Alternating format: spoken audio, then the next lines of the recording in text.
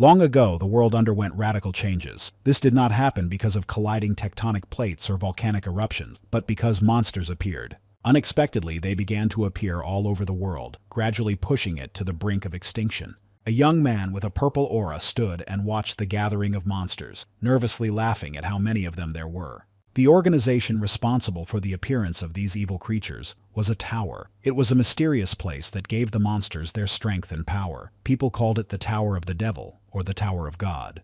The boy standing opposite the monsters had purple eyes, ash-colored hair, and a hooded cloak. He knew why they called that mysterious tower what they did.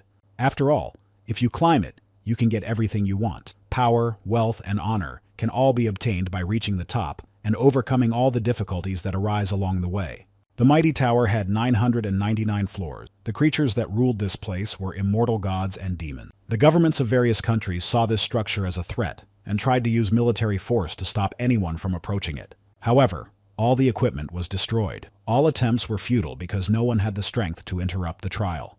The gods and demons clearly stated that anyone who interfered with the people's trials would be severely punished. 5 years had passed since billionaires became interested in the tower, and now a young man with a smile and a hood was about to make humanity's first attempt to reach the 6th floor of the Tower of Gods and Demons. With a single blow, the young man destroyed half of the monsters that had come out to stop him. The young man boldly shouted that no daring attempts to stop him would stand in his way. Among the million contenders, 9 people stood out. They were called the 9 Stars. They also stopped the young man and asked him what he was going to do. Using the magic and holy energy they had received in the tower, they had unmatched power, but even they were cautious because the young man was extremely unstable. He was called the Dark Star, or the Star of Doom. Even now, he threatened the 9 stars that any attempt to stop his noble deeds could end fatally for them. Cha Jin-hyuk was not a master of weapons or a superhuman. He was a man who defeated the 9 stars and earned the title of the strongest man, the man who brings destruction. The young man cried out for rebellion, and skeletons began to crawl out of the ground, their hands holding occult symbol. He was the embodiment of death itself, raising bodies that had already decayed to bones from their graves. The majestic Necromancer. For him, the world and people inspired a strong sense of boredom. The dead were another matter. Jin-hyuk laughed. All he wanted was to be powerful, and with such followers, he had every chance of achieving his goal. The people who came to stop him knew that the boy had betrayed humanity and sided with the devil. The young man disagreed with this assessment. The 9 stars had no choice but to destroy him. The blonde leader stood with a sacred book with a cross in his hands and began to read the ritual. Although Cha Jin-hyuk, who was consumed by the power of betrayal, betrayed the 9 stars, defeating them alone was an impossible task. His former friends attacked the young man with the aim of destroying him as punishment for betraying humanity. Such was the story of the destruction of Cha Jin-hyuk, the man known as the traitor of humanity. However, this story was only the version known to the whole world, because in reality, the young man did not betray humanity. In fact, he was loyal to the 9 stars, or more precisely 8, but this fact was decided to be concealed. 10 years have passed since that fateful legendary battle. In the room of an ordinary boy where there was a computer with a gaming chair, an annoying fly was flying around. The owner of the room was tormented and screaming from nightmares. Tangled in his white blanket, he shouted in his sleep that he had to return to the 9 stars. Sweating profusely, he tore the blanket off himself and shouted profanities in the empty room.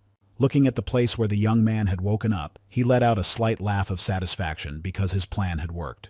His secret ability to transfer souls helped him, and so Cha Jin-hyuk managed to save himself. At the moment when the boy was close to his death, his spell sent his soul into a suitable body. Apparently, he managed to find a body with similar physical characteristics, and it even seemed that he was still in South Korea. The young man trembled with rage, clenching the snow-white blanket in his fists. 10 years ago, 9 stars had betrayed him. He could have cleared the 6th floor of the tower on his own, but his comrades offered to help him and betrayed him instead.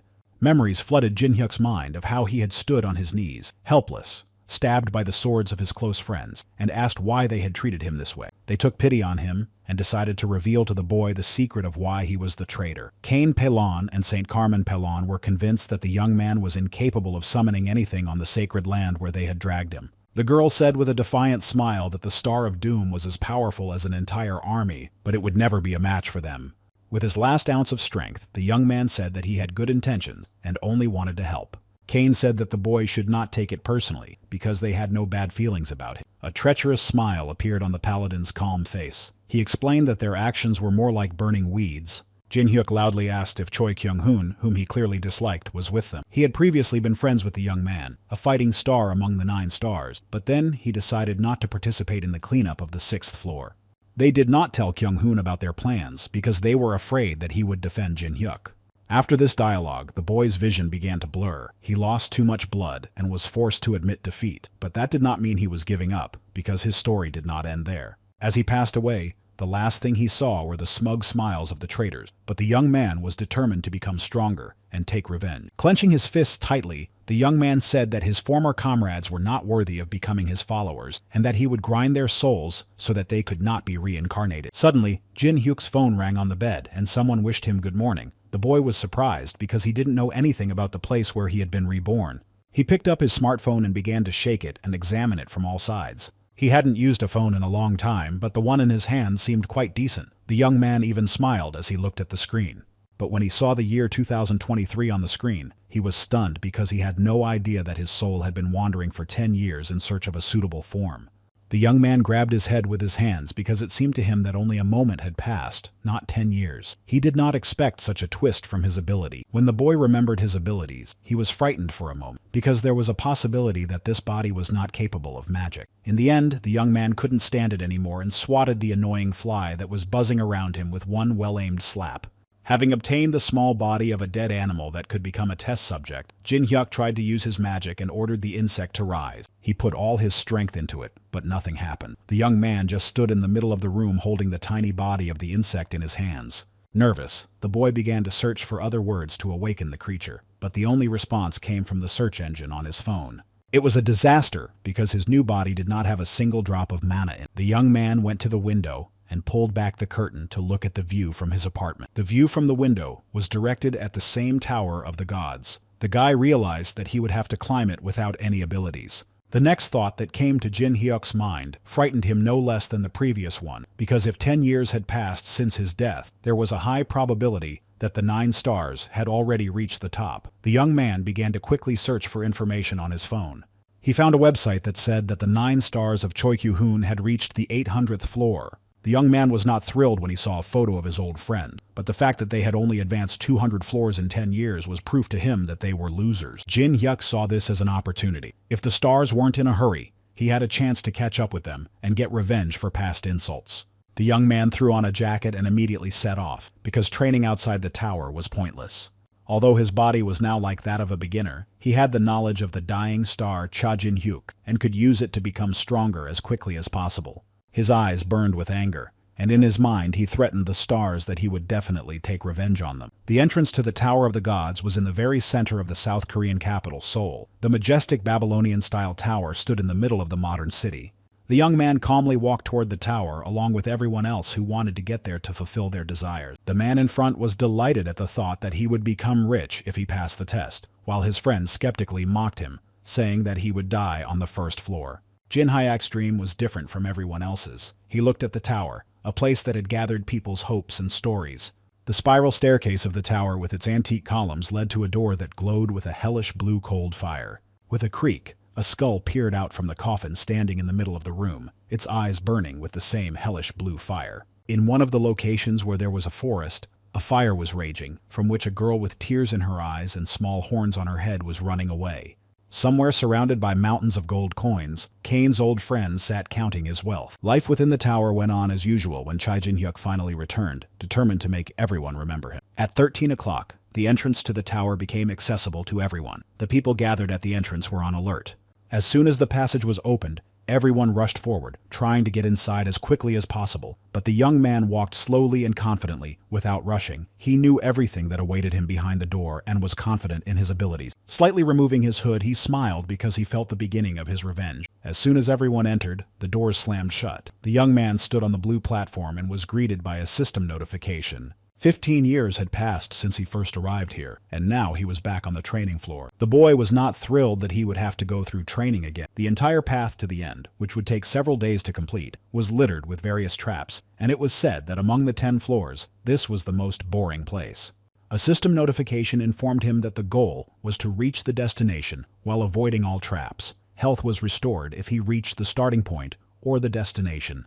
The young man decided to open the window of his own characteristics to find out the characteristics of his new body. He was not impressed by what he saw. Not only were his health, strength, intelligence, and other similar indicators minimal, but his talents also included gluttony. Before his death, he had different stats, probably different talents, and a different type of soul damage. Despite the disappointing stats, this was not a death sentence for Jin Hyuk. With a smile, he decided to learn as much as he could during his training. The young man left the starting point at the speed of light and immediately heard a notification that the magic arrow trap had been activated. The young man easily dodged the first attack. The arrow could only be seen when it was released. The young man was glad that his knowledge had not disappeared during the 10 years of hardship his soul had endured. But it was too early to rejoice, because a dozen arrows were flying at him from behind, which seemed too much for a first greeting. The arrows behind him failed to catch up, but the attack suddenly took him by surprise from the front. The arrows pierced the boy, but he did not give up. He was close to regaining his health. Suddenly, another attack of 1,000 arrows came, which the young man could not avoid, and he had to keep running, ignoring the pain. Finally, leaving a bloody trail behind him, Jin Hyuk reached the starting point where he could restore his health. The first attempt was quite painful, and the young man realized that he would not be able to hold out for long. So, looking at his bloody trail, he concluded that just running forward mindlessly was not the best idea. With a smile, Jin Hyuk licked his finger, which was covered in his own blood, because he had become the strongest descendant thanks to 2 talents, one of which was gluttony. With the help of his gluttony, he could devour fallen creatures and take on their characteristics. The young man absorbed all the blood spilled by himself, and although it was lifeless, the experience it gave him was completely his. For this, the boy was rewarded with a bonus to all his characteristics, plus experience and resistance. Even if he didn't bother with adjusting his equipment, he would still be able to withstand the main anomaly. Jin Hyuk ran again and again and was hit by arrows. It would take him a week to complete his training and become a great descender. He was going to reflect all the shots and continue because he needed to improve his stats through gluttony. And he was going to continue his painful torture until he gained the maximum amount of experience to resist. A whole month passed, and the young man finally reached the finish line, pierced by arrows but more resistant to injury. While his health was recovering, he was congratulated on completing his training. The training took the young man quite a long time because he was running back and forth the whole time. Suddenly, a system notification came that some gods and demons were interested in his tactics. But this did not please Jin Hyuk, because he knew that it did not mean anything good. So now an explosion caught up with him from behind. The gods and demons watched the participants, wary that someone similar to them might appear. During the explosion, the young man couldn't quite control his tongue, so he received a notification that a god was angry at his foul language. The demon, on the contrary, was amused. However, no one revealed their names, not even the gods. The young man assumed that he was being studied in order to become a disciple, but he thought that it made no sense despite his success. The boy was haunted by constant messages from the demon. The embodiment of absolute evil, Baal, attached himself to Jin Hyuk, whom he recognized. In a past life, the demon had also pursued the young man, wanting to make him his disciple. It was he who taught him how to move his soul. The young man smiled, realizing that he had benefited from accepting his pursuer. The system notification from the absolute evil was red, while other gods and demons signaled their interest with blue windows. Annoyed by the constant messages, the young man shouted that it was because of Baal that he was getting too much attention, and the demon sent a message apologizing. In the end, he was yelling at everyone around him because he was tormented by constantly popping up notifications that were being voiced. The boy understood that Baal was curious to know under whose protection he would now work, so he advised him to be quiet and just watch, which slightly offended the absolute evil. He said that even if he chose someone, the demon would not be among them, so he could end his attempts. With a smile, licking the blood off his thumb, the young man was about to examine the results on the second floor. As a result, the young man received few benefits. These included resistance to blood loss, loss of consciousness, penetration, and pain, as well as the ability to endure. The young man's results were satisfactory at this stage, but it was difficult to obtain mana because his damage was magical, so he had to increase his mana level, although this was not usually done. Suddenly, the young man was surprised by a notification that, due to his steady progress, a new talent had been unlocked.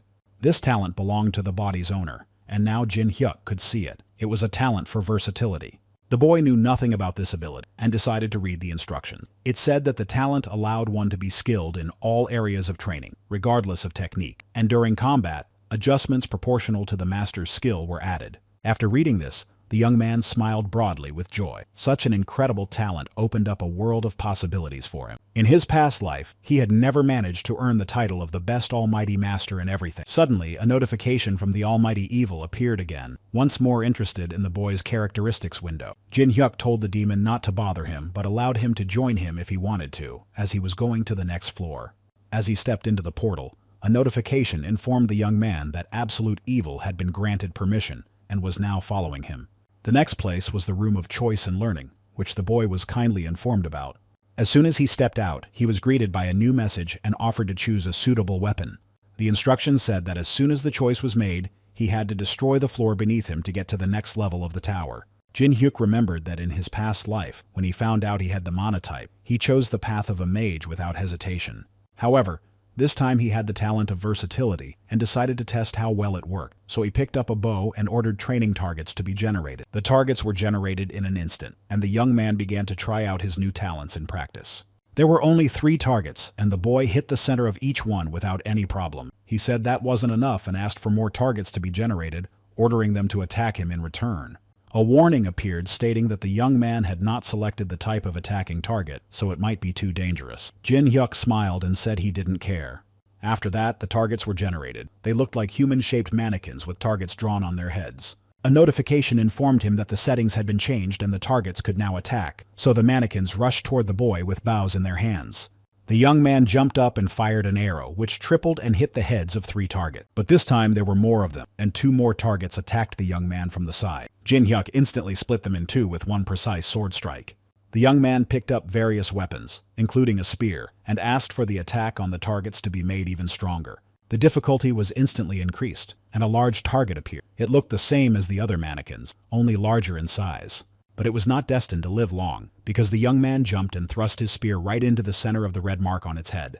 Without turning around, the young man threw 2 daggers behind him, which hit the small mannequins right in the head.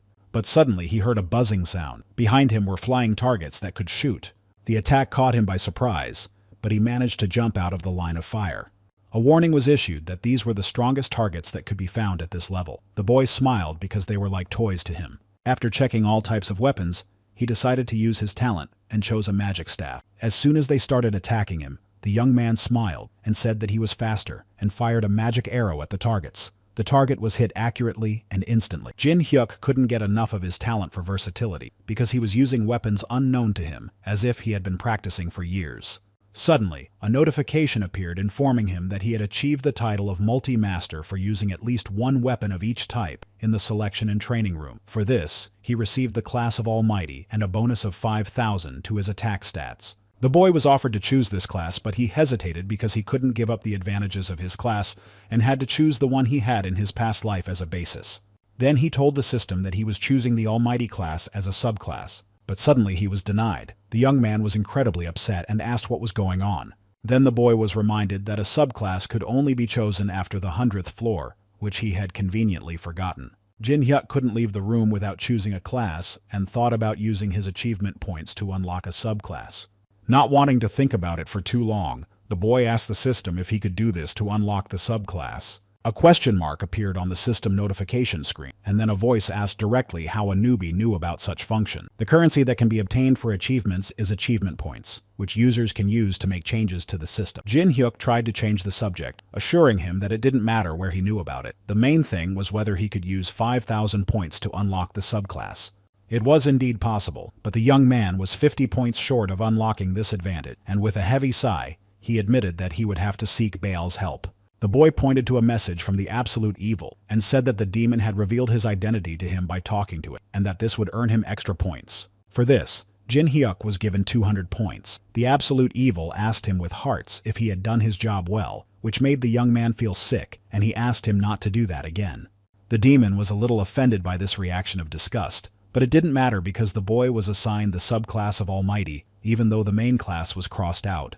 The young man was informed that he would be transferred to the first floor of the tower as soon as the selection and training room was destroyed. Jin Hyuk happily activated his staff in anticipation of finally being able to begin his revenge. The boy was transferred to the first floor of the Corolla Forest, where strange, ugly goblins lived. There were already 3 people there, 2 men and a girl in a magical hat, who was clinging to one of the men. exhausted. They had no idea how they would ever make it up to the tower, since even the first floor had proven difficult for them. A goblin with a sword in his hands, his eyes shining and his mouth grinning joyfully, was already rushing towards the exhausted people who had decided to try their luck. Just when the men thought they were doomed, a boy appeared from the sky who had already spotted the goblin as a suitable first victim. He destroyed him with a single kick. The young man named the creature Kobold and said that they had not seen each other for a long time. The other goblins grabbed their swords in anger at the attack on their leader. Jin Hyuk turned around and smiled at the other kobolds. Looking around, he asked a rhetorical question about what he would get if he destroyed them all. The group stood with their mouths agape, watching in awe at the young man who had just saved them by destroying Kobold with a single blow.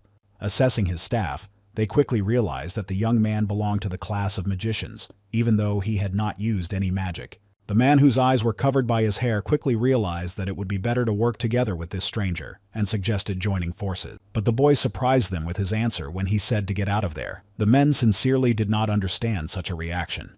With a threatening look on his face, Jin Hyuk explained that if they touched even one of the kobolds, they would die on the spot. The chilling words sent shivers down the company's spine. It didn't take long to persuade them, and they quickly fled the scene.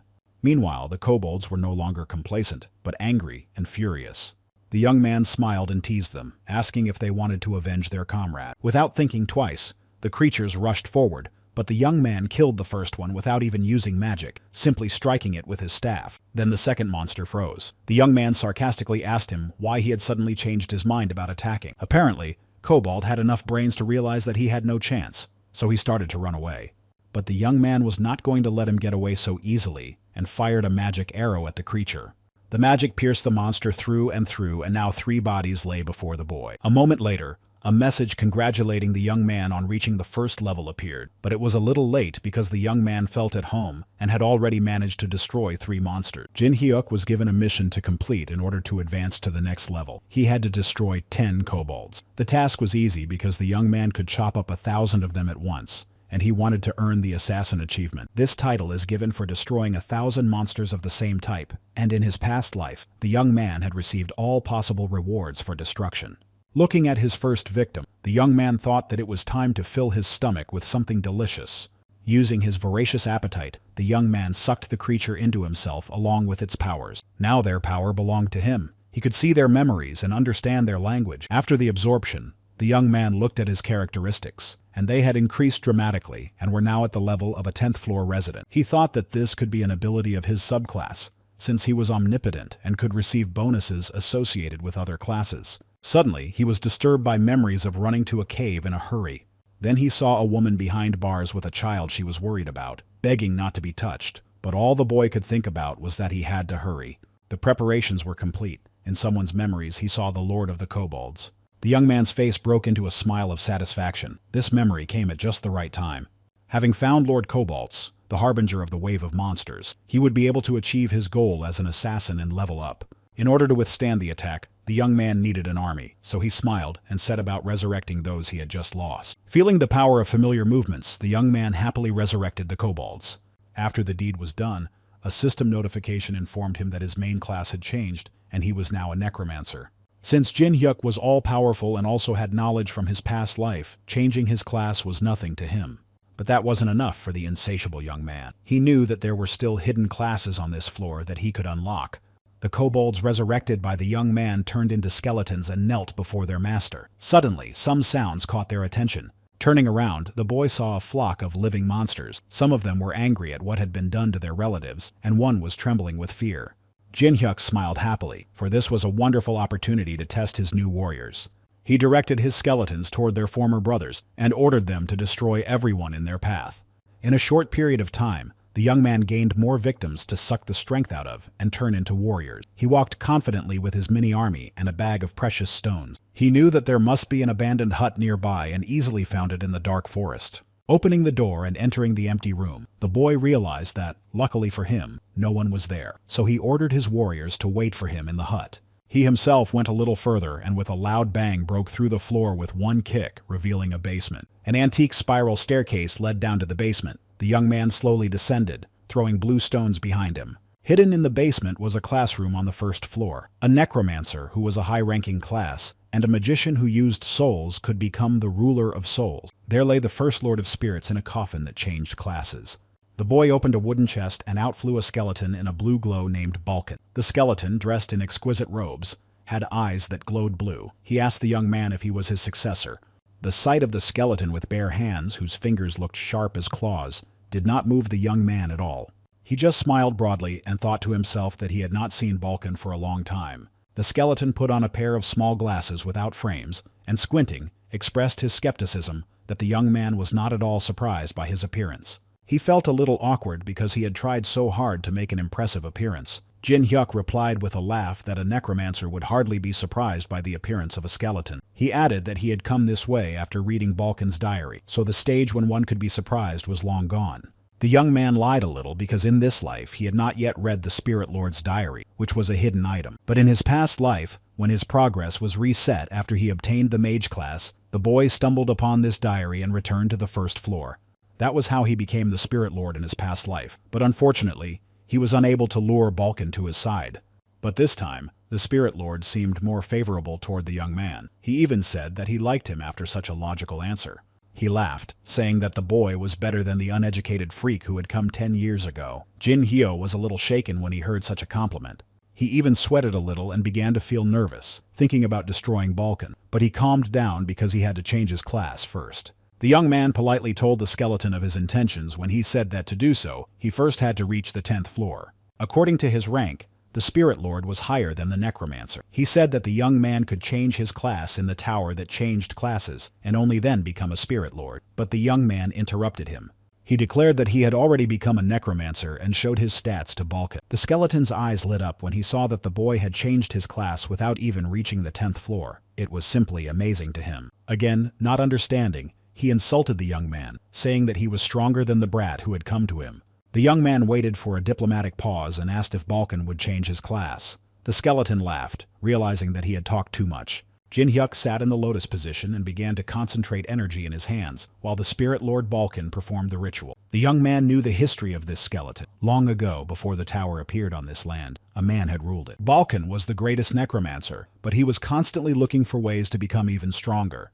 In his memoirs, he wrote that creatures made of skin and bones were not enough and that he wanted to find someone stronger. Instead of knights of doom and ghouls, he wanted to summon someone else more powerful. Then he thought of souls, and he decided to summon the souls of the fallen, which would allow him to surpass all his previous achievements. And after some time he succeeded. Then he created a new class of soul master. However, the price for such powers was terrible. His body reached its limit, and the class of spirit masters was on the verge of extinction. Then the man took radical measures and used necromancy on himself. He did this in the hope that his followers would restore his honor, so he wrote this in his diary. In order to find a successor, Balkan turned himself into a half-necromancer. The young man was filled with purple energy and confidently stood up in his new status. The skeleton exhaled sounds of satisfaction and said that the second Lord of Souls was the brat he had mentioned earlier, and now it was this guy. Balkan advised the boy to use the soul bowl to capture souls, as it could also be used to create summons. Jin Hyuk began to smile slyly. With the soul cup in his arsenal, he intended to make Balkan his first victim. The preparations were complete, and the young man was not going to tolerate failure. The skeleton, suspecting nothing, rejoiced and instructed the boy to rise and glorify his name. But the young man quickly revealed his true intentions, pointed his finger at the skeleton, and told him to take care of these matters himself. Balkan was surprised at first, but his emotion quickly turned to anger, and he shouted, reminding the boy of what was written in the diary. Jin Hyuk said that shifting responsibility onto others was a bad habit, and that he would rid Balkan of it completely free of charge. The skeleton was surprised that the young man was approaching him and assumed the worst. The boy who received power from him shamelessly collected the soul of the Lord of Souls himself. Balkan's blue power burst out of the remains of his body, mixed with Jin Hyuk's power. Before his destruction, he threatened that it was naive to think that his soul could be captured, and that everything was in vain. The boy's plan worked exactly as intended. He had scattered blue stones behind him, which strengthened him at the right moment. Balkan's soul was being pulled into a magical barrier. Finally, he showed an obscene gesture that Jin Hyuk had taught him in the past, and said that they would meet again in hell. When the skeleton was completely imprisoned, he looked around and was surprised to see magic. With a smile, the young man explained that he had created a personal chamber for the man using a low-level spell. Hearing this, Balkan began to bang his fists against the walls of the trap, declaring that some low-level spell would not hold him. Then the boy's smile became more frightening because he said that this was not the only thing he had prepared.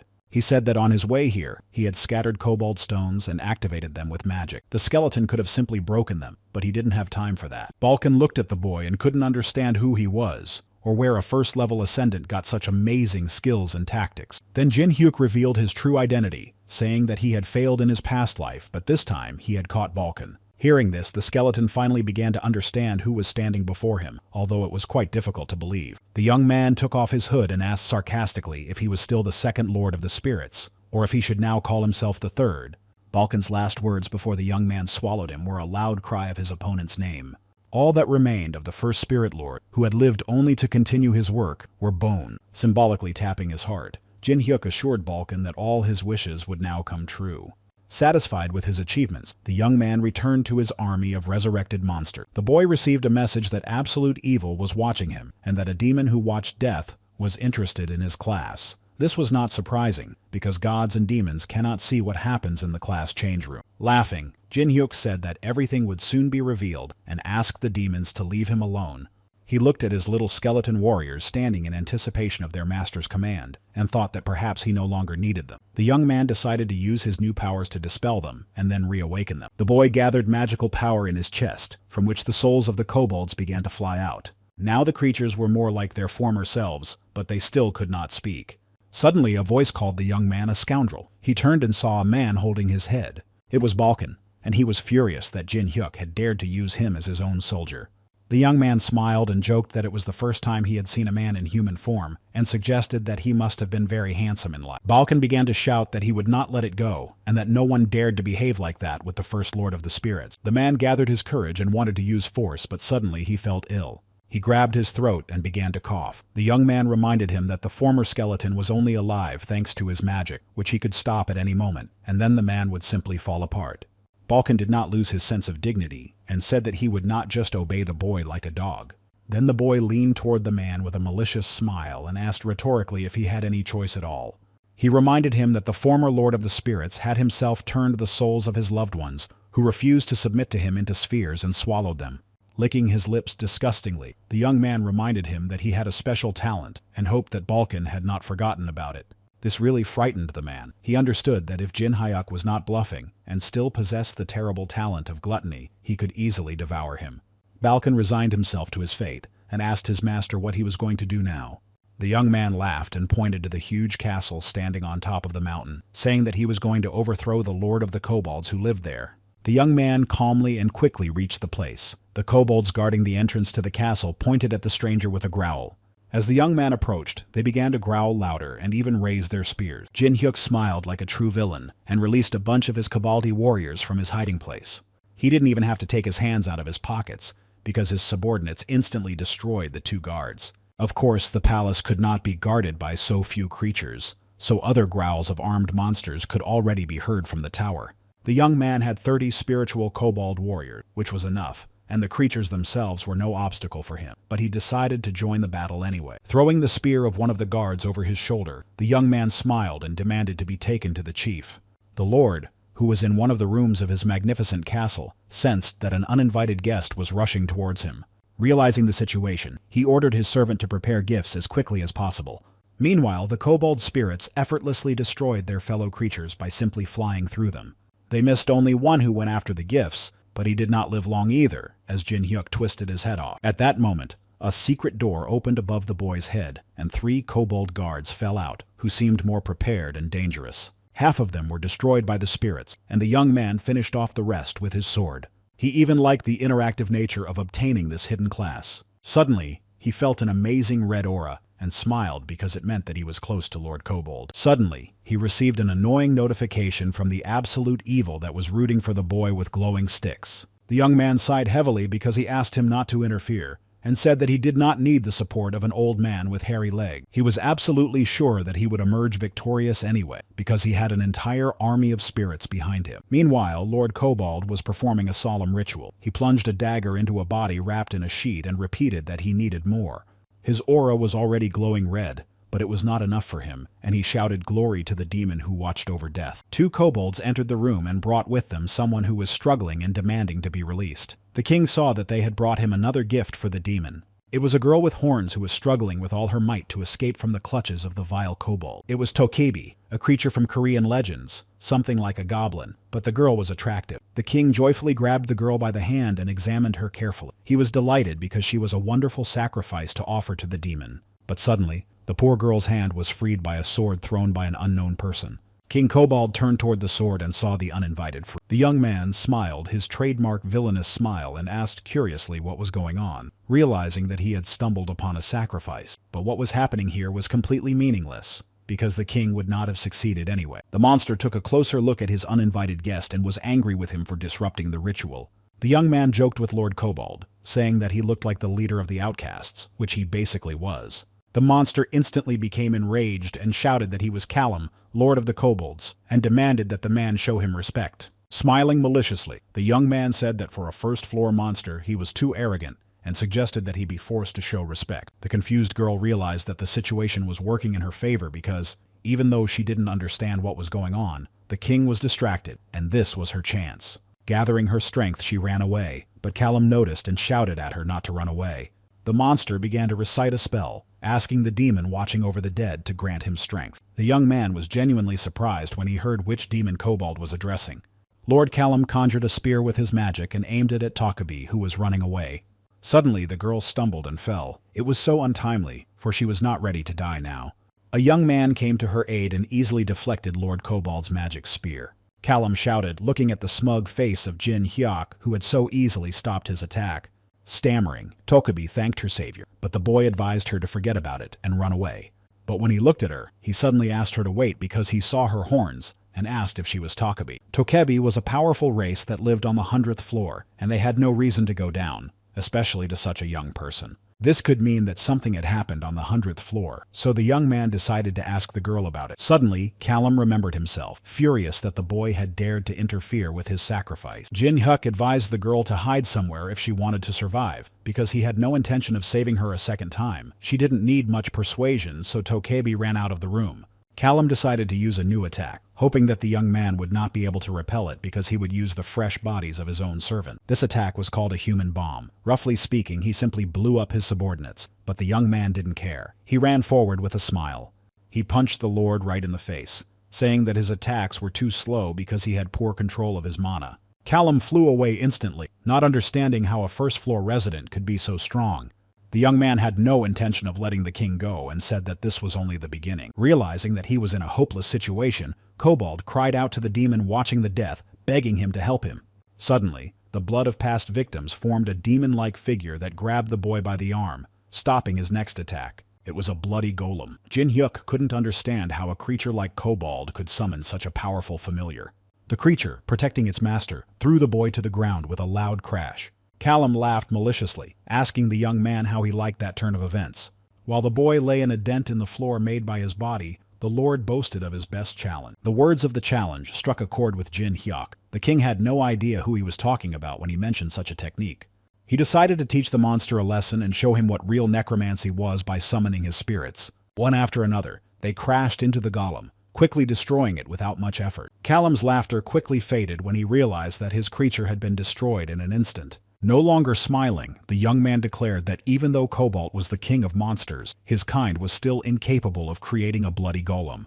A message arrived that the demon watching the destruction was frightened because the young man sternly asked if it was his doing. The demon's name was Bune, and a message came that he was nodding his head in agreement, while absolute evil cast a look of hatred at it. Bune had simply decided to summon a bloody golem to test the young man's ability. Suddenly, he turned to Callum and said that he had been nothing but a toy in the hands of the demon, and now his mana was at 0. This was not surprising, considering the forced summoning of the golem. Out of fear, Callum shouted that Bune would find him even if he died, and asked the demon to avenge him. With a grim face, the boy encouraged the Lord to make such requests, for he had much to discuss with the demon watching the destruction. Kobold was seized by the young man's spirits. He began to struggle and remind them that he was their lord. While Jin Hyuk sucked in Lord Kobold, he screamed with all his might, begging his demon for help. The young man calmly told Bune that his toy was broken and that he was to blame, so there was no point in complaining to him. In addition, he glanced menacingly at the message from the demon and warned that he would pay for trying to test him. A message came from the demon watching the death, saying that he was laughing and enjoyed such threats. Meanwhile, the young man snapped his fingers and King Kobold was destroyed, leaving only a bloody trail behind him. The boy was surprised that taking the life of a lord of monsters was so easy. Callum's spirit began to leave his body, which showed few signs of life, but the boy grabbed him, not intending to let him go so easily. He twisted him into a ball with a smile, saying he had one job for him. Creating such a soul sphere was one of the Necromancer's main skills. This skill allowed him to more easily control the soul that was in the form of a sphere. With a satisfied smile, the young man wished himself bon appetit and swallowed Callum's soul.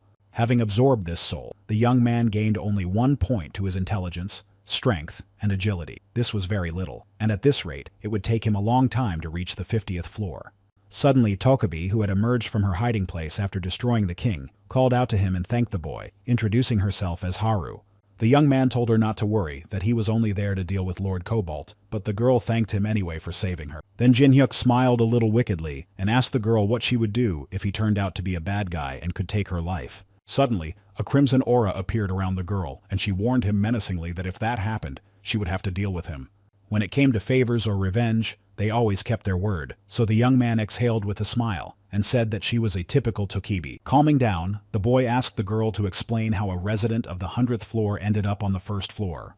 After a moment, Haru said that someone had attacked their village. Jinhyuk was surprised because Tokebi were quite strong creatures, and even players found it difficult to fight them. The young man was a little nervous, afraid to hear that it was the 4 strongest races: giants, the source of power; dragons, the source of magic; demons, masters of demonic energy; and angels, the wings of vengeance. These were the 4 races that controlled all processes in the tower. Thinking about it, the young man came to the conclusion that only they or someone who had their support could attack Tokebi.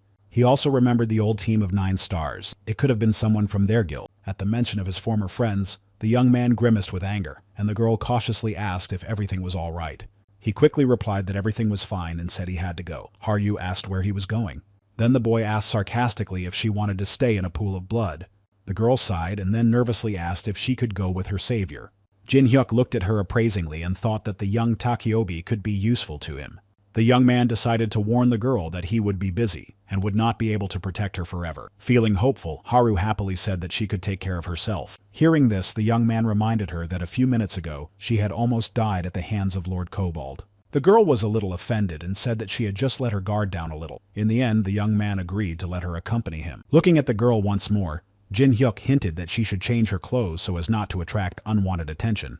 Suddenly, an item of equipment fell out of Callum's body, just in time. Having gathered everything they needed, the company moved on. Walking through the empty stone city surrounding the castle, a portal suddenly appeared on the ground in front of them, frightening Haru, who grabbed the boy by the arm. It was Balkan. He had carried out his orders and was reporting back. There were no more kobolds left in the castle. The young man smiled and praised the man for his work, while Takebi anxiously asked who he was. The man rudely asked who the child was and was surprised that she could see him. The girl replied that some Takebis were highly sensitive to spirits. The young man smiled when he heard this, because this information meant that his new companion was special. He thought about absorbing her and taking her abilities for himself, but he decided that it wasn't worth doing right now because it was better to keep her close and train her. Suddenly, a system notification appeared, stating that after the Lord's destruction, a monster uprising was possible. If he accepted this quest, all safe zones on the 1st floor would disappear. The young man smiled broadly because this was exactly what he had been striving for. And finally, the result was not long in coming.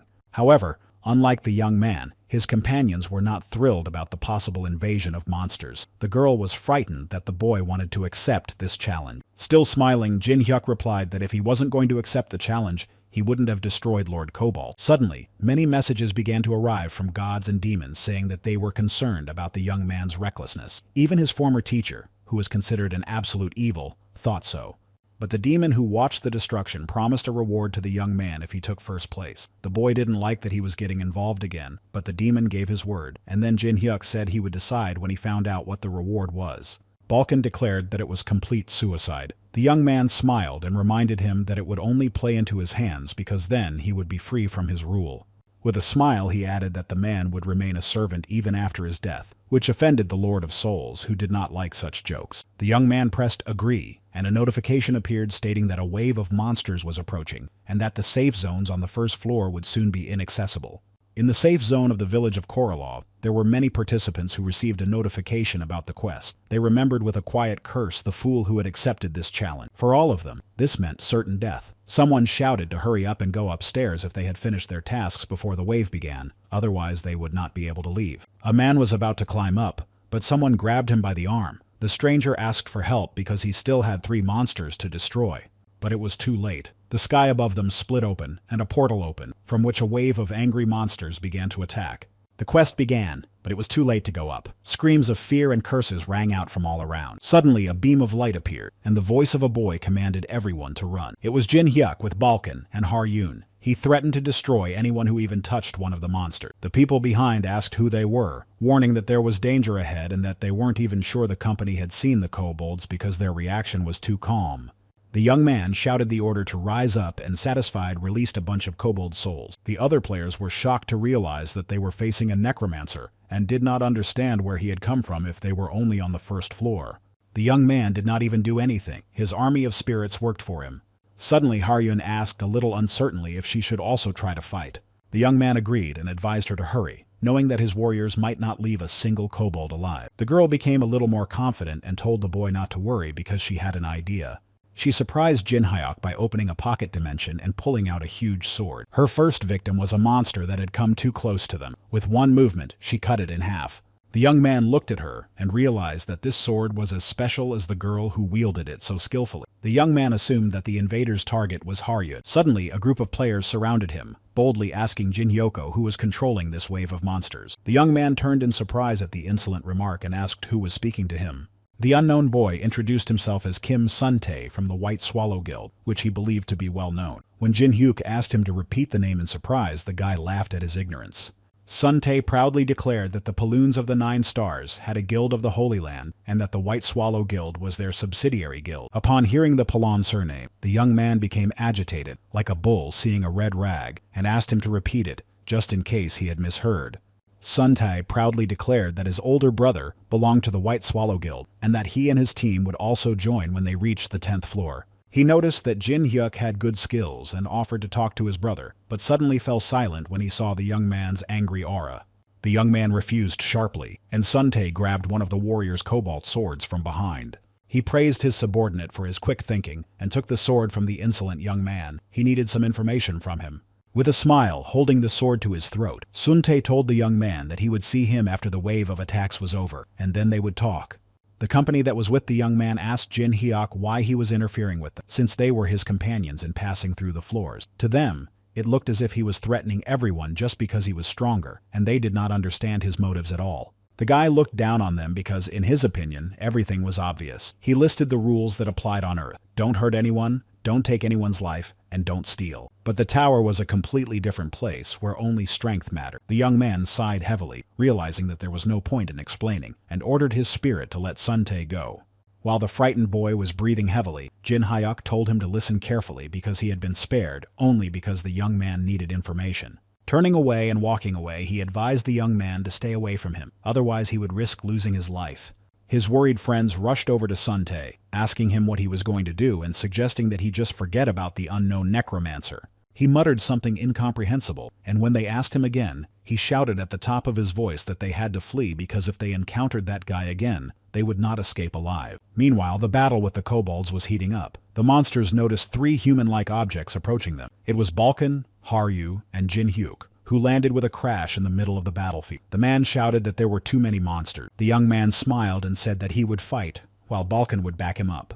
The 2 powerful Lords of Souls began to summon their resurrected minions. Swarms of skeletons began to crawl out of the ground, grabbing the kobolds by the legs and biting them. The young man gave his man permission to turn the fallen into his skeletons, but he still did not recognize the young man as his master, and remarked that he would have done so anyway. After the plan was agreed upon, Jin Hyuk smiled and rushed into battle with the intention of having a little fun. The boy fearlessly swung his sword, fending off every monster that tried to attack him. The girl was not far behind, skillfully using her own weapon, but the kobolds were endless, and it seemed to her that there were too many of them. One of them sneaked up on Takeobi unnoticed and scratched her back with its claws. The girl screamed in pain. It was certainly very unpleasant, but it was nothing compared to the pain she felt when she saw her village burning with her own eyes. This pain was so insignificant that it only angered her and gave her more strength to fight on. Around Haru lay many bodies that had died by her hand, but there was no end to the monsters, and the girl was already at her limit. She turned toward the sounds of fighting behind her and looked at the boy. She knew he was just a regular player who was passing the first level, and she didn't understand where he got so much strength. Gathering her strength and leaning on her sword, the girl got up. She knew she had to follow the boy, because that was the only way she would have a chance to avenge those who had attacked her village. Before she could get up, a kobold attacked her from behind, but she was saved by a flash of light. It was Balkan. He approached the girl and asked if she was okay. Karu was trembling with exhaustion, but she got up, leaning on her sword, and declared that she was capable of taking care of herself. Looking at her, the man saw that she was full of determination, and began to wonder what she had gone through to become like this. Suddenly, Takefi confused him by asking why he had suddenly decided to help her. She told him that when she was running away from the 100th floor, no one tried to help her, and she was glad that at least no one tried to hurt her. She looked him straight in the eye and suggested that they were helping her because they wanted something from her. The man looked away and sighed, replying that he didn't know, which puzzled the girl. Looking straight at her, he said that spiritual soldiers must obey the Lord of Spirits, and that was the only explanation. It was an order from Cha Jin Hyuk. He had ordered Balkan to watch over Haru to make sure she did not die, and achieved her goal. Without turning around, he left, saying that if he stayed any longer, his arrogant master would say that he was lazy. Gripping the hilt of her sword more tightly, the girl thought that Cha Jin Hyuk was the only one in the entire tower who had helped her, so she had to repay him for that. Takeobi began to gather powerful crimson energy. It formed a demon mask with sharp teeth and horns that were larger than the girl's horn. Haru put it on. Balkan immediately sensed the incredibly powerful energy and turned around, realizing that the source of the power was somewhere near the girl. The young man also felt this energy. The kobolds on the battlefield also stopped, frozen in horror at the sight of the girl. The mask seemed to become part of her face. Her eyes shone brightly, and she moved at the speed of light, destroying dozens of monsters at once. It wasn't just her gaze that was frightening. When she screamed, all the monsters around her were thrown back several meters.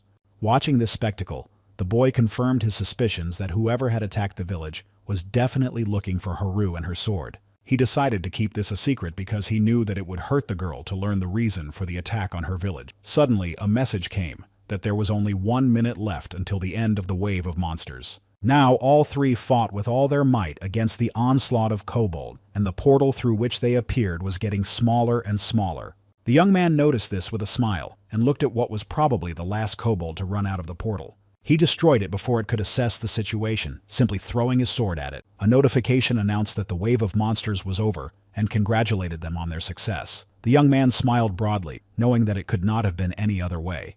A little tired but happy, Balkan told the young man that he was a real monster. When the girl realized that it was over, her mask disappeared and she almost fell from exhaustion. But Jin Hyuk caught her and told her that everything was fine and that she shouldn't have used that skill because she was already exhausted. Haru blushed a little, looked at the boy, and thanked him for his warm words and support. Suddenly, system notifications appeared, informing them that there were rewards for first, second, and third place, depending on their contribution to the battle. The young man smiled happily because he was ready to collect his reward. As a result of the battle, 2,000 kobolds were destroyed, and the young man unlocked the achievement Assassin of Kobolds, receiving a bonus of 5 to all stats and 500 points. Seeing this, the young man was a little disappointed because he had not managed to significantly increase his stats, and he knew that he would have to spend points to improve them. If he gained skills using the Almighty and the Deity, then his stats would grow indefinitely. The young man waited for this with impatience. The first place for contribution to the battle was, of course, given to Cha Jin Hyuk. Haru was second, and Balkan was third, and the man was a little offended by this ranking. But the young man was surprised that the man also received a reward, but it was good because he gave it to his master, since the spiritual soldier did not need it anyway. Suddenly, the girl held out her winnings and asked him to accept them as a token of their future cooperation. The young man was surprised and said that he would let her go with them, but since he had been betrayed before, he would not trust her. He also said that the reward for second place was too large a bribe for him to accept. He did not take her reward, saying that he did not want to make the same mistake again, and advised her to win his trust, otherwise their cooperation would be meaningless. Hearing this, the girl summoned the power of her mask again, under Balkan's surprised gaze. With all sincerity, Haru handed over not only the reward, but also her mask, Tokebi. The man cried out in surprise because he couldn't believe that the girl was going to give such a precious thing to a stranger. The young man felt a little uncomfortable because the mask was the essence of Tokebi's power, and they gave it to their partners when they proposed marriage. Jin Hyuk took the mask but asked the girl why she was giving him such a precious thing. She replied that it was payment for saving her life, and that it was a symbol that she would never betray him. But in the young man's opinion, the mask was more valuable than everything Haru had listed, so he asked if there was any other reason. Lowering her head slightly so that her eyes were shaded, the girl spoke of revenge. The young man was surprised by this answer, and then the girl told him a little more, as she had not gone into detail before. The thing was that her village had burned to the ground, and she had tried to find survivors, but it was in vain. Haryun expressed her terrible guess that she might now be the only Tokebi left. Without looking the boy in the eyes because tears were welling up in hers, she said that she wanted to avenge her destroyed family, and, holding out the reward, asked permission to climb the tower with Jin Hyuk. The young man looked at the girl and thought about her words. She reminded him of himself because she also wanted revenge. After thinking for a moment, he decided to take the girl with him and warned her that she would die if she betrayed him. Holding the 3 rewards and the mask in his hand, he said that the mask was not so important and that the girl should not think of it as her salvation. Karu smiled sincerely. She was happy, and now called the boy Oraboni, which means older brother. Hearing this name, the young man was quite surprised because he did not think he would have a younger sister. However, he did not argue, telling the girl to call him whatever she wanted and tossing her the boxes with the reward. For winning the quest, the young man received items that added points to his mana and reduced its consumption. This power was contained in earrings, a ring, and a necklace. Balkan smiled and said that he deserved these items, but Haru didn't understand why the man considered all these items for mana to be good luck. But it was the perfect set for a necromancer who uses mana to summon an army. They would allow him to increase the number and quality of his soldiers by 45%. Suddenly, Jin Hyuk turned to Boon, who had fallen silent, and reminded him that they had a small agreement. Then the demon watching the destruction made himself known, and sent a message that they should go to a quiet place. The group entered the city, which had previously been a safe zone, and went into a bar. There were no people there. Most likely everyone had evacuated to the 2nd floor due to the threat of a wave of monsters. Now the young man demanded that the demon tell him everything, but the demon asked him not to rush him. A purple pillar of energy appeared on the table, forming a ring with a skull. The young man took it with a smile and said that he was very lucky with objects today. Looking closer, he exclaimed in surprise, unable to believe his eyes. The man and the girl, watching his reaction, began to ask him what he had seen. Putting on the ring, the young man sweated with excitement and said that it had demonic energy. Balkan asked Jin Hyuk again because such power was simply unreal. Demonic energy is the source of demon's power, comparable in quality to the source of mana. Although with certain limitations, the boy could now use demonic energy. Usually, in order to obtain such energy, one had to become a slave to a demon and be satisfied with its meager amounts. The difference between 0 and 1 was significant, and the young man had a full 10 points of demonic energy. The demon who had watched the death offered to shake hands. Satisfied, Jin Hyuk agreed and suggested they forget their past troubles. Balkan stated that now the boy was definitely ready to move on. Haru was just happy for her brother, while absolute evil burned with envy. Bal was angry and demanded a handshake too, extending his hand, but the young man said that he wanted a gift in exchange for a handshake. The man said that he must be crazy if he was trying to blackmail a demon. A lot of notifications began to arrive that the absolute evil was looking for something, searching all the boxes and drawers, and the young man asked him to stop. Then the demon suggested creating a quest. This was a different matter altogether. The young man did not expect such a proposal and was genuinely surprised. Balkan noticed that the quest from the demon indicated that Jin Hyuk had quite a temper. The young man was shocked, but in his usual arrogant manner, he said that he would do the demon a favor and accept the quest. The embodiment of evil began to grumble that he wanted a favor, and the young man quickly responded by saying that he could refuse. But Baal intervened and began spamming messages, saying that it was too late to back out and that the deal was done. The terms of the quest were simple. Jin Hyuk had to become famous before reaching the 100th floor. If he failed, he would become an apostle of Baal, but if he won, he would receive a recipe from the demon, with which he could do almost anything. The conditions were certainly difficult, and the punishment for failure was unpleasant, but the guy couldn't pass up such an opportunity, so he shook hands in agreement. Absolute Evil smiled as it shook the boy's hand and sent him hearts. Then they started talking about what to do next. Haru asked if the young man would go up to the 2nd floor. At first, the guy wanted to find the cocky Kim Suntae and get some information from him. Jin Hyuk instructed Balkan to bring him to them. The man asked in surprise if the boy knew where Suntae was. The cautious young man assigned a spirit to follow his acquaintance. Suntae was far away but still on the 1st floor. The man was indignant that he had to listen to explanations for so long and disappeared into his spiritual portal. The boy was left alone with the girl and suggested they talk while they walked. Haru was a little surprised, but the young man just wanted to hear more details about the mask he had been given. Walking along the path, the girl briefly described the mask's function. Its function was simple. It allowed the user to use Tokebi's power. Examining the item, Jin Hyuk asked if their powers were related to spells or something supernatural, because that was what he had heard, and it was true. Haryu said that she could use supernatural powers and predictive abilities that allowed her to see into the future. The young man looked at the mask with some disappointment, because it would definitely come in handy in battle, but now it was useless. The girl looked at the young man in surprise, and he asked her why she had done that. Tokebi just seemed a little strange to her. People from other regions had been coming for days to ask them to use this skill and beg the elders to look into the future. Many were worried about events that might happen and tried in any way they could to prevent them. Jin Hyuk smiled and said that it didn't make sense because any problem could be solved, so he didn't understand why they should be avoided. The girl smiled and said that she was calm now, and added that her abilities would still be useful to the boy. Haryu turned around and smiled, saying that she had combat foresight, and boasted that it was quite useful, waiting for a positive reaction from the boy. Suddenly, Jin Hyuk rushed at the girl with a hug, surprising her and making her blush. He was very happy and said that it was perfect, calling Takiobi the best.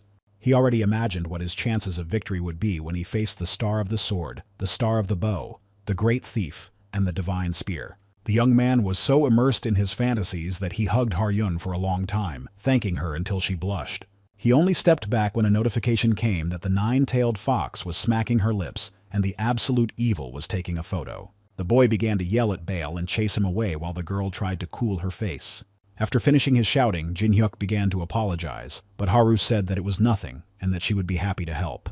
With a smile and gratitude for such a wonderful gift, the young man promised the girl to help her avenge her village. The girl raised her fists and passionately wished them both luck in their endeavors.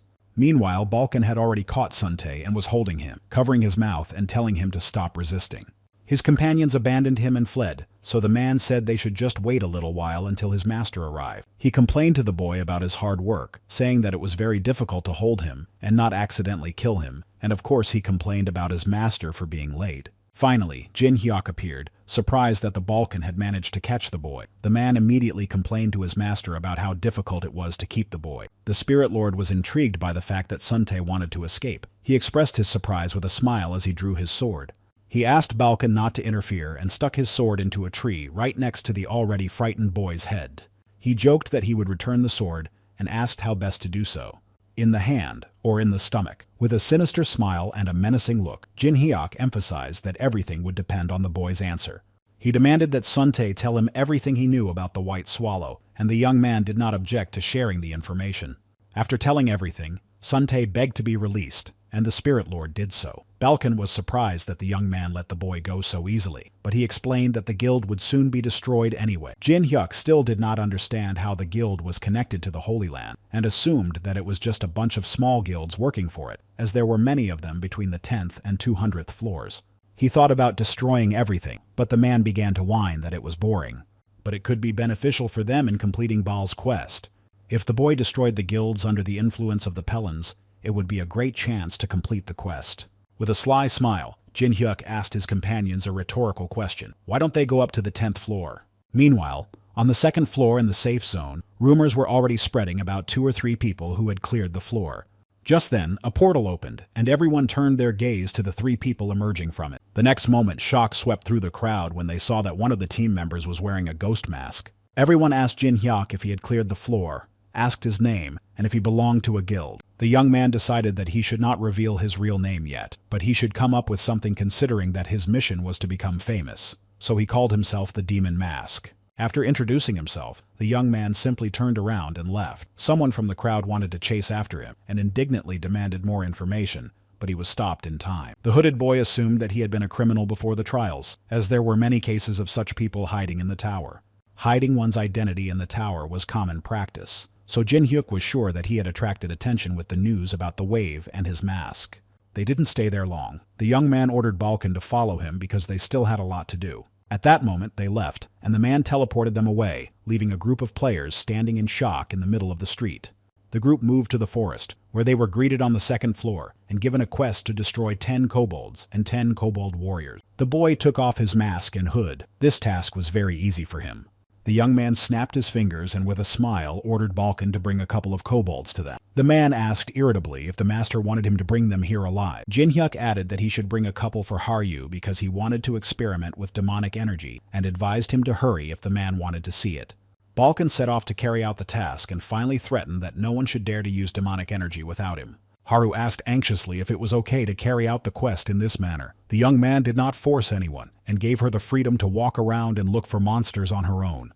Preparing for his experiments with demonic energy, the young man took off his cloak and mask and gave them to the girl. He couldn't believe his luck because he was infinitely happy to be able to use demonic energy. He was going to test how good the item he had found was, which held the power of one of the 4 great races. When he used the ring, a purple light appeared in front of the young man, and he was amazed when he saw and felt the demonic energy. Suddenly, Haru screamed, warning that a kobold was hiding in the bushes. The next moment, it jumped out with mad eyes. The young man was not afraid at all, but only smiled. This was a wonderful opportunity to test his demonic energy. Without thinking twice, he threw a purple demonic sphere at the kobold. The small, disgusting monster shocked the girl by dodging the attack. The smile on Jin Hyuk's face did not disappear because he knew that this attack did not require a direct hit. There was a crackling sound, and the kobold looked at his shoulder, which began to crumble like a rock into pieces where the sphere had passed. Haru looked on in surprise, not understanding what was happening. The young man explained that demonic energy was a merciless force that not everyone could withstand. It was a clear example of what could happen if she even touched an object. The young man approached the body that had crumbled into pieces to retrieve the blue flame of the spirit that remained. This was the most important part. If you fill a soldier's spirit with demonic energy, you can get a stronger version of him. The young man began to mix the kobold's soul and demonic energy, but something went wrong and the soul began to disintegrate, clearly unable to withstand the power. It was decided to lower the power level from 10 to 1 in order to successfully complete the transformation. It worked, and now the young man had a new, improved warrior in his army. Haru supported Jin Hyuk because the metamorphosis looked extremely difficult, but the young man assured her that it was actually quite easy. Since few people are capable of handling pure demonic energy, no one suspected that it was quite easy to control. Balkan returned just in time and, seeing the young man's new creation, praised him for his wonderful abbreviation. He called it a wonderful combination of the spirit of a soldier and demonic energy, and suggested that such warriors be called demonic spirit soldiers. The boy did not object to the name, and the man meanwhile came closer and carefully examined the creation. The young man thought about how he would now have to fill every soul he captured with energy, which was rather impractical, especially on the battlefield. He looked at the man and thought that he didn't have to do this alone. The young man decided to approach from a distance with a smile, hinting that Balkan was much more experienced than him.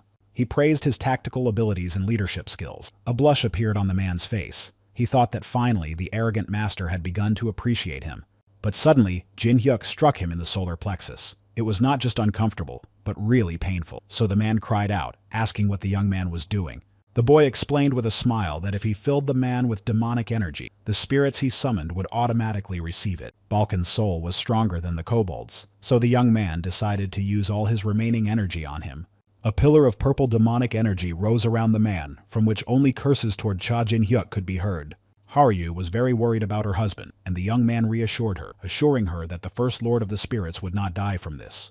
Balkan threatened to turn the boy into a steak and drink his blood if he survived such an enhancement. Jin Hyuk laughed and agreed, saying that he would be only too happy to do so. In the end, the man survived the torture of being enhanced by demonic energy. With a proud smile, the young man called him his greatest demonic spirit soldier. Suddenly, Balkan said that the young man had made a big mistake by creating a challenge that exceeded his strength, which was a fatal mistake for a necromancer. Without even turning around, the boy took the girl's mask and said that it was wonderful that the man was angry. Putting on Tokubi's relic, he said that he was looking for a worthy opponent to test this mask. Balkan smiled maliciously, directing his improved soldiers at Jin Hyuk, hinting that he was doing what he was asked to do.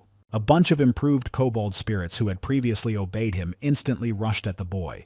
Haru watched in surprise from the sidelines and saw that the young man was using a mask. Activating his powers, Jin Hyuk began to see the world in slow motion. He couldn't tell if it was real or just his imagination. He was even more surprised to realize that this was how the girl saw the world. The young man destroyed all the small spirits with the speed of light and directed his fist at Balkan's surprised face, reminding him that although he now looked different, he used to be called the Star of Doom. He hit his disobedient spirit so hard that it flew away.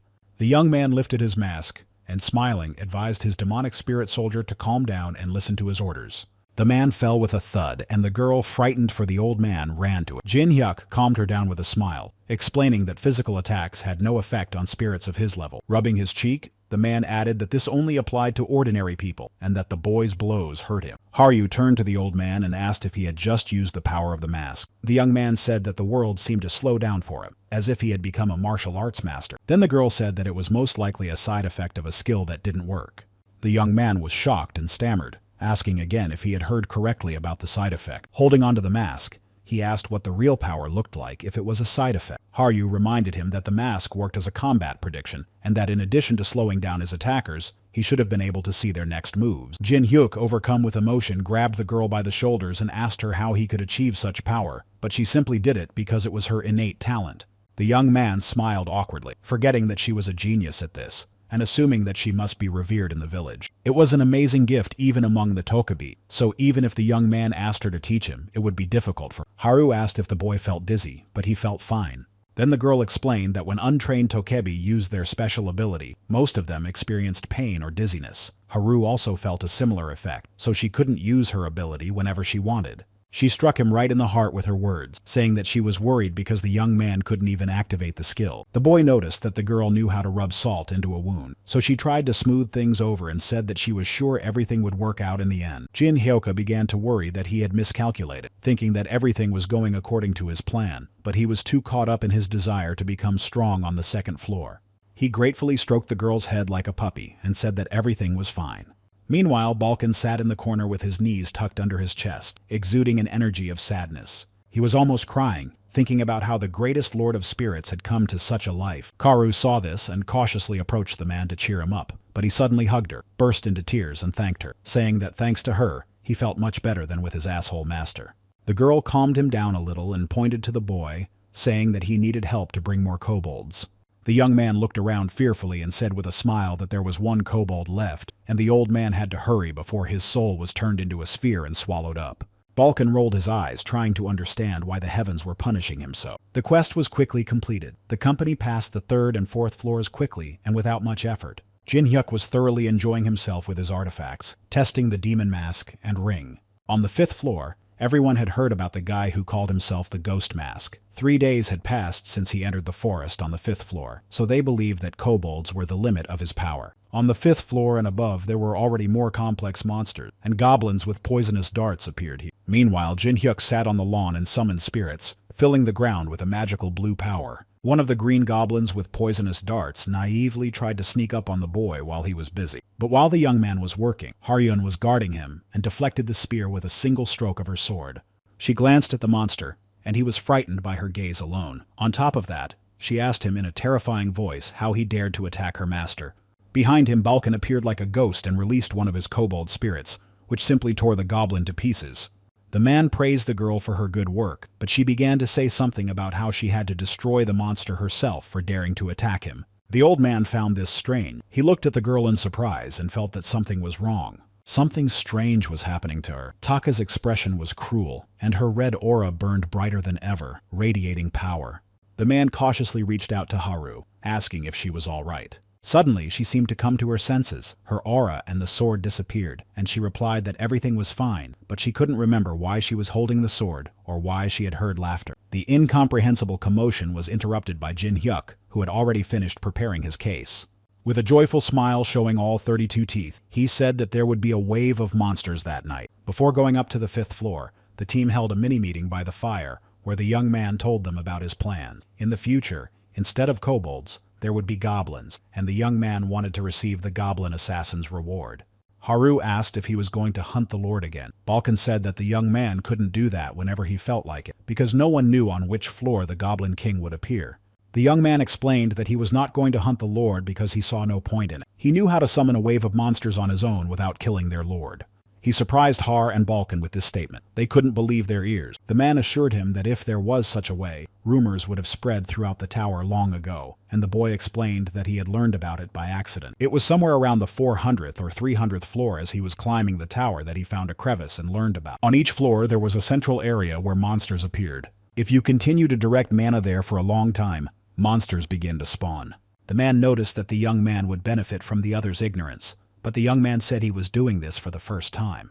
The monsters on the 300th floor and above were completely different, and even the 4 great races could not stop their wave of attacks. The young man did not know when this could be used, and when he found out, it was too late. But now everything was different. He wanted to create as many waves as possible to become stronger. Night fell, and the ordinary residents of the tower, walking through the city, felt an earthquake. His friend noticed the light that appeared. It was obvious that it was a wave of monsters, but it had never been on the 5th floor before. Everyone began to flee, although they still couldn't believe what was happening. Everyone was sure that this was impossible, and didn't understand why the goblins had attacked the village without warning. The goblins were more dangerous than the kobolds because they had poisonous darts, and without hesitation, a number of monsters used them. One of the boys was unlucky and was hit by a dart, and no matter how hard his friend tried to revive him, the young man could not move. His friend was terrified because he knew that the goblin poison paralyzed its victims, so his friend would be unable to move for some time. He grabbed him by the arm to help him get away from the epicenter of the events, but the monsters were too close to them. The blond young man closed his eyes, regretting that he would die so senselessly without even reaching the 10th floor. But suddenly, an unknown hero appeared before him in a purple whirlwind, like a meteor. He told the boy, whose eyes were filled with hope, to take his wounded friend to safety. The young man immediately realized that he was looking at the legendary demonic mask. Various negotiations began among the crowd when they saw Jin Hyuk and realized that they had a chance of salvation. The young man was delighted to hear the commotion. It was his plan to save people and have them spread rumors about the unknown hero. He summoned his demon soldiers to rise up and fight the monsters. Hundreds of spirits appeared instantly and began attacking the goblins, simply devouring them. Balkan complained that all the glory was going to Jin Hyuk, even though he was the one who created the Shadow Soldier. The boy advised him to shut up and send more spirits. Their quarrel was suddenly interrupted by a blue explosion. Unexpectedly, the Shadow Warrior began to burn. Among the ordinary goblins appeared Goblin Medium, who looked more like an Indian shaman. The man was amazed that this creature could attack the Shadow Soldiers. The young man realized that he had to get rid of him first. They were in the front line of the attack, covering the others, and it seemed impossible to attack them. But suddenly Haru appeared. Her eyes flashed with excitement as she suddenly jumped off the roof and destroyed all the shamans with a single blow. And while the man rejoiced at the girl's successful attack, the boy quickly found himself among the destroyed shamans and began to turn them into his warrior spirits. The shaman's fire affected the souls, and the young man thought it was a waste that it had reached the goblins. But now, having absorbed their souls, Jin Hyuk gained their abilities, which were even more powerful in his hands. Having just acquired this technique, the young man tried it out without hesitation and set everything around him on fire. The boy also did not forget to praise the girl for her work, and encouraged her to continue in the same spirit. Suddenly, he noticed that the girl was acting strangely. A sinister smile appeared on her face, just like the one in the forest, and a bright red aura emanated from her body. A deep red whirlpool swirled around Haru. The young man was greatly startled. He knew that her sword was not ordinary, but he did not expect it to glow. After the wind died down, the boy saw that the girl had turned into a warrior. She was covered in armor, her hair was tied back, and she was surrounded by an aura of power. The girl looked back at the young man and, with a smile, suddenly attacked him with her sword. Jin Hyuk was stunned and confused, and the girl's blow swept through the houses like a laser, destroying everything around her. The entire village was destroyed in an instant, but the young man dodged slightly and remained unharmed. Only his staff was damaged. He tried to understand what kind of sword Haru was holding, and she herself seemed to have gone mad. She seemed to have turned into a real demon and attacked the boy again, this time destroying his staff. In a panic, Jin Hyuk took off his mask, introduced himself, and asked if the girl recognized him. But her mind was so clouded that she would have attacked her own mother at that moment. The young man blocked the sword blow with what was left of his staff but realized that Haru was too strong now. When the girl finished her blow, the young man was thrown back with a crash and landed far away. Balkan went to look for his companions in the cloud of dust that had risen. The man reached Jin Hyuk telepathically, asking if he was alive and if Haru was okay. The old man quickly realized that the young man was fine and asked him about the girl. The young man replied that he did not know because he had been thrown back by her sword strike. No matter how you looked at it, it seemed as if the boy was standing in front of the last weapon left behind by Takebi. Balkan asked what he should do with the wave. Jin Hyuk gave simple instructions to take care of the remaining monsters, as most of them had been destroyed. He himself took an axe, put on a mask, and decided to deal with Haru. The guy rushed to attack Takebi, and this time, wearing a mask, he saw a battle prediction. His intuition, after passing through 599 floors, told him that the girl's sword was very dangerous and could easily cut him in pieces. There were no friends or enemies to be found in the tower, so with sorrow in his heart, the young man swung his axe. He was sorry that everything had turned out this way, but it was the end. The axe aimed straight at the girl's face, which was twisted into a malicious smile. But at the last moment, The young man hesitated. Under his mask of madness, he saw the girl who had affectionately called him Oraboni and could not bring himself to strike. Those moments of hesitation cost him everything, because Haru simply stopped his blow with her hand. The young man was terrified by the thought that he had just witnessed the girl's combat foresight with his own eyes. She smiled, and one of her eyes glowed red. The girl did not need a mask for this. The next moment, she struck Jin Hyuk and wounded him. Balkan tried to reach the girl telepathically, and for a moment he even succeeded. Meanwhile, the young man used his blood to summon a wave of goblins to his aid. He ordered them to stop Haru, and they began to cover the girl's legs with their bones. But in an instant, she smashed them to pieces with a single swing of her sword. At that moment, the young man became truly terrified, because he had not even seen this, assuming that it was due to his combat foresight. Looking at Haru's crazed face, he realized that she was too strong and didn't know how to stop her. But suddenly, a bright crimson explosion came from the girl, destroying the house around them. Jin Hyuk managed to jump out of the way. Something was wrong because the girl was standing bent over as if she were tired. The boy noticed that she was holding her eye and blood was flowing from the other one. Something was clearly wrong. He remembered the recoil that Haru had mentioned and realized that this could be his chance. The young man was just about to make sure that the girl could no longer use her combat foresight. He jumped onto the ruined building, and Tokebi watched him from the roof, but she had no intention of approaching him, so the young man began to call her with various manipulations. The girl fell for it and jumped at the boy like a madwoman swinging her sword. At that moment, the young man awakened his zombie goblins who had poisonous darts. Jin Hyuk smiled happily, thinking that the goblins' paralyzing poison would be fatal even for Tokebi, but she couldn't dodge the attack without her combat foresight. In an instant, Haru screamed as if using an ultrasonic sound that slowed everything down and destroyed 2 zombie goblins. The young man's plan didn't work, and he clicked irritably because he had to come up with something else. There was no time to just stand there and think about what to do next, because Haru skillfully attacked the young man, leaving him with no choice but to run away. During her attacks, the girl laughed as if there was a demon inside her. But suddenly, a poisonous dart wrapped in golden energy flew past the boy and hit the Tokebi right in the neck. Har cried out in confusion, looking at the dart sticking out of her neck. Jin Hyuk explained that if the girl had not received the feedback from the combat prediction, the plan would have been impossible. The plan was to shoot the girl through his leg from a blind spot. The dart passed through the boy's cloak but was aimed directly at Tokebi. The poison took effect. The girl's eyes darkened, her hair fell apart, her armor and sword began to disappear, and Haru herself lost consciousness and fell to the ground. With a heavy sigh, the young man managed to catch her at the last moment. He almost failed in his plan. Jin Hyoka was also affected by the poison, otherwise the plan would not have worked, so his hands began to go numb. While he still had time, he ordered his zombie soldier to bring him a dart that was lying nearby. The spirit obediently carried out the task, after which the young man sucked the poisonous darts into himself and gained immunity to the paralyzing poison. Finally, the young man turned back and told the unconscious Haru that she had very unpleasant abilities. Meanwhile, the girl was in some unknown crimson space, levitating in the air in front of her sword. She had no idea where she was or why her sword was in front of her. Suddenly, an unknown male figure took her sword and asked if she was now the mistress of the Dragon Slayer. This man smiled, and his smile was somewhat malicious, and he laughed at the fact that the weapon had fallen into the hands of a child. Haru asked who he was because he looked like Tokebi, but the man replied that he only partially belonged to that race. The girl looked at the man naively and asked what he meant, and suddenly the stranger was behind her and held a sword to her throat. He warned her with a smile that if she pulled it out again without preparation, he would devour her. The next moment, the girl opened her eyes and found herself on her back in Jin Hyuk's cloak. Balkan was glad to see that she had regained consciousness. When she asked where they were, they replied that they were on the 6th floor of a village, which was a safe place. Suddenly, the girl became embarrassed and asked why the boy was carrying her, and he sarcastically replied that it was sad that she didn't remember anything. They arrived at the hotel room and the young man began to explain everything. At first, their plan was to check their equipment and rest on the 6th floor, then go straight to the 10th floor.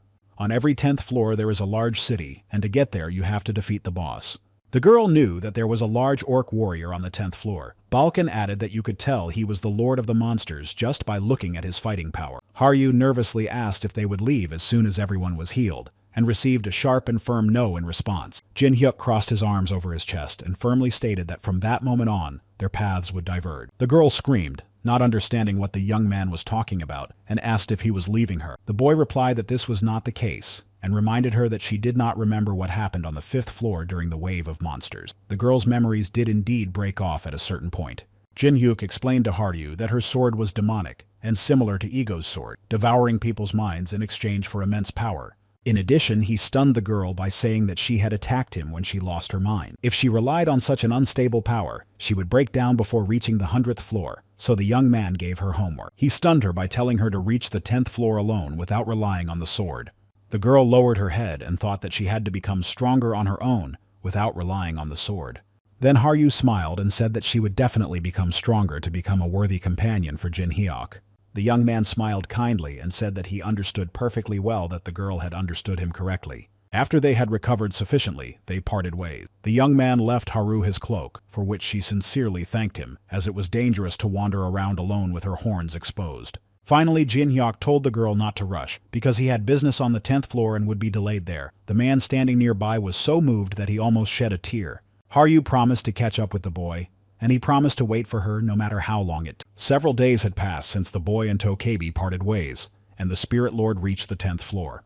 He successfully fought the orcs, which differed from ordinary goblins only in their enormous size. Balkan noticed that the battles were quite effective, which indicated that the young man had already gotten used to them. Jin Hyuk ordered him to collect souls because he needed orc warriors. The man added that creating waves had become routine for them. The young man sarcastically asked if his chief soldier was complaining, but these were not complaints, because Balkan was really having fun. Suddenly, the man said he was impressed by the young man's cold-bloodedness, as he had not mentioned Haru once. Jin Hyuk did not quite understand what he was getting at. He smiled and said that he would not have accepted the girl as an ally if he had not been sure that she was strong, because he knew that Haru would take revenge under any circumstances. After a moment of sentimentality, he ordered Balkan to bring more orcs because the waves he had provoked were not enough, even though the quest required 50 to be destroyed, and he had already killed almost 1,000. The man got angry and started shouting that the boy had no respect for his elders, and in a fit of rage, he shouted a rhetorical question about his parents. The young man replied quite coldly and calmly that he really had no parents.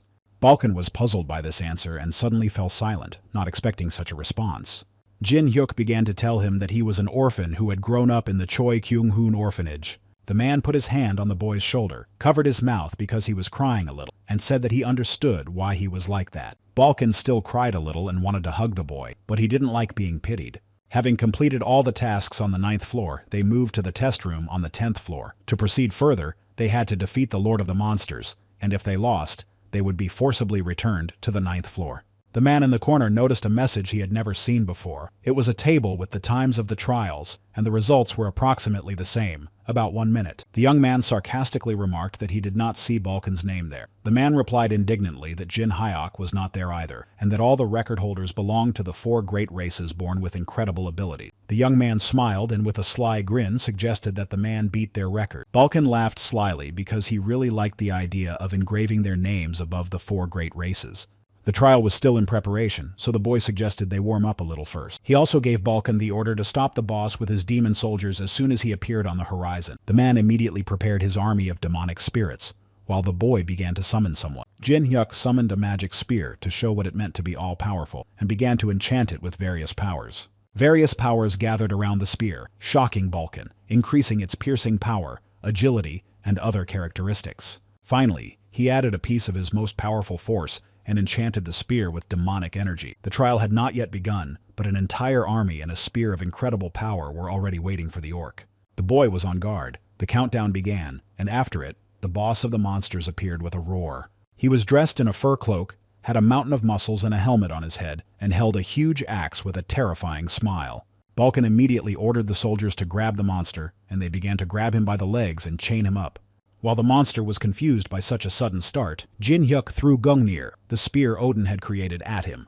The monster, which seemed to be dozens of times larger than the boy, fell at that moment, losing its head forever. The record was broken. The young man smiled as he entered his nickname, Demonic Mask, on the new record board. Now the best result was 96 milliseconds. Meanwhile, Haru was on the 8th floor when she heard everyone in the bar discussing the new record of less than 1/10 of a second. When she heard people talking about how it was done by the same demon mask that defeats waves of monsters, she was very surprised. But then she smiled, remembering her master, and thought that she should try harder. Meanwhile, Balkan laughed happily, realizing that they had just broken the record of the 4 greatest races. He said that even the most talented of the Spirit Lords had not done this, and throwing his arm around the boy, he added that he was proud of his student.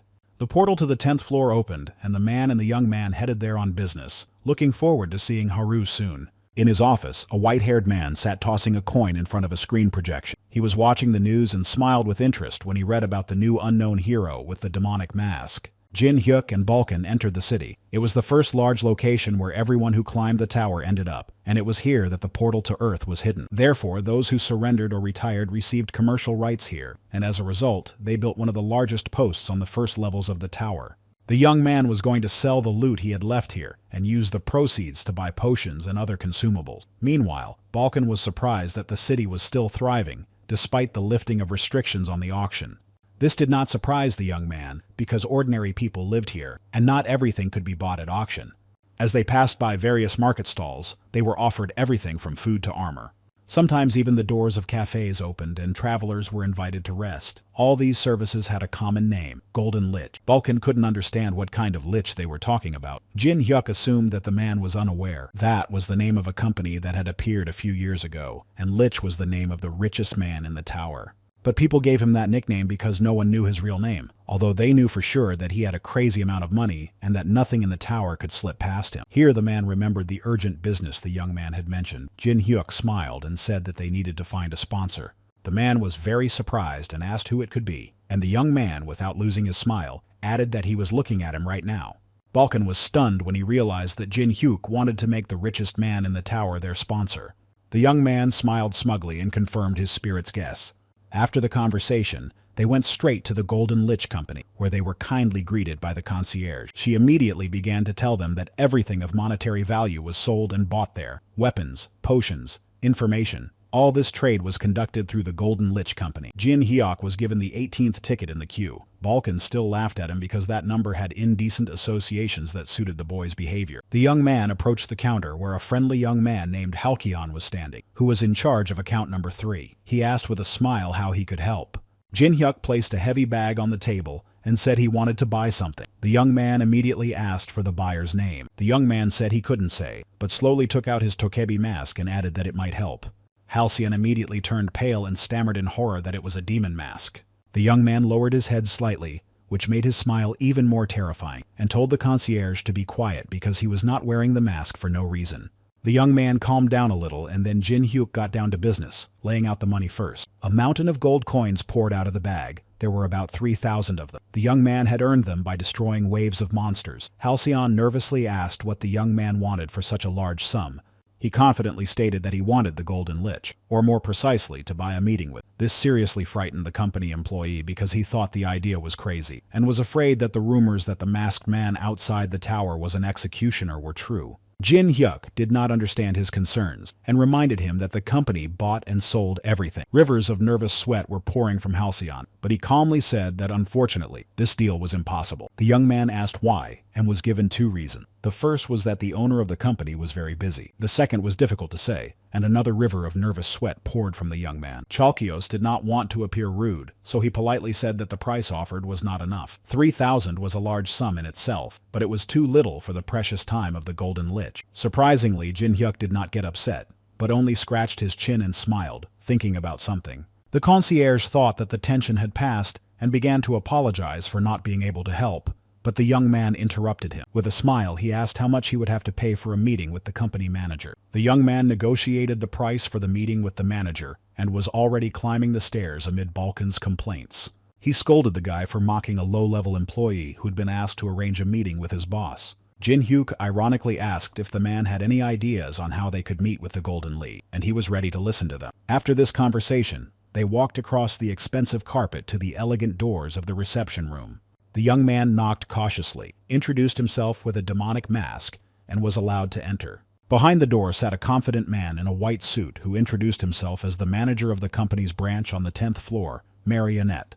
He said he was pleased to meet the newcomer and asked who he was there to see. The young man confirmed his intentions and added the obvious fact that the boss was not there. Marionette repeated Halcyon's words that the amount offered was too small. Then the young man showed something with his palm. Jin Hyuk confidently demanded that they call his boss, because once he met him, he would want to sponsor him. The man did not even look at him, and, sighing heavily, said that the young man did not need to be arrogant. The puppet assured the young man that his boss had heard of his exploits, but personally he did not like the tone in which he spoke about his boss. With his hands behind his back, the branch manager used his puppet technique, which allowed him to wrap a person in strings and control them as he pleased. Jin Hyuk didn't even move while he was being covered with strings. He just smiled slyly. In an instant, he grabbed all the strings and pulled them toward himself, reminding him of his words of arrogance and adding that he would laugh at the puppet's pride. The man's self-confidence vanished from his face when he saw how the young man had nullified a skill that worked even on those who had climbed 180 floors in a second. Coming to his senses a little, but still nervous, he decided to show the young man another trick. Placing his palms together, the man transported them into a space where everything around them was white. With a confident smile, he began to say that the young man had never seen anything like this before, but Jin Hyuk beat him to it, saying that it was the sphere of the mind. He even knew how this infinite space worked and smiled as he explained that it was created by separating the soul and mind from the body. The puppet frowned again, not understanding how a person who had only climbed to the 10th floor knew about the sphere of the mind. Barely coming to terms with this, he added that then the boy must know that the laws of reality did not work here, so he could fully demonstrate his experience and strength of soul. The puppet let go of his strings and said that if Jin Hyuk won, he would do everything in his power to arrange a meeting with the boss. The strings instantly enveloped the young man, but the smile on his face did not fade. He said that if they were competing with the power of experience and soul, the puppet was no match for him. The young man was completely calm, and said that the man still did not understand that his attribute had no effect on him. He pulled on the strings holding him and easily tore them all apart. The man stood stunned, unable to understand how a 10th floor player knew about his attribute. In fact, his strength of spirit exceeded that of a player of the 100th or even 200th level. Despite all the shock, the marionette regained his smile and snapped his fingers, saying that he recognized the boy as his equal. After that, the floor turned into sea wings and swayed, surprising the young man. A little later, wet dolls of Jin Hyuk's husband began to emerge from the water. Jin Hyuk clearly did not expect this. He found himself alone, surrounded by more than 1,000 creepy mannequins. A hand appeared above the marionette, allowing him to control the entire army of dolls at once. He explained that in the realm of the mind, experience equaled power, and these dolls were its embodiment. The man said that when he tried to get past the 100th floor, he changed their design by adding mana boosts. In terms of strength, they were roughly equal to the players who had reached the 50th floor. They all radiated a purple aura, and their wounds glowed. The puppet laughed and said that the winner had been decided the moment the young man entered the realm of the mind. He gave the order to his puppet army, and they immediately began to attack Jin Hyuk, who was still kneeling. Thousands of puppets attacked the young man before he even had time to react. The puppet stood calmly and watched his mannequins beat the boy, concluding that it was the end. He turned around smugly and began to walk away, adding that the injuries sustained here would not carry over into reality, so the young man need not worry. But unexpectedly, when he was already standing with his back to the battlefield, the man heard a water explosion. He turned abruptly, his face a mixture of fear and surprise, because he couldn't believe that magic had just been used. A purple monster emerged from the wave of the explosion. It was a skeleton in royal robes with a crown on its head and a staff in its hands, radiating a purple aura. The puppet did not understand anything. He saw before him the boss of the 100th level, a lich mage, and had no idea what he was doing there. His puppets began to sink, and the purple monster began to say something about the complexity of the situation. Jin Hyuk emerged from the purple matter. He smiled and said that in the realm of the mind, it takes a lot of time to materialize something that is not alive. He mocked Marionette's doll army and assured him that he had simply never seen a real army or soldiers before. He advised the man not to miss the chance to see her in person, and showed him what a real army looked like. The boy was accompanied by monsters of various complexity, as well as horses, all in the dark purple hue of his robe. Jin Hyuk mimicked the puppet's words and repeated that the winner had been decided the moment they entered the realm of the mind. He told the shocked man that his pathetic puppets were the reason for his defeat. The man looked in horror at Lee Ju-hyuk and the monsters he didn't even know, assuming that they were simply above the 200th level. Sweat dripped from the marionettes. Their eyes filled with tears of fear, and they shouted loudly, asking who this demonic mask was. The very sight of Jin Hyuk's majestic army struck terror into those who saw it, and they all pounced on the poor man. The man screamed and then opened his eyes in his office. He was kneeling on the floor, which was broken in front of him. He had no idea when they had returned, as he was sure he hadn't cancelled the skill. The puppet simply couldn't believe that the young man was controlling his mind. It was driving him crazy. The young man approached the man and told him to stop whining and get up. With a smile, he reminded him that they had a deal, so Jin Hyuk wanted to get his promised meeting with the Golden Lich. He took out the letter and asked Marionette to give it to his boss. The man was genuinely surprised that it was just a regular letter. As the loser, He did not feel he had the right to refuse, but warned that if the letter did not work, he would not be able to do anything else. But the young man was confident that he would definitely receive a response, so he reassured the man. Marionette and Chalcyon came out to say goodbye to Jin Hyuk. The man promised to contact the young man as soon as he received a reply. Both bowed their heads, wishing the young man a safe journey. Balkan turned around in shock, not understanding why they were being so polite to him. He didn't ask any questions, just said that it was getting late, and suggested returning to his room to rest. But that was not part of the young man's plans. He was going to continue on his way to his next meeting. Turning around, he asked Balkan if he thought they were just going to sit and wait for the sea to calm down. Since they had to wait somewhere, he decided that he could fulfill his duties to the guild and headed for the White Swallow Guild. On the first floor of the lobby, two girls were sitting and talking out of boredom from paperwork and the lack of customers. The blonde asked her friend Winnie how high she had gotten. The girl replied that she had reached the 57th floor. Then her friend reminded her that she was going to buy new equipment after she met her monthly quota. Suddenly, she exploded with indignation because she didn't understand why they had to just sit in the lobby on the first floor. She screamed that no fool would break into the subsidiary guild of the Holy Kingdom. How wrong she was. She had barely finished shouting her indignation when the door to the room burst open and Jin Hyuk entered, looking like a cool guy. The girls immediately stood up, greeted the client politely, and asked what had brought him to the White Swallow. The young man began to laugh and mimicked their question because he found it amusing. But the next moment, his voice became friendly and gentle, and with a warm smile, he said that climbing the tower was so difficult that he decided to join the guild. The girls sighed with relief when they realized that he was a newcomer, as they had already begun to feel a little frightened. Suddenly, a brilliant idea came to them all at once as they looked at the boy. If they recommended a good newcomer to the guild, the referrer would receive a nice bonus. Their tone became even more friendly, and they began to invite the boy to come in and asked who had told him about the guild. The young man was very charming and skillfully lied that he had come only because the White Swallow was a subsidiary guild of the Holy Kingdom. The girls naively thought that Jin Hyuk was a newcomer and realized that they could make good money off it. The blonde, already thinking about the extra money, asked the young man to show them his skills. For some reason, he asked to borrow a coin. Winnie handed him one and asked if it would do.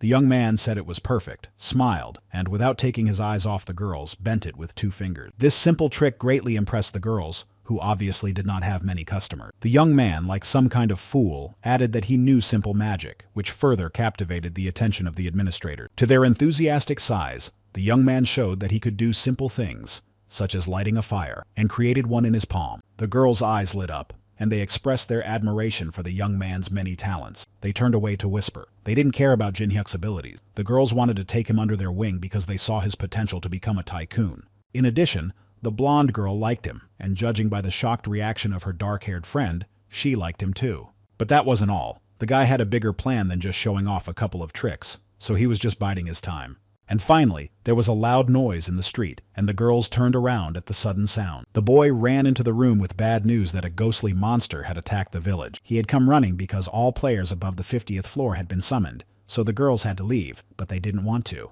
As they ran out, they advised the boy to stay where he was and promised to return after they had finished their business. When the door closed, Jin Hyuk tore down the curtain and decided to play the role of the demon mask again. Meanwhile, people were running away on the street and advising others not to approach the shopping district because it was dangerous, and objects were falling apart when people approached them. Balkan pretended to be a scary, angry ghost, although he looked more like an actor from a burned-down theater. Despite the fact that the attacks on him had no effect, the people fighting him felt awkward because of such a silly imitation of anger. The man himself felt uncomfortable. He knew he didn't look very good because he hadn't practiced acting in a long time.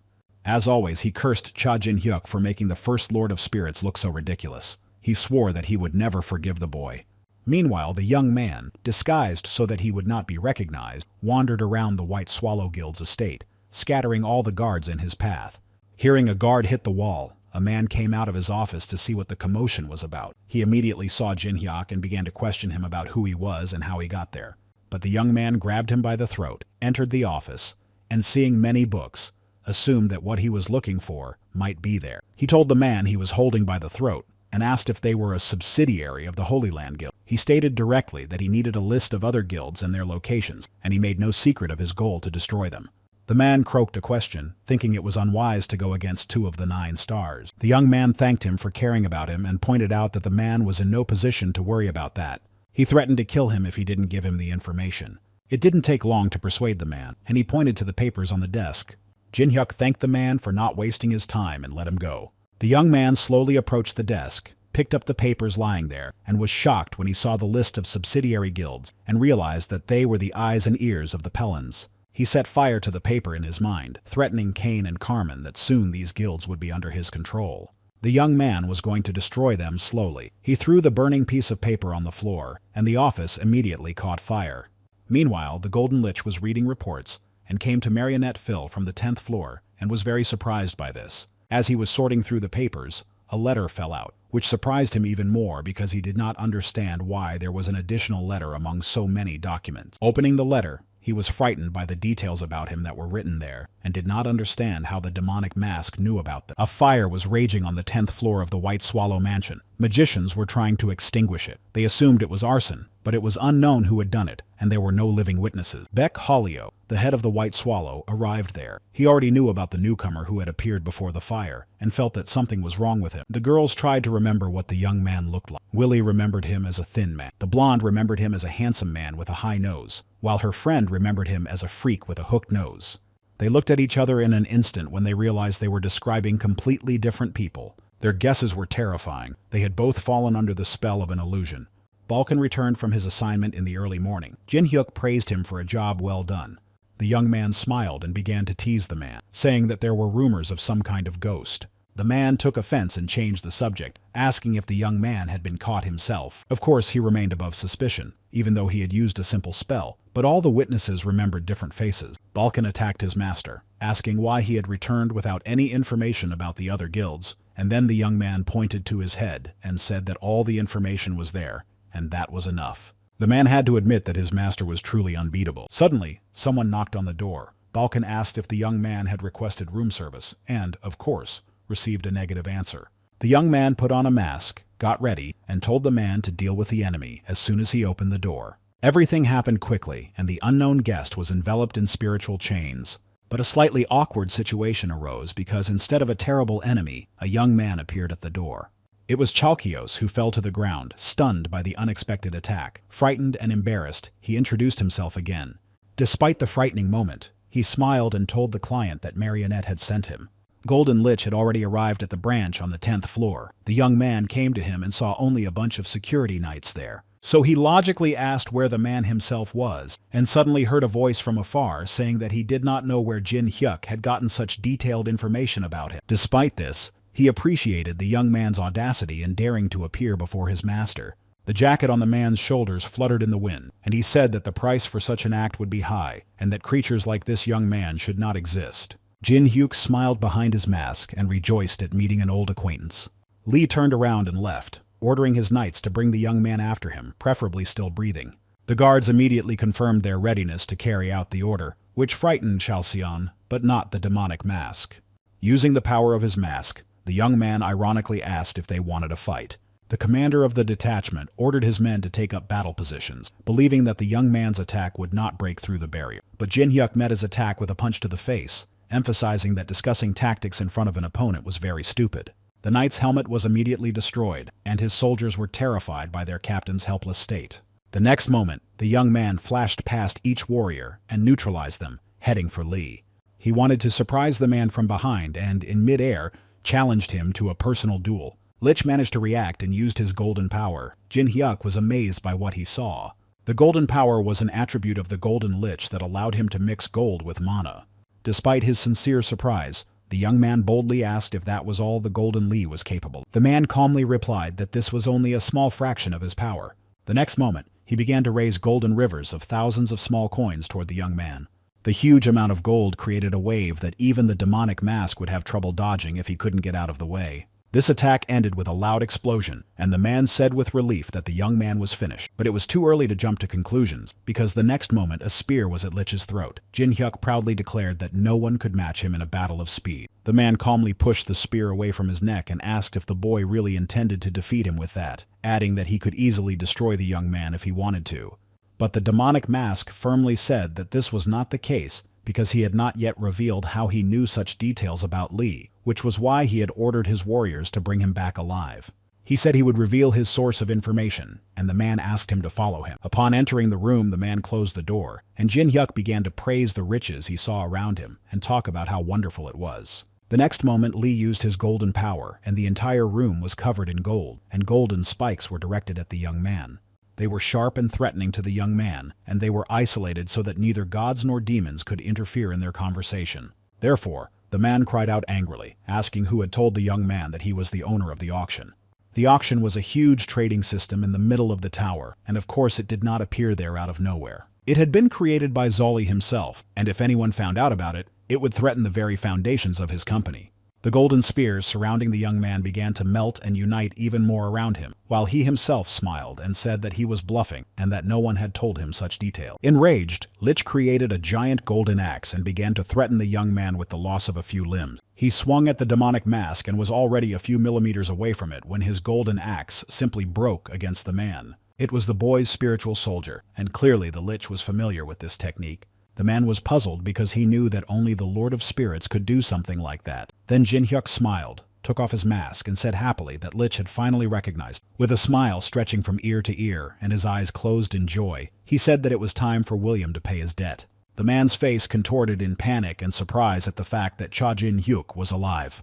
A little later, he was told the gist of the story, and he tried to piece together in his head the raid on the 600th floor, the betrayal of the 9 stars, Baal's gift, and the rest of the boy's resurrection. Balkan watched the conversation and concluded that the master had a shared past with the Golden Lich. William still found it hard to believe that this was Cha Jin Hyuk standing before him, and the young man understood him because he himself could not get used to his new body at first. Nevertheless, they got down to business, and the man asked seriously what exactly the young man wanted from him. First of all, he needed money for the campaign, so he wanted to sign a sponsorship contract. The man was a little offended that the young man was talking about his company as if it were his own, but in fact, that was the case. He reminded him who had once brought William, a traveling merchant, prey from the upper floor. Pointing proudly at himself, he reminded him that he was one of the co-founders of the Golden Face Company and its main shareholder. Then the man recognized the shameless tone of the real Cha Jin Hyuk. His arrogance was unmistakable. William agreed to the contract, but regardless of whether he was genuine or not, his intention was to get something in return. The old friend smiled and offered all the information he could get. With a sly look on his face, the man tossed some money and said he would name his price once he had heard everything. His conclusions were as follows. If the 9 stars wanted to get rid of him, they must have had an organizer, because with their difficult personalities, they would rather tear each other's throats out than come to an agreement. And there were only 4 forces capable of commanding such legendary players in this tower. Then Lich cried out in alarm, realizing that the young man was probably referring to the 4 emperors. They want to preserve the superiority of their race, and understand that if someone climbs to higher floors, they will become weaker. So in this case, there were 2 options. Either they themselves wanted to reach the top of the tower, or they wanted to get rid of their rivals. William realized that those who participated became the rulers of the upper floors, but he thought it was just the boy's assumption because, in fact, he was the only victim. Then Jin Hyuk asked his friend if he knew about the Tokebi village on the 100th floor. Balkan intervened and said that they knew the only Tokebi who had survived the attack, a girl named Haryu. At that moment, she was fighting a monster on the 100th floor, but she was still not strong enough. She couldn't defeat the monster to get to the 10th floor. She ran out of time. A notification annoyingly informed her that the attempt had failed, and she would be forced to return to the safe zone on the 9th floor. The girl repeated like a mantra that she had to become stronger in order to face the Oroboni. She was constantly tempted by the spirit of the sword. It asked her why she was whining when she could just use it. The cunning fox knew that Haru wanted to meet the boy and offered his services, which would greatly simplify the task. But the girl firmly refused and said that she would not use the Dragon Slayer. She remembered the promise she had made to the orc and could not break her word. The girl firmly decided that she had to become stronger through her own efforts, and told the spirit to be quiet if all he was going to do was tempt her. Jin Hyuk told William that it was quite strange that Tokebi had only been able to save 1 sword and 1 child. The man thought about it, realizing that they were hinting that the target of the attack was the young Tokebi and her sword. The boy praised his friend for his insight, and added that in their attempts to destroy 1 Tokebi, they had destroyed everyone. To put it another way, he assumed that it was a targeted selection. It was hard for the man to believe this because it could lead to real chaos, but if all the assumptions were true, then everything fell into place. Jin Hyuk openly admitted that his motive was revenge. He wanted to destroy all 9 stars who supported the 4 emperors, and the emperors themselves who destroyed Wilma's family. These words seemed to take the man back to those terrible times for a moment. He remembered the day when he stood in the rain at night among the bodies of his family. Gloomy and powerless from the terrible memory, William removed the golden curtain that hid them from everyone. Suddenly, a message appeared from the absolute evil, who was interested in the details of the conversation, and the 9-tailed fox, who was curious about the young man's orientation. The gloomy lich said he would buy the information from the demonic mask, and the boy praised him for his choice. But first he demanded immediate proof that he was indeed Cha Jin-hyuk. The young man sighed gloomily that they still did not believe him, asking if it was necessary to go so far. Lich reminded him that he was a merchant and that trust was an asset, and that only a fool would trust someone's word. The young man sighed again, a little annoyed, but he had no other choice and turned to bail. He asked if absolute evil could confirm his identity, promising to shake his hand in return. But that wasn't enough for this demon. He pretended to be offended and demanded 3 handshakes. The young man was outraged but agreed because he had no other choice. Then, absolute evil began to tell William that Jin Hyuk was indeed who he claimed to be, and that Baal was staking his name on it, that it was true. There was no point in denying it anymore, and the man smiled, held out his hand, and said that he believed the boy and was glad to meet the demonic mask again. The young man held out his hand to the Golden Lee in response, and said that someday they would be able to call each other by name. They shook hands in agreement, and Jin Hyuk immediately said that he had a request for his sponsor, who promised to get him everything that money could buy. The young man wanted to get all the weapons that were in the tower, plus a few extra. Lee was a little dissatisfied with this order and did not understand why the young man needed them if he was the Lord of Spirits. The boy smiled and asked if the man had heard anything about the Almighty, and showed him his stats. The golden-haired lich was stunned when he saw this and couldn't believe that such a class existed. Jin Hyuk explained a little that this class improved all his characteristics. Even the weapon that was in his hands for the first time felt as if he had been practicing with it for years. The man thought that if this was true, then the current Cha Jin-hyuk was much stronger than the previous one, despite the fact that he was currently weak and had unlimited potential. So the task for him was simple, just give him more strength. Lee called the puppet. The man cautiously opened the door, peeked in, and asked if the gentleman had finished their conversation.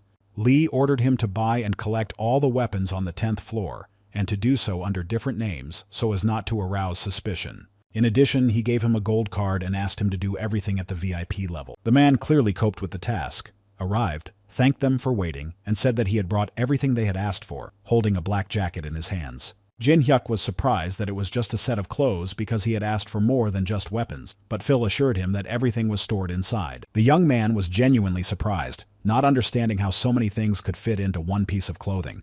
Lee, with a sly smile, said that his gift was called a space coat. Its lining was connected to pockets, and its capacity was comparable to a huge storage room. The temperature, size, and color of the coat could be adjusted at the owner's will, and it was also protected by magic. The young man put it on immediately without waiting. Then the earring disappeared from the young man's ear, because the effect of the accessories stored in the coat was activated automatically. It was a very rare item even by the standards of the tower, so William asked his friend to use it wisely. Jin Hyuk smiled and warned his friend that he should also be careful because, after all, he was covering his expenses. Meanwhile, Sun Tae's group barely passed the test and made it to the 10th floor. To be honest, they didn't believe they could make it through. Since they passed the test as a team, they didn't get any points, but they were satisfied with just being alive. They had another problem. They had spent all their money on the 10th floor trial and now didn't know what to do next. But Sun Tae was full of hope because there was a branch of the White Swallow here, so all he had to do was meet his brother and go upstairs with the money. However, the young man remembered with fear the boy from the first floor who had become a super rookie under the nickname of the Demon Mask. The young man gritted his teeth and promised himself that he would pay for all the threats and humiliation he had suffered. He did not show his resentment to his friends, and they eagerly wanted to join the White Swallow and take revenge. But when they arrived at headquarters, they were surprised to see the burned-down mansion and did not understand what had happened. The young men found themselves trapped. All members of the guild were evacuated to the 30th floor, and the boy had no way of contacting his brother. They had neither the skills nor the money to climb to the 30th floor in such a state. His companions demanded an answer as to what to do next, because they had trusted his promises and followed him. Apart from the fact that his brother Kim Sun-tae was a member of the guild, the young man had nothing to offer himself. He was a mediocre player. The young man began to get angry and wished his companions would shut up, because they were of little use to him. They were of no use, and without the young man's help, they would not even have made it to the 10th floor. He decided to take advantage of this chance to get rid of them, when suddenly he heard the sounds of a small white fox. Suntae immediately began to chase the animal away, thinking that it was begging for food. The animal approached and tried to lick the young man, but he became angry and, calling it vile, shouted at it to go away. In a fit of rage, he kicked it with his foot, and was even a little glad to have found someone on whom to vent all his anger. He began to beat the poor animal, asking the universe why it had to be him. The boy was angry that nothing was working out for him, that everything was going wrong, and that he was surrounded by idiots. When he once again swung his leg at the poor fox cub, a sword flew out of the corner and severed his leg. From where the sword had come, a man appeared, radiating an aura of malice. He told the young man to stop, otherwise he would be healing his wounds for a long time.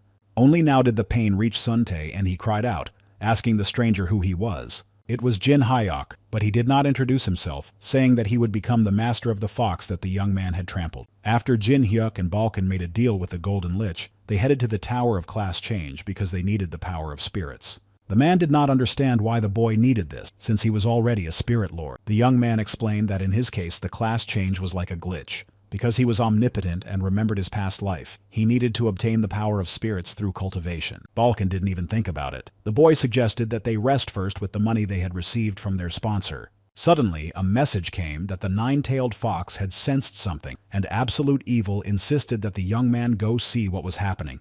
Just as suddenly, the nine-tailed fox began to beg Jin Hyuk for help, saying that her child was in danger. That's how the young man ended up in an alley and saved a small, fluffy white fox cub. It was unbelievable that the baby of the legendary nine-tailed fox had ended up in such a god-forsaken place. With the rescue of the fox cub, the young man was given a quest to take care of it after its rescue, and as a reward, he received an item from the fox that improved his friendship with her. The first reward was to be given after the rescue, and the second after the fox cub was healed. Luck was clearly smiling on the young man. An irritated Suntae finally recognized the demonic mask. But Jin Hyuk did not recognize him. Only the boy's face seemed a little familiar to it. This annoyed him greatly, and he ordered his friends to seize the demon mask. Like naive fools, they immediately pounced on the boy, but he quickly disappeared from the field of attack. Jin Hyuk carefully and tenderly held the fox cub, asking if Suntae even realized who he had trampled on, and concluded that his streak of good luck had definitely come to an end. Still not understanding anything, the young man said that it didn't matter to him because he would just cut off his offender's leg like he had done to him. Mask turned to the nine-tailed fox for advice, asking what the mother wanted him to do with her child's offenders. The fox ordered them to be destroyed, but the company, still deluded by their own strength, decided to surround the young man. Jin Hyuk threw the young man's leg back at him, telling him to take his trash away. The boys only had time to stare at the piece of flesh before it exploded, destroying them all, and the young man calmly walked away without turning around. Having dealt with his attackers, the young man kindly asked the little fox cub how it was feeling. The little fluffy creature was happy when they brought it into the room. The young man began to think of a name for the animal, because he couldn't keep calling it a nine-tailed child. After thinking for a while and gathering all his imagination, he could not come up with anything better than to name the animal Delise. Balkan said that when it grew up, he would cut off Jin Hyuk's head for this, and a message came from the nine-tailed fox that she was nodding her head in agreement. If you refuse, you have to offer something in return, so the young man asked if the man had any better ideas. In response, the man laughed and said that he would give him a masterclass, because the ability to give names comes with experience. With a boastful smile, Balkan suggested naming the fox cub Ho, which means fox, and Ray, which means bright, so that the cub would grow up to be a bright animal. There was something incomprehensible on the boy's face, and the fox also sent a message with 3 dots, so the man shouted indignantly that if he didn't like it, he should say so directly. Jin Hyuk made a new attempt and suggested naming the fox cub Miho because it only had 2 tails. The man immediately began to mock the suggestion, saying ironically that such a finicky animal would hardly be satisfied with such a name. But the fluffy creature happily wagged its tail to show that it was satisfied with everything. The young man smiled and said that the fox cub obviously liked the name Miko. A notification arrived that the quest had been partially completed. The first part was completed when the young man saved the animal.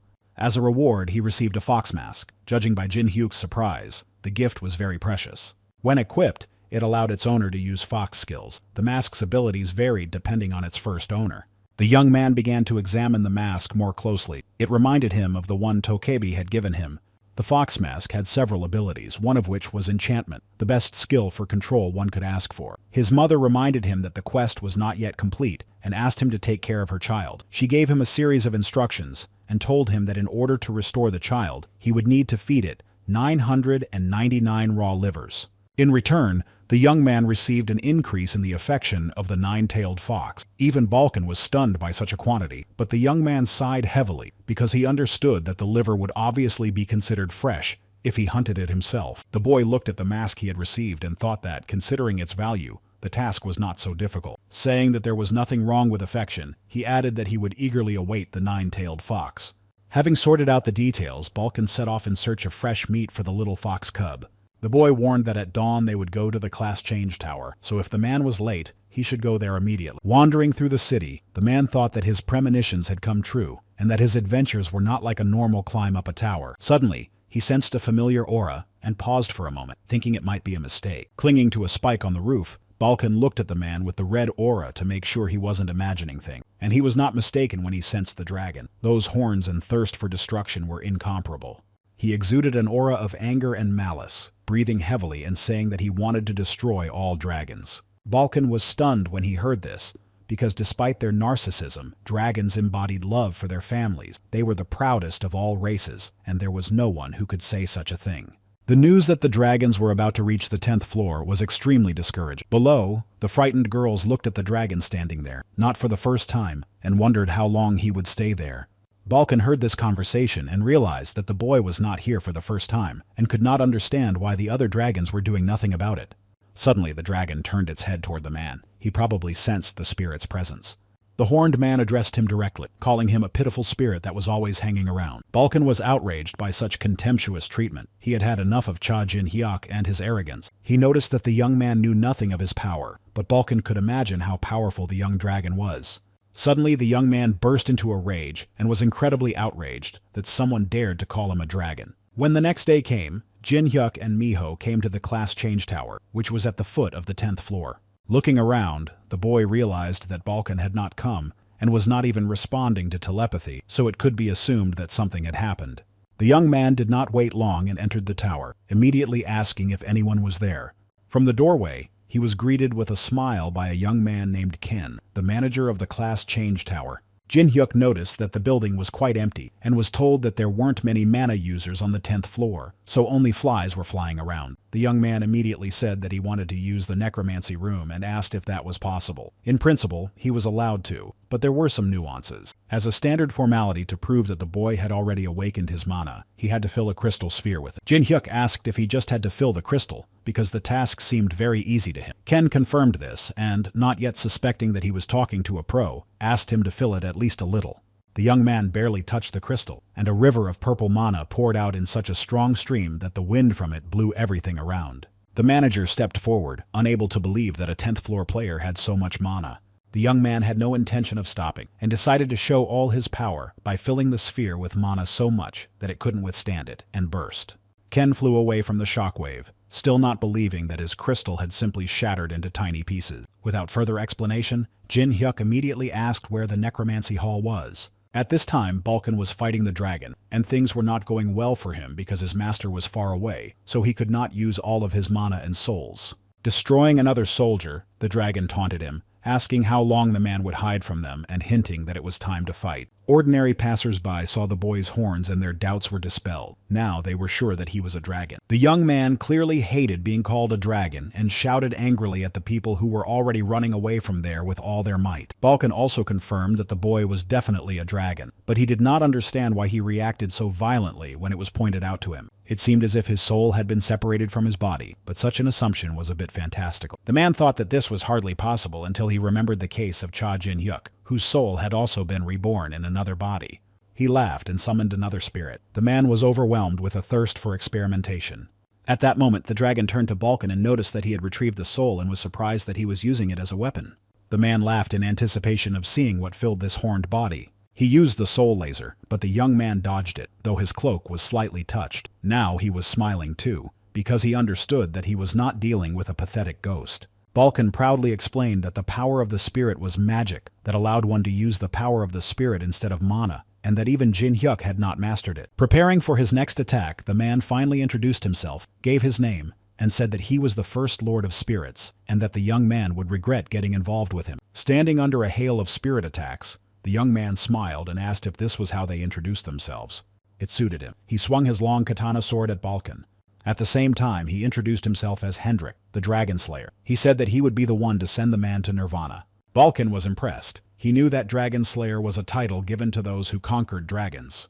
He couldn't understand how such a strong soul could be in the body of a dragon. Balkan simply fled from the attack, behaving rather recklessly, being fooled by the young dragon's appearance. But if it really was the soul of a man from the 7,800th floor inside him, it was not certain that he would have a chance of winning, even if Cha Jin-hyuk were here. He was going to use the soul as a weapon again, but Hendrik wasn't falling for it a second time.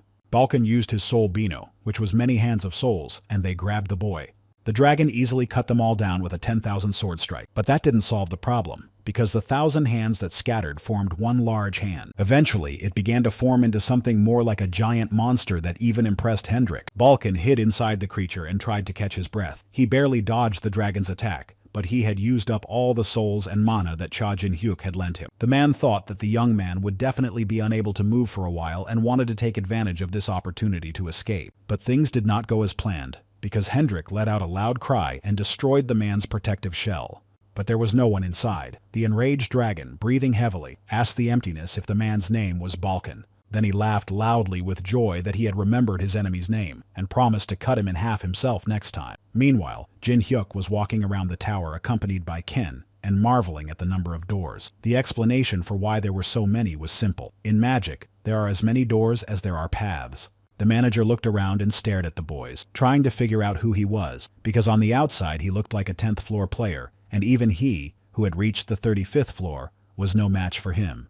Meanwhile, Jin-hyuk was thinking about the man's name and how he was a pretty good guide. Finally, they reached the necromancy room, where they saw a pile of books and scrolls flying under the ceiling. The young man looked around and saw a necromancer's dream come true, a pile of reagents, victims, and books.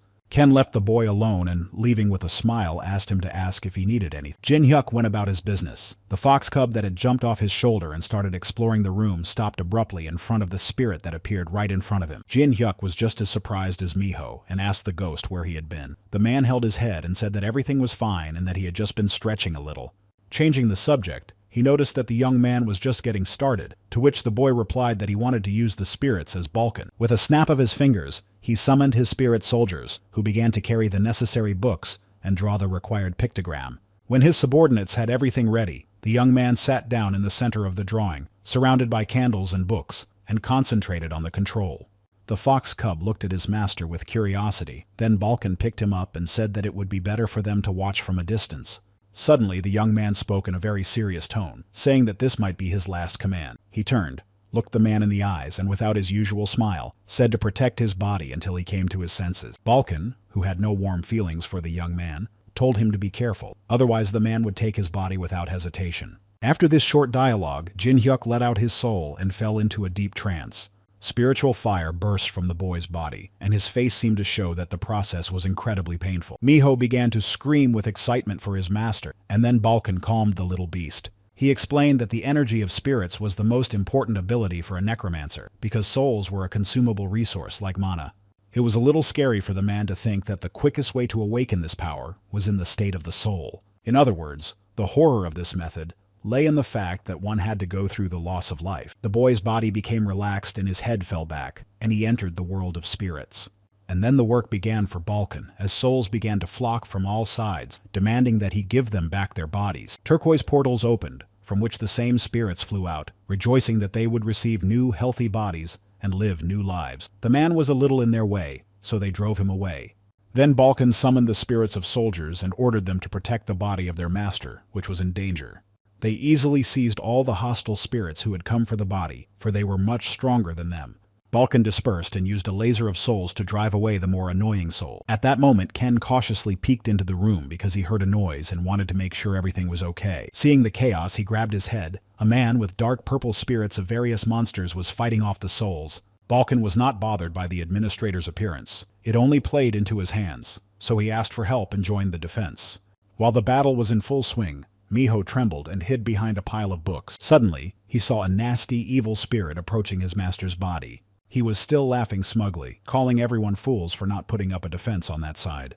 Ken noticed him just then, but his soul was already too close to his body, so Balkan cursed a little. He could think of nothing better than to shout at the half-dead boy to pull himself together, because someone was trying to steal his body. But then, a fox cub suddenly intervened in the battle for its master, running with all its might toward the soul, radiating power. Miko shone and his aura dispelled all the monsters around his master within a radius of several meters. Balkan was surprised to see the animal's strength, and Ken asked what the light was. The souls also noticed the fox cub, and, although they did not understand where it had come from, they found it very cute. Seeing how the little animal stood in a protective pose, defending its master, they began to fall to the floor, unable to withstand the destructive power of the cuteness of this sight. Seeing this picture, even the Balkan soldiers could not resist the shock dose of cuteness. What can be said about them when even Ken couldn't resist? Sending adoring glances at the fox cub, the man shouted at him to control himself. Looking at all this, he understood what the power of enchantment meant. It controlled not only desire. In addition, it controlled the soul. The man assumed that this ability might be due to divine blood. Suddenly, a huge skeleton appeared, glowing turquoise, and upon seeing his predecessors, began to complain about the mess they had made. Balkan recognized the named one with horror. Before he died, he had been an incredibly strong player. If he settled in Jin Hyuk's body, things would be bad, which was exactly what the soul wanted to do. The man had to stop him, so he rushed forward to attack, but he couldn't. He fell to his knees and couldn't move his legs. The fox's spell didn't wear off, so he couldn't gather his strength. So the only thing he could do in this situation was to pass on the responsibility of protecting Miho's body. The man stretched out his giant bony arm to reach the animal and push it away. He had no feelings for it. But suddenly the fox surprised him by not only not running away, but also lunging at him. Miho wanted to use his strength again, and the skeleton recognized and did not realize that he was facing a mystical creature.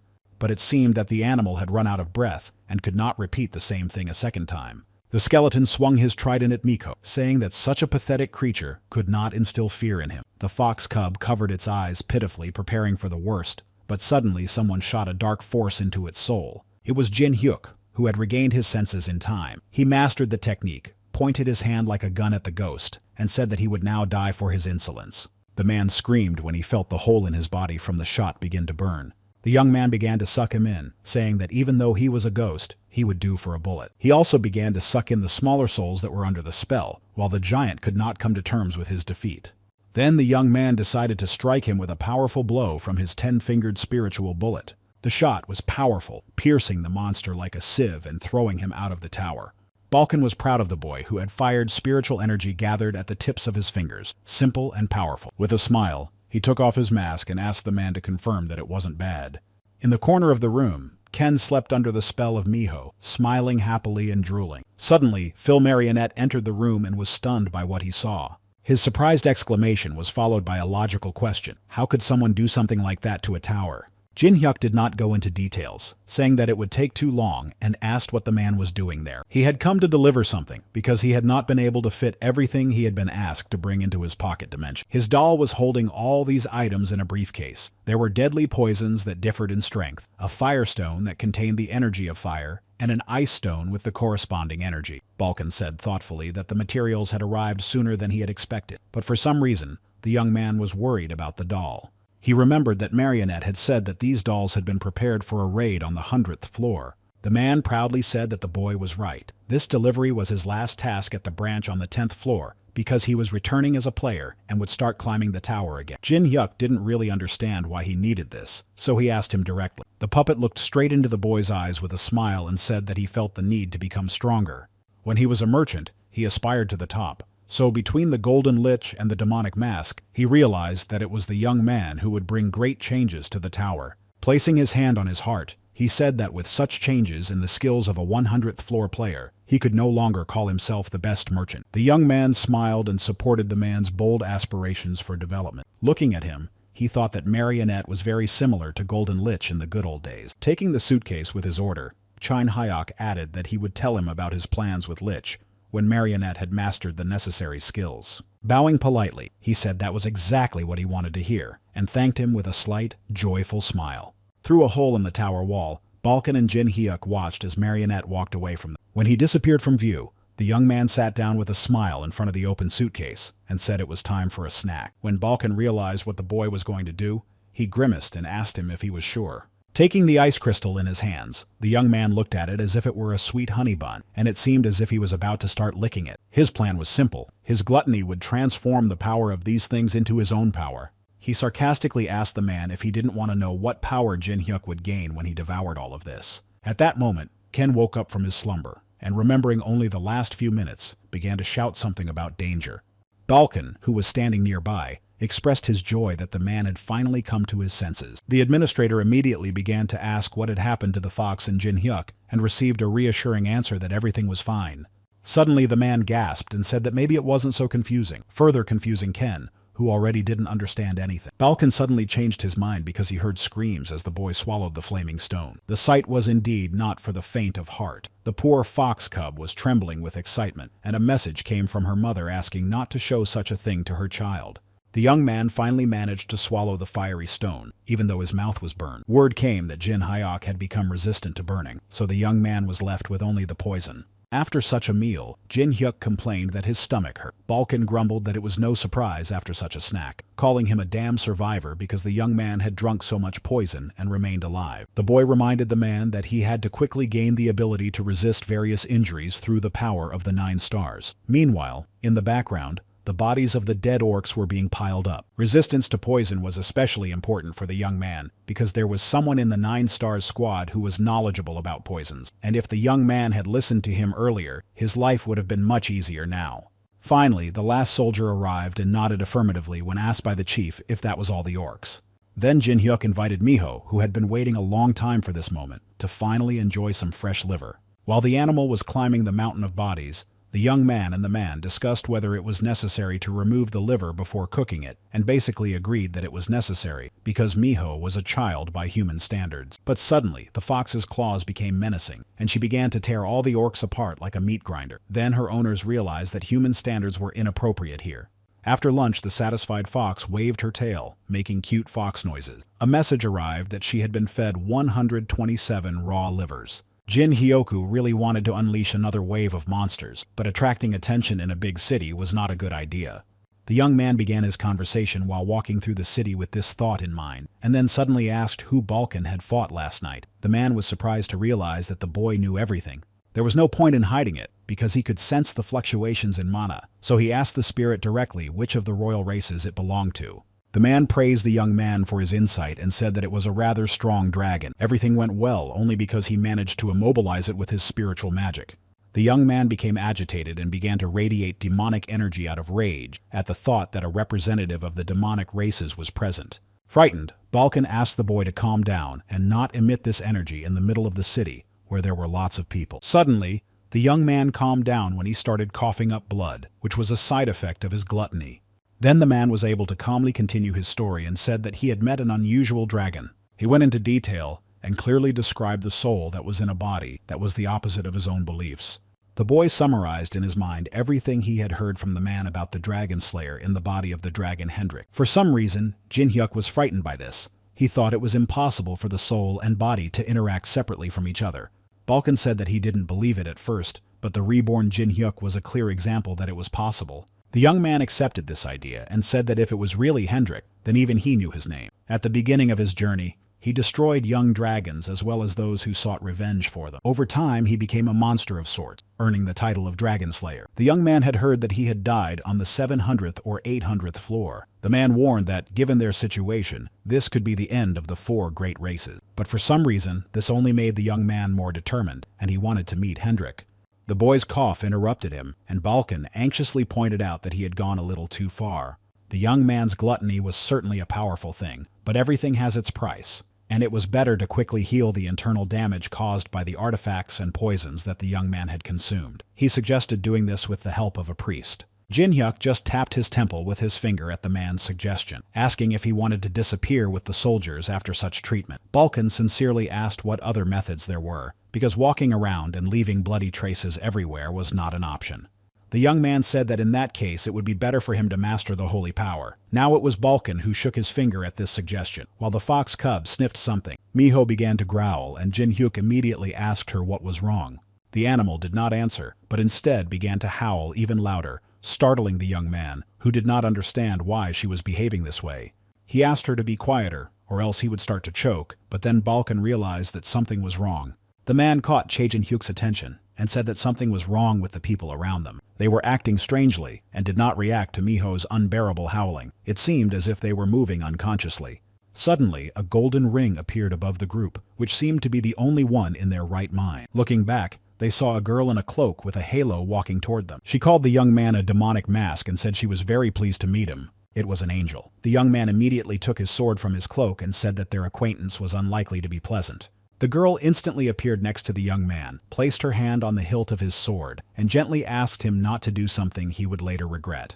The young man was frightened, realizing that she was so fast that even with his combat skills, he did not notice how she had appeared beside him. The angel smiled kindly and repeated that she was very pleased to meet the young man. She was still holding the hilt of his sword and Jin-hyuk couldn't move it, so he realized that the girl was very strong. The angel gently touched his face and then his solar plexus and said that his throat, stomach, and even his intestines were damaged. The young man asked what the girl was doing, but instead of answering, her halo glowed and began to radiate a kind of blissful energy. After she finished, the girl stepped back a little, and Balkan immediately began to ask his master how he was feeling. The young man touched his chest in surprise and realized that his body was completely healed. It was an angelic ability, a holy power. The girl said that now the young man could be sure that she had come with good intentions. Now she finally introduced herself as Uriel, an angel without wings. A little later, the big clock in the city struck 11, and people seemed to wake up, trying to understand what they were doing and where they were going. The girls at the Golden Licha Hotel also suddenly came to their senses, not understanding what had happened, and began to blame it all on the stressful work of the last few days. The young man closed the door behind him, making sure that the maids had not noticed anything, and immediately got to the heart of the matter, namely, what Uriel had in mind. The girl smiled and said that she had just changed the memories of the residents a little so that unnecessary rumors would not spread and the other angels would not find out that she was here. Otherwise, they would all rush here. Jin-hyuk thought to himself that the girl's methods were a little excessive, but not thoughtless. He liked the memory alteration technique, and jokingly asked if the angel would use it on him or if it was too late. Uriel assured him that he needn't worry, because with his size, it simply wouldn't work on people. She also liked Miho, who was sitting at her feet. She also saw Balkan, who was watching her the whole time, and called him her mystical friend. The man was annoyed that the angel could still see him, as this deprived him of certain advantages. Jin-hyuk asked Uriel why she was looking for him, to which she replied poetically that those who wear masks intensify the grotesqueness and challenge the heavens. Even if he and his people were weak, they would ultimately triumph. This speech sounded like an excerpt from a holy scripture. It was a prophecy that had come down to the wingless, which is why the girl was looking for the boy. The young man asked in surprise if it was God who had sent the message, and the girl replied that it seemed very likely. The description of someone who wears a mask and exaggerates grotesqueness fit Jin-hyuk quite well. After thinking for a moment, he asked about the wingless ones, as he had never heard of them before. Suddenly, Uriel threw off her cloak and bared her back, revealing the place where the roots protruded where wings should have been. She was ashamed and said sadly that the angels had gone mad and blinded by greed. Those who disagree with their views are considered sinners and are expelled. This happens because of a ritual punishment in which the wings, the symbol of angels, are torn out of sinners. Simply put, this meant that they were angels, but no longer sinners. The girl continued to say that the wingless angels were angels like her, exiles from the utopia of the angelic city. The prophecy she knew said that a boy would try to sow chaos in the villages of the four great races, and the wingless ones wanted to help Jin-hyuk because it was in their interest. The young man asked Balkan telepathically for advice on what to do. The man did not understand why the boy was hesitating, as it did not seem that the girl was lying, so he urged the boy to agree. After consulting with Balkan, Jin-hyuk asked what kind of help they were willing to provide. The girl sighed heavily, covered her eyes, and said that there was no specific help. The thing was that the power of the wingless was quite great, so Utopia saw them as a threat and kept a constant watch on them. Therefore, their direct assistance would only lead to hostility with the angels. It was a dead end. Giving up the rebel army was a waste, but agreeing was an incredible risk. Jin-hyuk asked her directly if she could help him if the need arose, regardless of the risks. Uriel answered affirmatively. Then the young man confirmed that they had formed an alliance. The girl bowed low and expressed her immense gratitude to the demonic mask. This reminded the boy that he had not introduced himself to her by his real name, so he asked if the angel could hide them from the gods and demons for a while. Fortunately, the girl could do so for a short time. She pulled a feather from where her wings had once been, placed it on her palm, blew on it, and the feather multiplied and swirled around them. It seemed as if they had been transported to heaven, where clouds stretched across the floor. This reminded the young man of the skill of the Golden Lich. Looking up, The young man asked skeptically if they really couldn't hear them. Uriel said that there would be no problem, even if the boy covered them with a 3-story mat. Jin Hyuk tried to check by lifting his mask slightly and shouted that Baal was a big voyeuristic bastard. This made the angel a little embarrassed, and she asked the young man why he was doing all this, while he stood there with a satisfied look on his face because everything had worked out. The young man looked back and said with a smile that since they were in the same boat, false names and masks were not allowed. The boy introduced himself by his full name, Cha Jin Hyuk, and said that 10 years ago he was known as the Star of Death. The girl repeated the name she had heard anxiously, as if it had frightened her. Suddenly, Yuri fell to her knees, bowed her head, and began to apologize for her incompetence. She surprised the boy not only with her sudden movement, but also with the fact that she knew him 10 years ago. 10 years ago, she was at the place where they planned to kill the boy. The young man's surprise turned to anger, and he began to radiate demonic energy. He advised the girl to think carefully about what she was going to say next. Without raising her eyes, she asked if Jin Hyuk knew what happened when someone reached the 999th floor. The young man could only guess that such players became voyeurs as exalted as gods or demons. The girl began to explain that angels and the 3 great races had tried to monopolize this privilege. In the end, they destroyed anyone who managed to conquer the tower except themselves. Although the young man knew this, he was still surprised when he heard it. At first, he simply assumed, but then he was certain that he was facing the leader, so he released his spirits, which formed tentacles around him. In a fit of rage, he shouted that he would do to Uriel's head what they had done to her wings. These spirits turned into hands that grabbed the girl by the throat, while the others held her body, even though she did not resist. Without looking at the young man, she said that this was why she had become wingless. Her words made the young man stop to ask her more questions. The angel said that she had become wingless 10 years ago, because she was against the selection and destruction of a certain player. At that moment, she opened her eyes and said that his name was Cha Jin Hyuk, the Star of Destruction. After that, the young man dispelled his power, and soon the room disappeared. He even apologized because it was ugly of him, but Uriel understood that it was her heavy burden. Jin Hyuk waved his hand, saying that he was not going to take all his anger out on her because he understood that wingless beings and angels were different things. The girl smiled without looking up and thanked him for his understanding. She said that there might be other victims of the 4 royal races, and that it would be much easier to accept help from them. The young man laughed, saying that it didn't matter where he was because there were all kinds of people around him. He assumed that there were still people who had been expelled by the 4 great races, and that by taking them together, they could help in the battle against the leaders. Finally, Jin Hyuk asked where he could find the girl. She lived in a shelter for the wingless on the 119th floor of the City of Dream. It was much lower than the young man had expected, but the explanation was simple. The lower you go, the less influence the 4 races have, and the 200th to 300th floors were his territory. The young man sighed heavily. He had already forgotten that these territories belonged to someone. They were ruled by the martial arts emperor Tess, and if any of the 4 royal races dared to build a base on his territory, he would quickly destroy them. Suddenly, Uriel pulled the young man out of his memories and asked if she could get dressed. The young man, of course, did not object. Jin Hyuk looked at the girl's feathers as she turned around, lifting her cloak, and asked if there would be a trace left if she gave him something. The girl said there would be no trace, but because of the angels pursuing her, she could offer nothing but herself. With a smile and a sly look in his eyes, the young man said that was just what he needed. The angel blushed, covered herself with her clothes, and asked if he was really that kind of person. Realizing that his words sounded ambiguous, Jin Hyuk immediately shouted that he didn't mean anything like that, and that he only wanted a feather from the girl's wing. Uriel exhaled with relief. She could give him the feather without worry, because they would grow back. The young man asked with excessive caution, because he thought the opposite was true. The girl plucked the remaining feathers and gave the young man a small bunch. The young man looked at the feathers as if spellbound, while the angel asked him never to show them to anyone, because angels could track their owner by their feathers. Jin Hyuk smiled, and so that the girl would not worry, said that he was going to eat them. Uriel covered herself with the cloth again, and said that the young man was a pervert after all. Jin Hyuk tried to justify himself as best he could, saying that he wasn't like that. Finally, the angel believed him and said goodbye, saying that they would see each other in the City of Dreams. As they parted, the young man promised her that he would not disappoint her. Throwing on her cloak and carefully stepping outside, the girl said she would wait impatiently. After walking a few meters, Uriel disappeared with a small flash of light, leaving behind a few feathers that were scattered by the wind.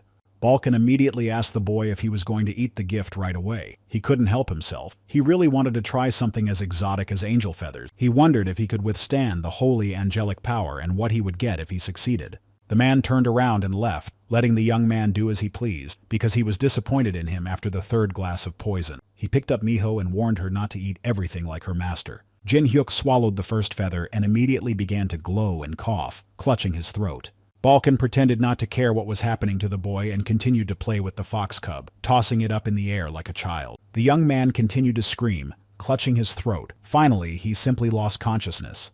He came to in some unfamiliar place where the floor was covered with water. Looking around a little, the space reminded him of the sphere of his mind. He assumed that his body had decided that absorbing the holy power would be too much, and that it would be better to wait there. Suddenly, the young man looked back at the sound of water, and saw behind him a waterfall of golden water that appeared out of nowhere. The waterfall illuminated everything around him. It was his inner holy power, as powerful as a rock, and all from a single feather. At that moment, the young man began to rejoice that he had not fought with Uriel, and he dared not even imagine what would have happened to him if he had absorbed her body. Suddenly, he noticed that the water level was rising, which meant that the waterfall was not an illusion at all. The young man had to break through the waterfall of holy power before the water filled his entire mind. At first he stood confused, not knowing what to do, but then he licked his lips, finding an interesting solution. On the outside, Balkan stopped pretending that he didn't care when he noticed the boy's body shaking. Then an aura began to emanate, which meant that Jin Hyuk was using spiritual power. But in this case, it was a little strange because he was using his own soul as a source. Miho felt sad when she looked at the boy, so the man advised her to just trust him, because if he had already started, he must have had some kind of plan. Thinking about his student, Balkan smiled, saying that he was not the only one who believed in him. He was curious to see what the young man would do this time. In the sphere of understanding, the boy took out a spiritual pipe and tried to drink all the holy power, but something didn't work out for him. He assumed that in order to create an image of spiritual power that would hold the holy power, he simply had to imagine how he was absorbing it since he had received it through gluttony. There was already a pile of spiritual vessels around the young man, but at this rate, he would not succeed, so he would either fall into a coma forever or be forced to give up. Suddenly, he seemed to see the light. If this image was created from his soul, then he only needed to reveal his true nature. Using his soul, Jin Hyuk summoned a huge dark purple monster that personified his soul. He was incredibly happy admiring his creation, and he was even more pleased with the effectiveness of this method. The monster resembled an eel and was as voracious as a young man, easily devouring the entire flow of holy power. Jin Hyuk's eyes lit up. He could not get enough of this energy and demanded more and more. Outwardly, the young man lay unconscious on the floor and smiled. Messages from absolute evil began to arrive. He smiled and welcomed the birth of the demonic king of gluttony. It seemed to him that he was looking at himself. In the past, Baal was called the Dragon of Greed. A friend once told Jinhua that to him, he was just a neutral god who played various pranks. As his name suggested, he was very greedy, and therefore succumbed to all manifestations of this sin. He was so insane that he wanted to devour the whole world. This conversation took place with the Golden Lich, who said that the Dragon of Greed was the divine name of Baal.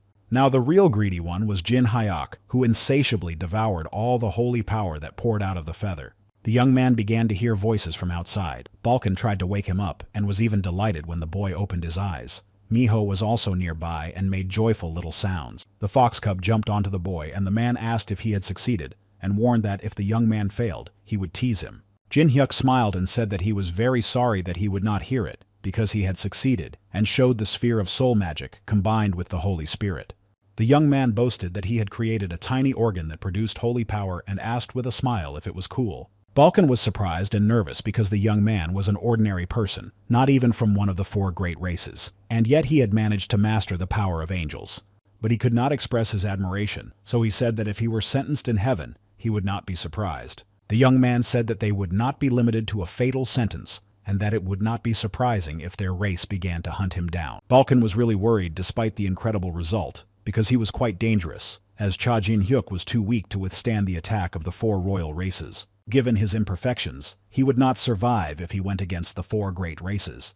A few days later, in the hunting grounds of the bow of Jin Hyuk, a hunt for orcs was organized. There was one monster that was particularly strong and clever with an axe, skillfully cutting down all the spirits.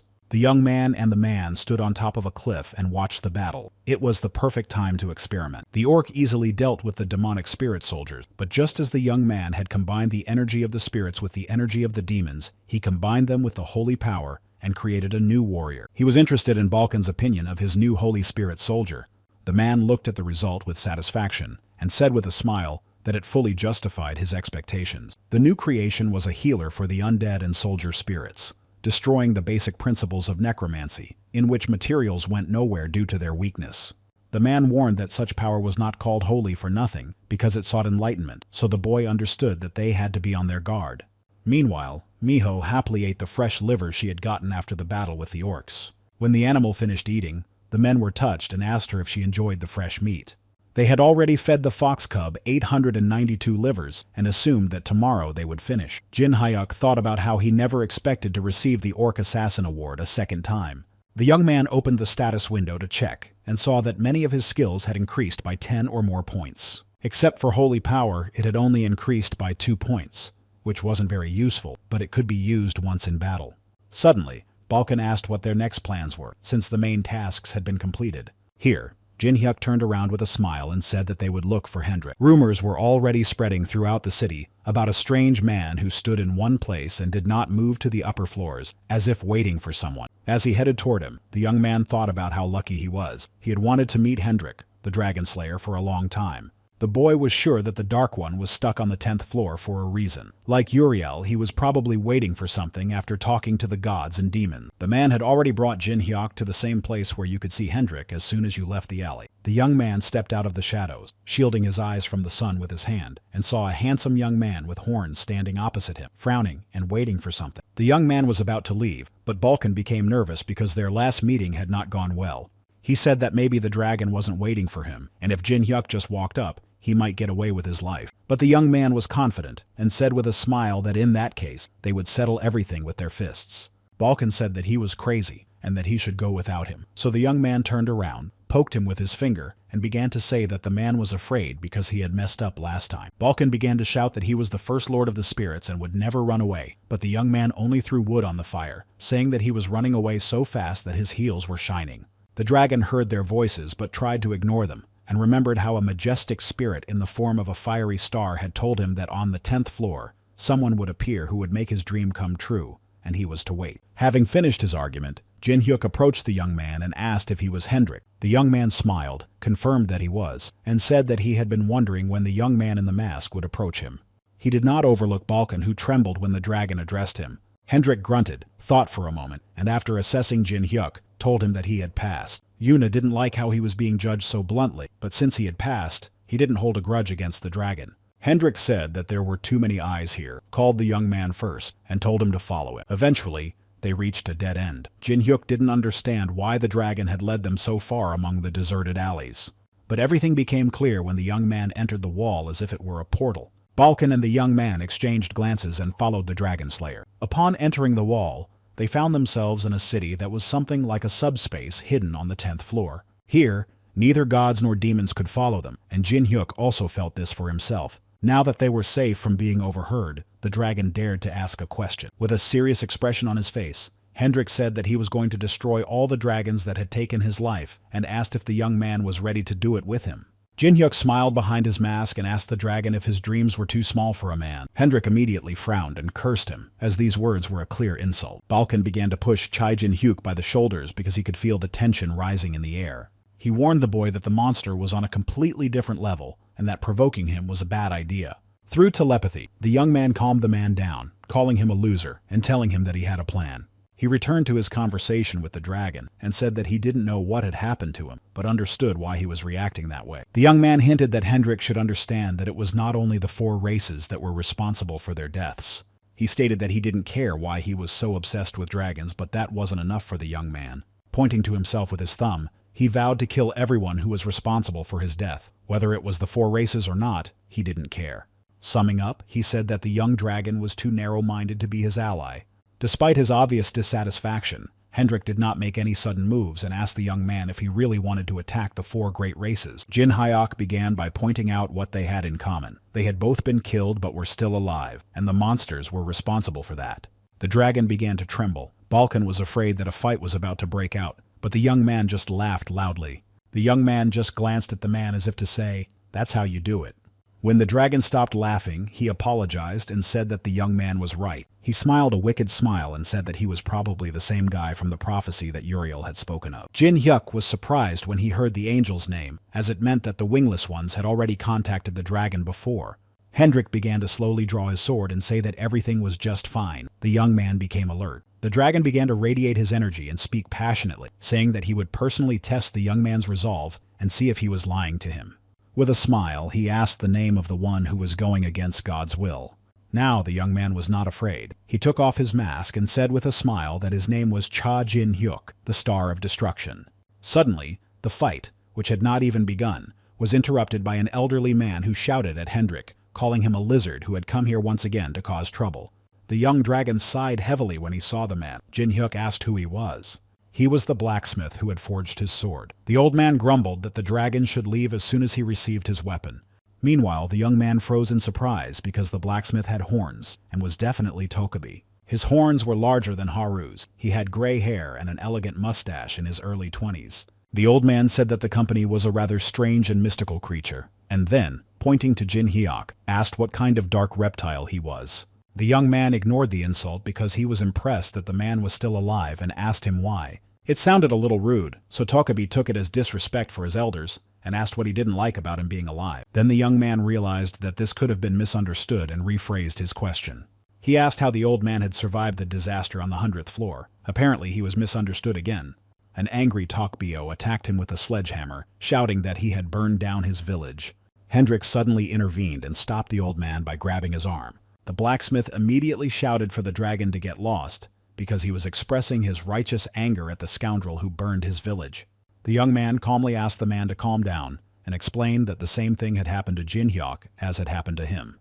Then Balkan intervened in the conversation and asked if the blacksmith knew a girl named Haru. Judging by his reaction, he knew the girl. The old man led them to his house and asked how they knew Haru. Hendrik, standing to the side with his arms crossed over his chest, thought to himself that it couldn't all be a coincidence. The old man began to tell the story of that day. It was the first day of the traditional village festival. All the Tokebi towers gathered on the 100th floor. Due to his age, the old blacksmith had fallen ill and remained in the village. Listening to this, the fox cub Miho pitifully lowered her ears. It was on that day that everything burned down. The old man began to ask where Haru was and if she was okay, and the young man replied that she was on the 9th floor and would join them soon. The blacksmith noticed the mask hanging around the young man's neck and asked if it belonged to the girl. The young man smiled and confirmed that it was, saying that he had received it as payment for saving Haru. For pragmatic reasons, Hendrik intervened and asked if the girl was strong. Jin Hyuk replied that even though she was still growing, she was probably even stronger than them in one-on-one combat. The dragon was not satisfied and continued to ask whether the girl was a permanent member of his group or just a temporary addition. The boy smiled and said that they would go together to the end because he had accepted her mask and decided to take revenge with her. Suddenly, old Tokabi grabbed Jin Hyuk by the arm and thanked him sincerely.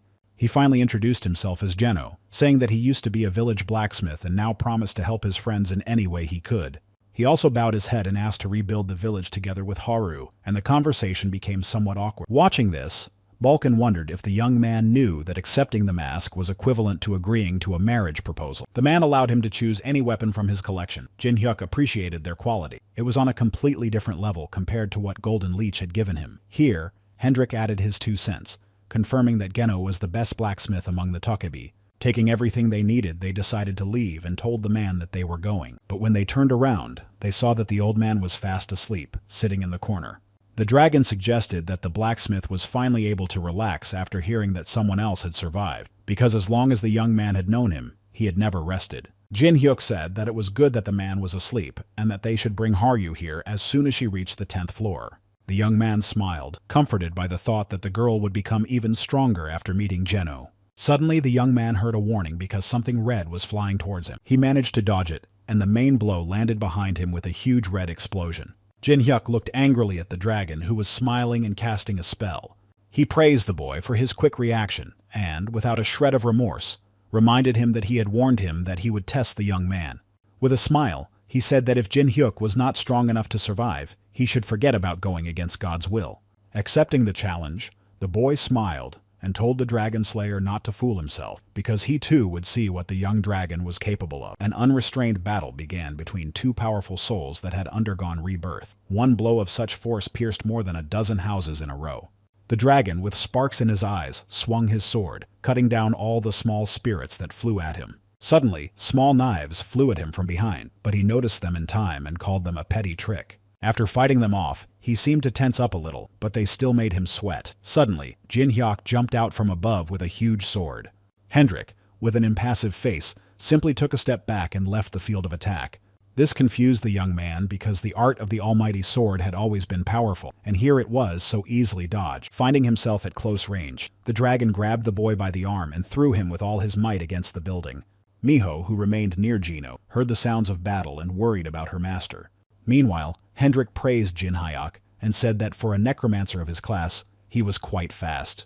But he had his weaknesses. For example, the monsters on the 10th floor were too weak to fight a dragon. Suddenly, someone asked him if he was sure. The young man was taken by surprise. Balkan appeared behind him and bound him with spirit chains. With a smile, he picked up the dragon by the arms and offered to fight the first lord of the spirits. Just then, Jin Hyuk emerged from under the rubble, holding the huge spirit sword Gungnir.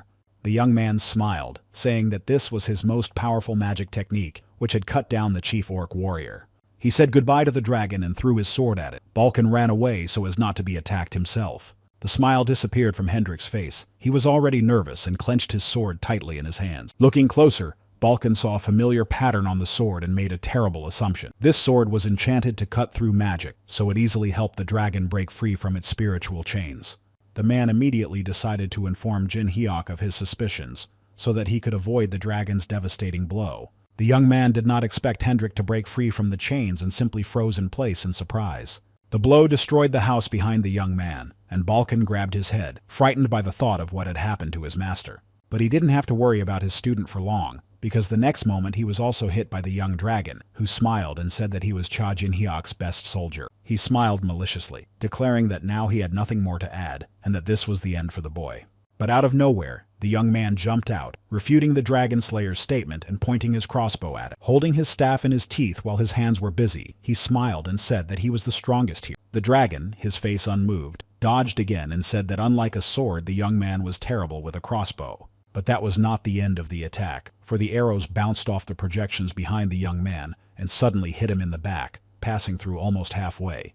The dragon coughed and fell to the ground. The blow was critical, and Jin Hyuk wanted to finish him off quickly. The young man wanted to use Takabi's mask. Last time, he only caught a side effect, but this time he was sure that everything would work out. As he flew down, the dragon came to his senses, gnashed his teeth in anger, and spun around in a whirlwind of fire. The young man cursed himself for missing his chance to attack, while Hendrik was in no hurry to die.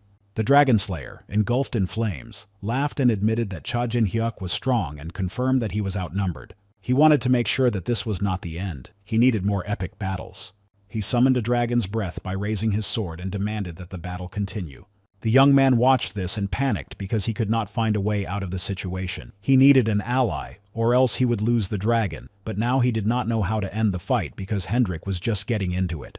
Although the young man could predict his opponent's actions, he was slower than him, so if the blow hit him, it would definitely be the end. In that case, he decided to change masks, and took the one he had received as a reward for saving the nine-tailed cub from his inside pocket. Gennaro woke up from his deep sleep by the shaking of his house, and not knowing what was happening, assumed that Hendrik had started another fight. Suddenly, Miho ran out of the house, hearing that her mask was being used. The man followed her, trying to stop her because it was dangerous outside. The fox cub just saw one of the attacks rising in a column of fire. Meanwhile, the dragon was in a serious mood, grabbed his sword with both hands, and was about to put all his energy into a dragon's breath. Looking up, the boy realized that the dragon slayer had disappeared, but a moment later he saw him next to him.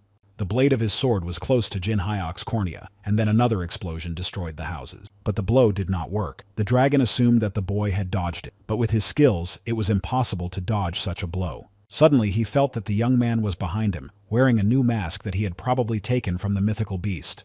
The boy was already gnashing his teeth in anger, but Hendrik, with the same excited smile, joked about playing with masks. But Jin Hyuk could no longer hear him. He was rushing forward in a rage, his iron claws extended. He clashed his iron paws against the powerful anti-magic sword. The dragon laughed at him because his speed and strength were now much less than before. Suddenly, it seemed that the man had weakened a little. and even opened up. Without hesitation, the young man thought that it was the power of the mask and attacked.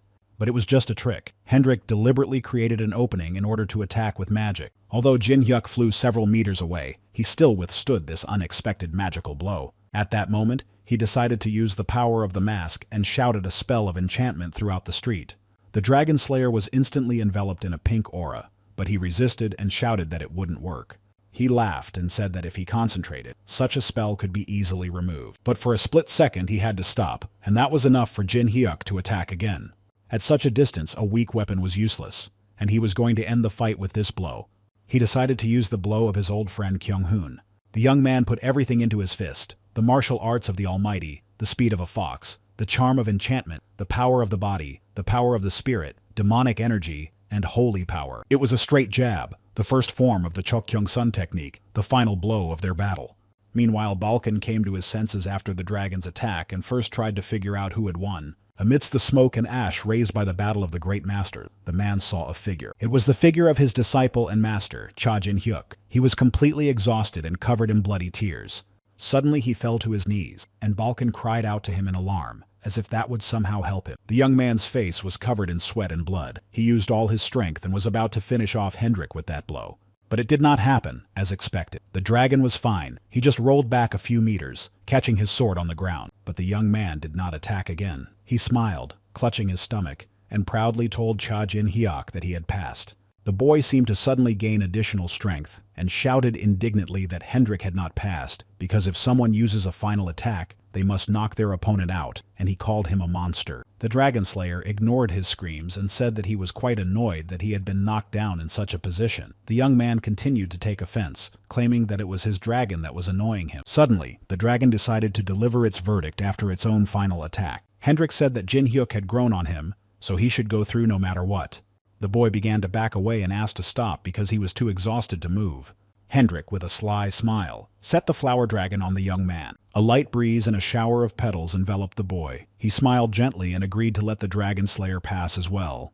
After the battle, Jin Hyuk and Balkan argued loudly, calling each other losers for losing to the dragon. Their loud cries woke Miho, who was sleeping peacefully on a soft pillow. Finally, the young man got tired of arguing and decided to turn the spirit back into a sphere, but when he made a sudden movement, he felt pain.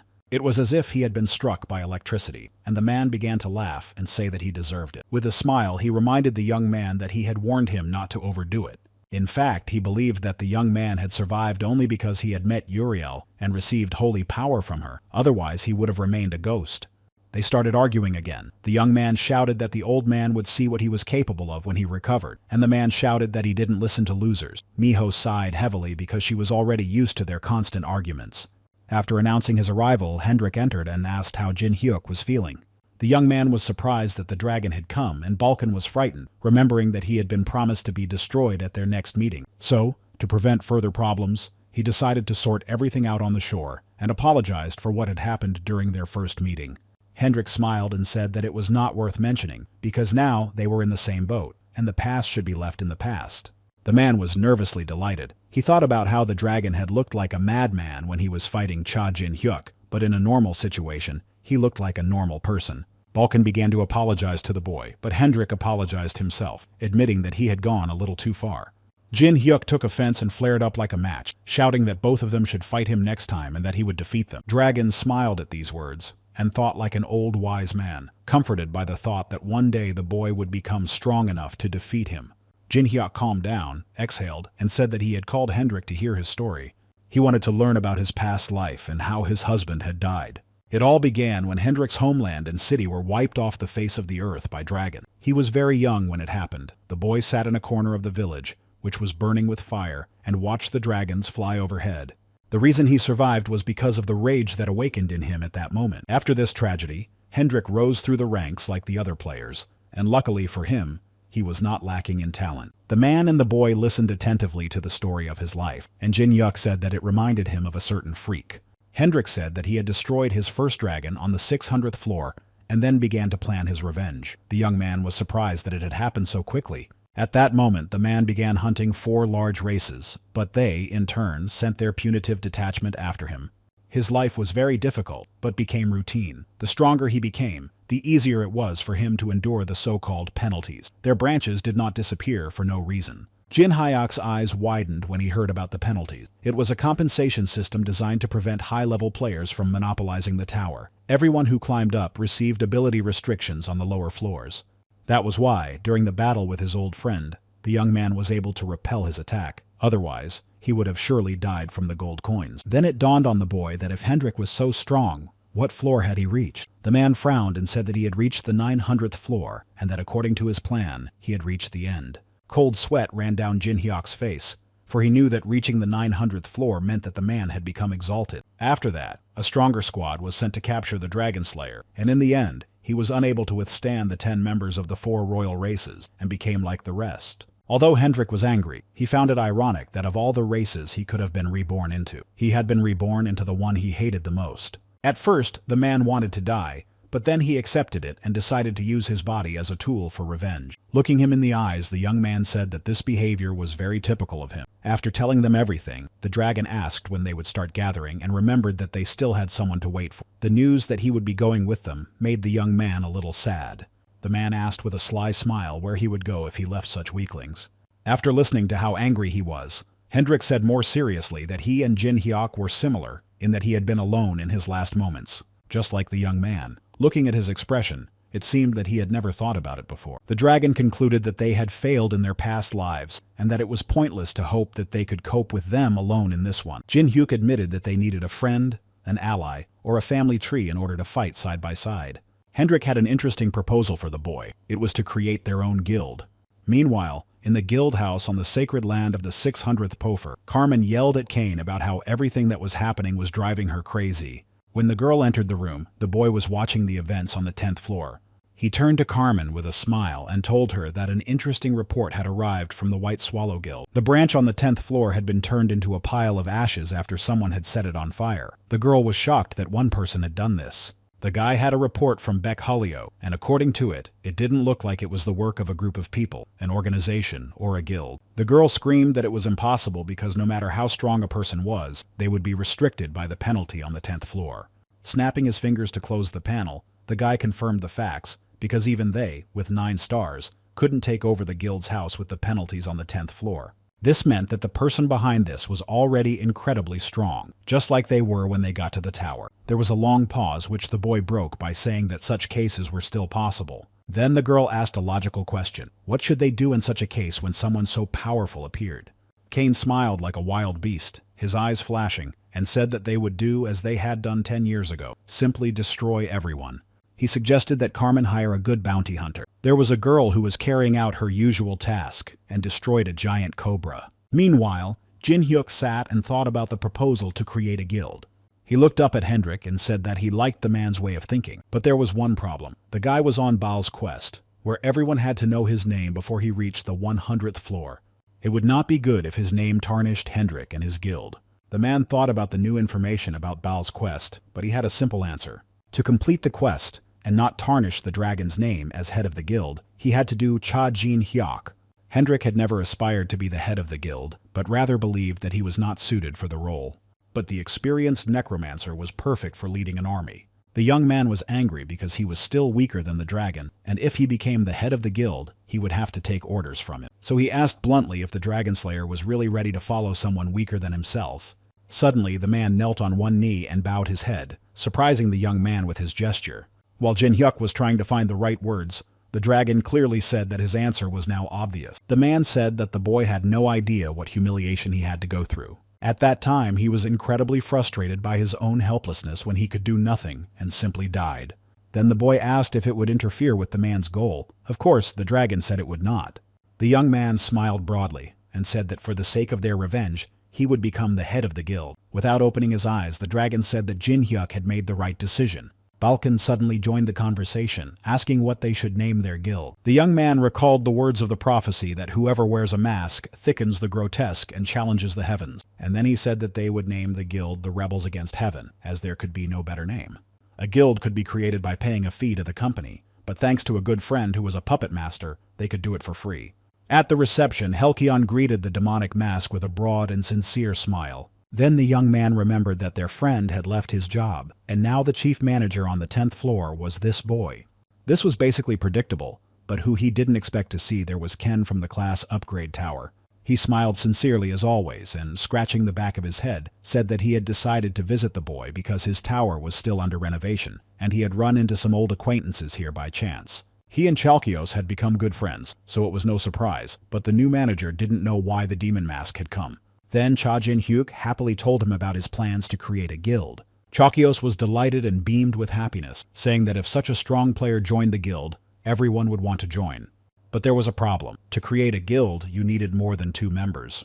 The young man laughed, pointed to his guardian spirit Balkan and the dragon Hendrik, and said that should be enough. Ken stammered nervously as he tried to say something, realizing that this was the same dragon from the city center, while Chalcyon was delighted that Jin-hyuk had been able to recruit him.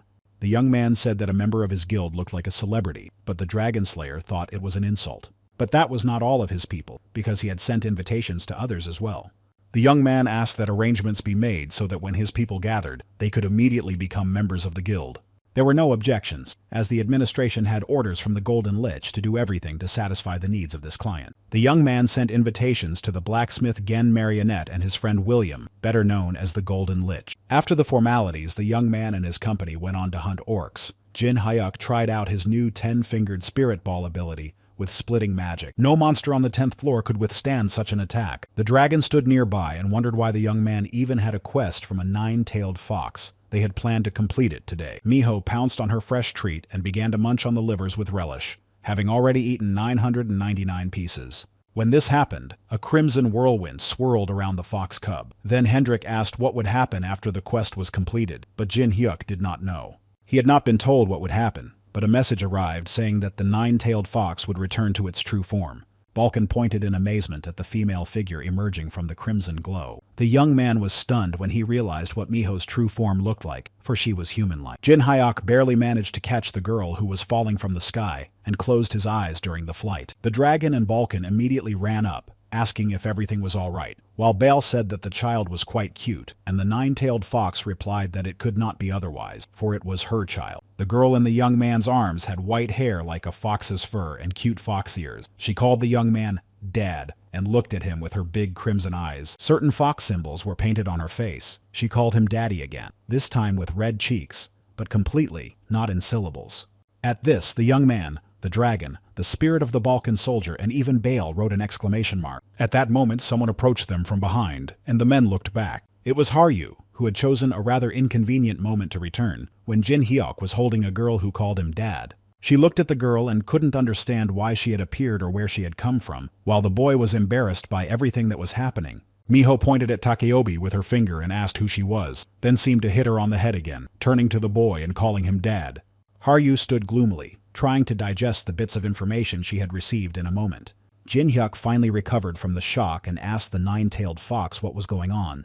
After completing the quest, Miho became his protege, which was her reward in the form of affection. The fox's message began to fade, and the last thing she said was that she was leaving her daughter in the boy's care. No matter how much the young man shouted for her to sort things out, she could no longer hear him. Balkan laughed and congratulated the new father, while the dragon thoughtfully asked if foxes really gave birth to humans. This bothered the young man. He felt that his friends were making fun of him. Meanwhile, Karu was going crazy with her own guesses. She tried to figure out when the guy had gotten the child if she was already so big, but then she came to the conclusion that it was not surprising that such a cool and strong young man had a mistress. It was clear from the beginning, and now she could only accept it and move on. It was pointless to hope for any reciprocity. Suddenly, Hendrik approached her, introduced himself, and said that he had joined Cha Jin-hyuk's group. He had already heard about the girl from stories and was glad to meet her.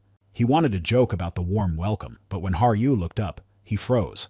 The girl saw a picture of the day when her village was destroyed, children running from the fire and the figure of a man with horns laughing maliciously. Without thinking twice, she grabbed a sword, called the man an enemy of the village, and lunged at him. The dragon, of course, defended himself against such a sudden attack.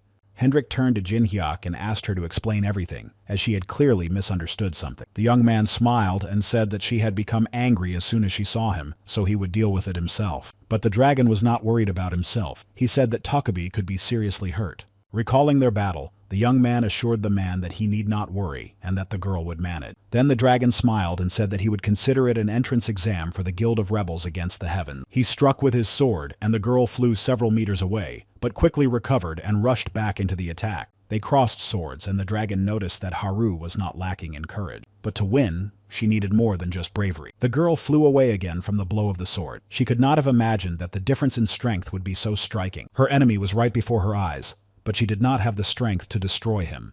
Then the spirit of the dragon-slaying sword emerged with a laugh and said that this attacker was a worthless dragon. He decided to lend the girl his strength just once, so that she could destroy him, and at the same time understand why the sword was so named. Hendrik was intrigued by the sword that had a mind of its own, so he gladly invited it to battle. Haru swung, hoping to deliver a fatal blow, but it seemed like child's play to the dragon. She was amazed that the dragon-slaying sword could be stopped so easily, and with just one hand. The man kicked the girl with his foot, and she fell to her knees from the strong blow. The dragon asked her not to think that his sword was ordinary. Even the material from which it was made was better than Harju's sword. Tokabi turned to the dragon slayer's sword and asked it to give her the strength to complete her revenge. The embodiment of the sword laughed wildly. He liked the girl's fighting spirit. Then she acquired an even more destructive aura, and a silky thread appeared from the sword, which greatly impressed the dragon. Haru flew into the attack, saying that she would avenge the village that had been burned down, and the entire Tokebi clan that had been destroyed. The man dodged, but realized that this power was far beyond the girl's level. It was the sword that gave her such power. If he didn't stop her, the sword's owner would be in danger, so Hendrik grabbed the girl by the arm and asked her to drop the sword.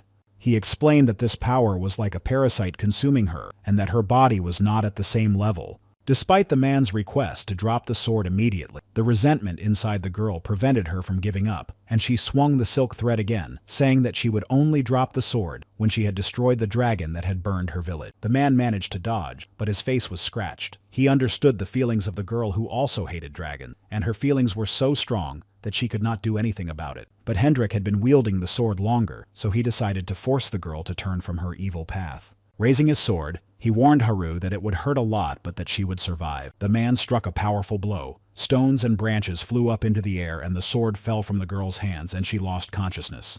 When she came to, she found herself in a forest near the village of Tokebi. It was a flowery forest full of blue flowers. Suddenly, a ball rolled to her feet. Harju picked it up and looked at it in surprise. Suddenly, someone called her, and when she turned around, she saw smiling children from the village asking her to give them the sword.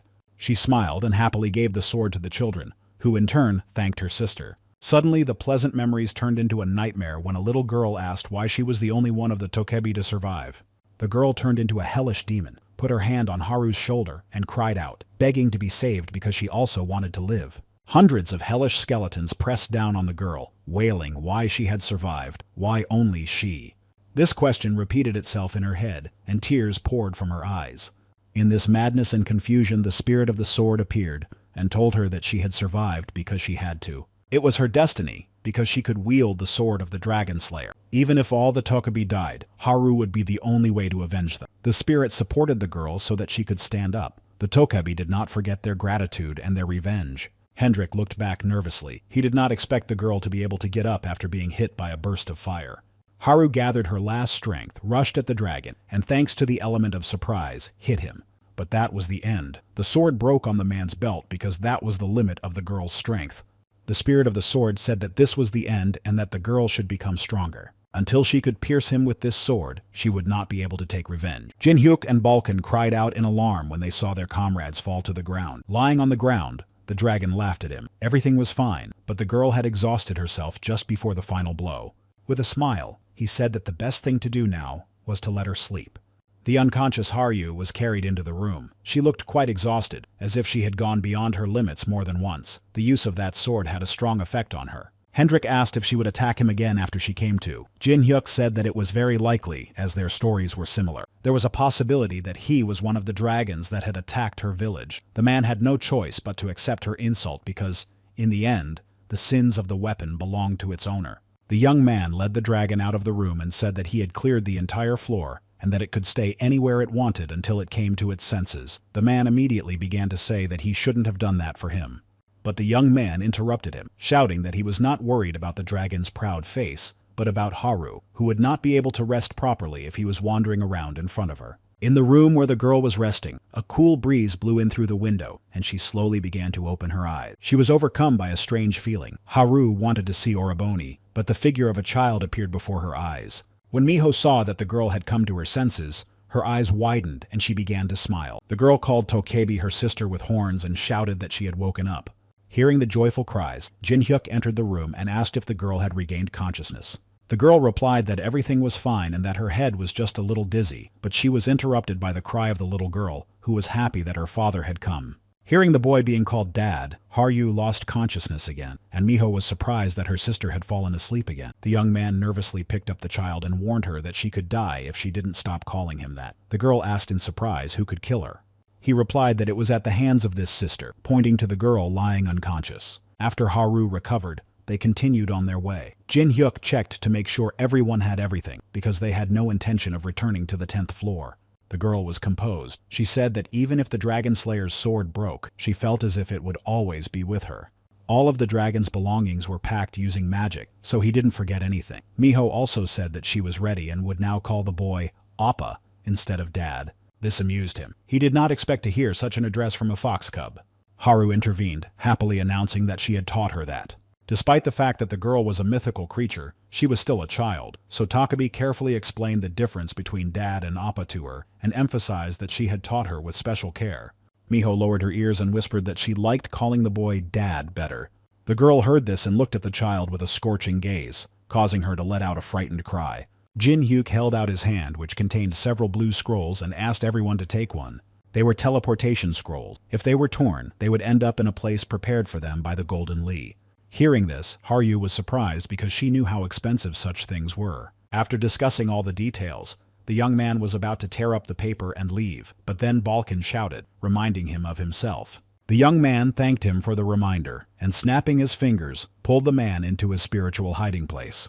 Balkan shouted at the young man, asking him not to treat him like an object that could be put away and taken out of storage. Tearing up the paper, they all moved to a place that was exquisitely decorated. The dragon was not impressed by the scale, but Tokebi was amazed by the luxury she saw. It was a space specially created with magic. This was only possible with the enormous wealth of the Golden Lich. When everyone appeared in the space, someone else suddenly arrived. It was Geno, who appeared right next to Haru. He was a famous old blacksmith. Overjoyed at the reunion, they rushed into each other's arms and wept. Jin-hyuk and Balkan watched this, and rejoiced that the long-awaited meeting had finally taken place. Suddenly, the door to the room burst open, and an indignant Golden Lee rushed in and began to lecture everyone for being late and remind them of the etiquette of arriving 10 minutes before the start. The boy reminded him of Tokebi's situation and asked him to be more tactful, but his old friend teased him, saying that the Star of Death had become very soft. The puppet who followed Lich was surprised to hear the boy's nickname because he knew about the legendary Star of Death who had died 10 years ago, betraying everyone for power. Jin-hyuk smiled as he took off his mask and was pleased that so many people knew about him, confirming that he was indeed the same guy. Gathering everyone around the table, Lee read some information from a book, slammed it shut, and said that was all that was known at the moment. Covering his face in shock at what he had heard, Marionette raised his trembling hand to clarify what he had heard. The 4 royal races began to secretly get rid of those whose potential began to grow uncontrollably, and among them was an attack on the village of Tokabi on the 100th floor. Cha Jin-hyuk and Sir Hendrik were also among their victims, but they returned to life.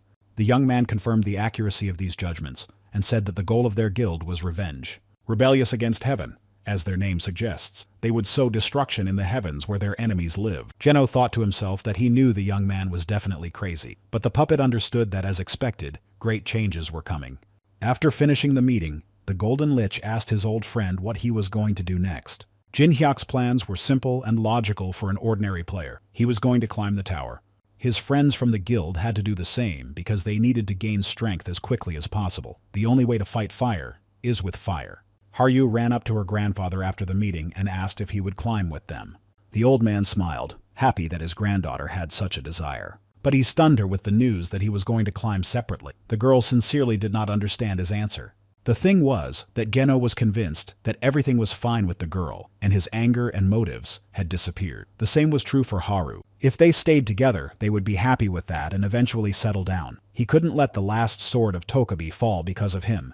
The man decided to change his name to Shadowless and become an ordinary blacksmith. He bequeathed that the girl should not forget her anger and revenge as the last of their kind. Suddenly, a young man approached from behind, put his hand on Haru's shoulder, and told the old man that in that case he had a special mission for him. Jin-hyuk said that he wanted to establish their base on the 100th floor, and that Golden Lee should survey the village of Tokebi. The man said that this was not a problem, but that someone worthy of leadership was needed, and asked if the young man had anyone in mind. Of course, it was the best blacksmith in Tokabi, who had lived on the 100th floor for a long time and knew the area and geography well. Lee thought about it and agreed, and at the same time ordered Marionette to go with the old man to the 100th floor. The young man approached Gino, put his hand on his shoulder, bowed politely, and said he would accompany him. When everyone had decided on their roles, the rebels set off on their journey. Jin Hyuk put on a mask with fervor, inciting everyone to live up to their name. The group crossed through a portal to the 11th floor, a safe zone. Once there, the young man looked at the tower in the center of the city and thought that this was the floor where everything would really begin. He spoke to the freaks who had done this to him, telling them to just wait for their retribution. He didn't care how high they had climbed, because he was determined to get even with them for everything. But no one promised the boy peace. Following him onto the floor was a white-haired girl who was a mercenary hired to eliminate potential talents like him. The young man moved quickly upward, and rumors about him spread instantly. He quickly reached the 50th floor. The demonic mask was carrying out its next task in some luxurious palace guarded by knights. His spiritual army was reinforced by fallen soldiers of the Holy Kingdom. Although they were already spirits, they still retained their honor and were ready to destroy all the enemies of their master. In addition to Jin Hyuk, his amazingly strong team was also famous and worth a lot in its own right. The young man destroyed another branch of the enemy, and his forces were significantly greater than those who defended it. The manager of this branch did not understand what was happening and why such chaos was occurring just when he had become the head. But still he was confident that he could fight back, as he had not been chosen as the manager of the Holy Land Guild's subsidiary branch for nothing.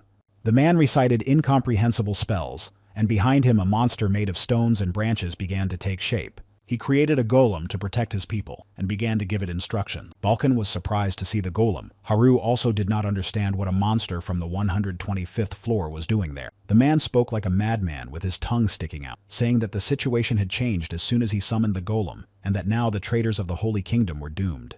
He ordered his monster to crush everyone who stood in the way of the Holy Kingdom's coalition. But this order was not meant to be carried out. With one light blow, Hendrik turned the golem into a pile of stones incapable of anything. While the manager stood there stammering, unable to say a word, Jin Hyuk appeared behind him. The young man grabbed him by the throat and asked if he was from the Shikara branch on the 50th floor. The man cried and asked, foaming at the mouth, if the young man wanted to make the Holy Kingdom of 9 Stars his enemy.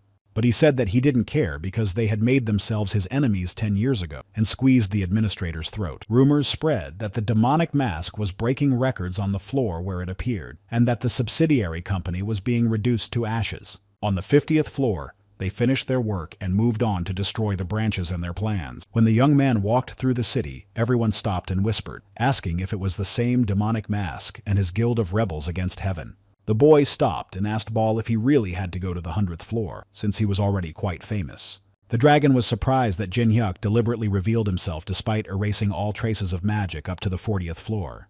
Haru asked him directly if he was doing it on purpose and received an affirmative answer. The young man grew tired of raiding their guild and searching for information. Now he wanted them to come to him. The young man checked his status window to make sure of his powers. He was confident that even if they ambushed him, everything would be fine. Although he was still weak, he had sacred power and demonic energy that would come in handy if he was attacked. After thinking for a moment, Jin Hyuk said that he didn't have enough weapons, but the dragon standing next to him advised him not to be so greedy. He reminded him that the boy had a weapon forged by Shadowless, and that it would be difficult to find a better weapon until they reached the 100th floor. Haru frowned a little and asked if everything was all right with her grandfather, and the little fox cub, with childlike innocence, pointed at the dragon and said that Hendrik had made his sister sad. This remark from Sweet Miho puzzled the man, but the young man had his own ways of dealing with the situation. He was going to go to a certain place to comfort Haru and get some weapons for himself. The dragon asked where he was going, and the young man turned back and said he was going to the black market on the 51st floor. This was a place where you could find things that were impossible to get at a regular auction, or difficult to find by normal means. Sometimes quite rare items could be found there. He suggested that Haru and Miho get something they liked. The girl's eyes immediately lit up, and the little fox cried out joyfully. Jin Hyuk was surprised that they were so delighted, and thought he should have thought of something to buy earlier. Balkan joined the conversation. He also liked the idea of shopping. But suddenly, their plans changed quickly. Survival became the priority when a bomb flew in near the group. It was a small ball that suddenly exploded and threw the boy back with a wave. The next moment, an unknown girl in a hooded raincoat was already shooting at the guy with a pistol. Although the shot was quite close, Luckily, the boy managed to dodge it. There was a huge explosion when the energy found its target. The young man was horrified by the power of the small pistol. If it weren't for the mask, he definitely wouldn't have made it. The unknown girl expressed her admiration for the young man's ability to dodge the shot at point-blank range. But would she be able to dodge when an angry dragon suddenly attacked her? The girl smiled at a man in a wheelchair who responded, and she was protected by a digital wall. In a split second, the girl changed into a costume with a motorcycle helmet. Hendrik, confused, assumed she was a machine. Using a shock technique, the girl repelled the man's attack by redirecting his own force. The next moment, Haru and Miho flew at the girl, enraged that someone dared to point a weapon at their little brother. But the stranger simply used her flying devices and rose into the air, so that the girl's attack simply passed her by. While Tokebi was marveling at the flying girl, the fox cub happily shouted that she was a flying machine. But the next moment, a bunch of small red spherical bombs rained down from the sky and instantly exploded near the mythical creature and the girl. The girl fainted from the explosion, and the little child turned back into a fluffy fox cub. The stranger said she had expected more from the super rookie team that was already the subject of legends. But Hendrik and Jin Hyuk had no intention of letting their names be tarnished so easily, and launched a furious double sword attack.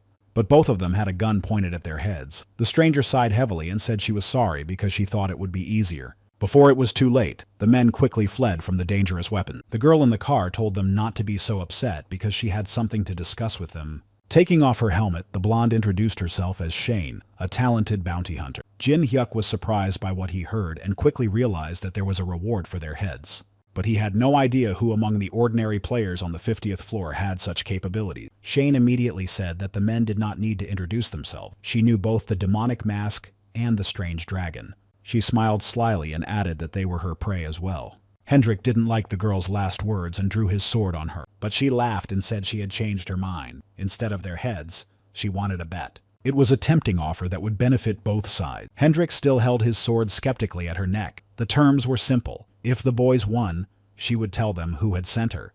The dragon could no longer listen and decided to simply finish off the girl, but the young man suddenly stopped him. The thing was, if the girl was supported by 4 races or 9 stars, their rise, which had only just begun, would become very dangerous. The man shook his head in irritation but said nothing. Then Jin Hyuk asked for more details about the bet. Shane put on a helmet and, instead of explaining, said that fighting a strong opponent was always fun. She banged her fist against his fist and challenged him to a fight. Obviously, that was what she would get in return. Hendrik shouted in surprise that it meant they would have to fight anyway, but the girl said there would be certain conditions. They agreed that all 3 of them had to survive. They could only get information from her if she was alive, and the girl in turn had no intention of destroying them. The dragon thought anxiously about what the girl was planning, since she was offering such conditions and saying that she did not even plan to destroy them.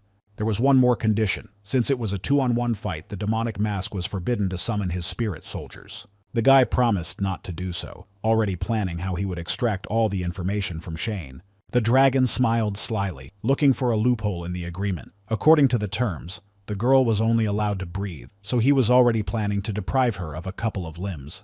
Shane heard this threat but smiled back and enthusiastically began the fight. Her assistant switched to automatic control and, finding his target, began shooting first at Jin Hyuk.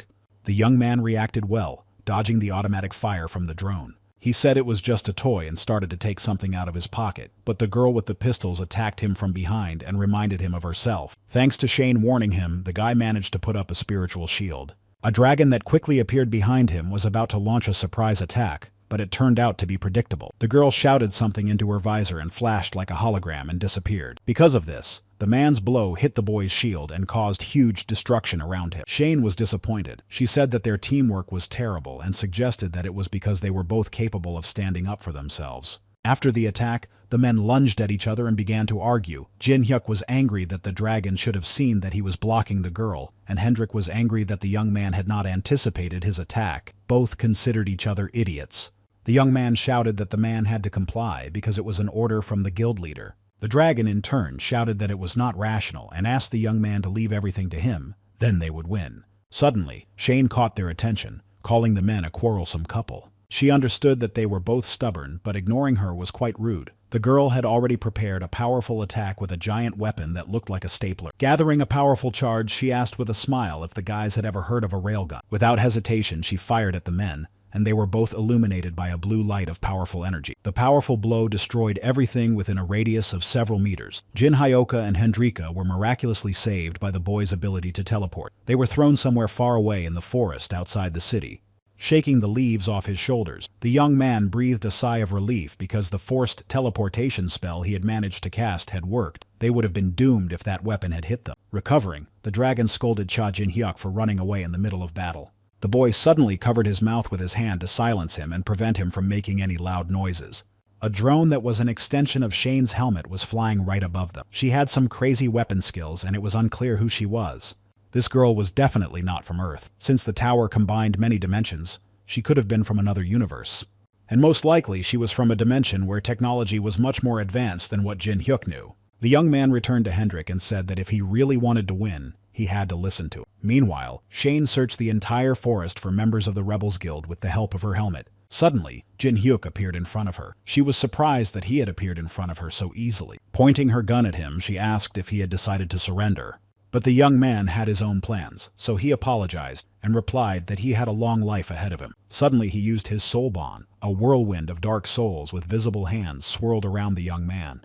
A closed, dark space formed around them, but Shane was not afraid. She mocked his skill, saying that she had expected something more spectacular. She considered it a common skill. She was even offended by such underestimation, but a moment later, a dragon suddenly attacked from outside the space. Then the girl realized she was wrong and quickly reacted by shooting at the man. It seemed that she had hit him, but she realized that something was wrong and didn't know what exactly. She was sure that there had to be something else. The dragon smiled happily, and the spirit's hands swirled around him. He told Cha Jin-hyuk that he liked it.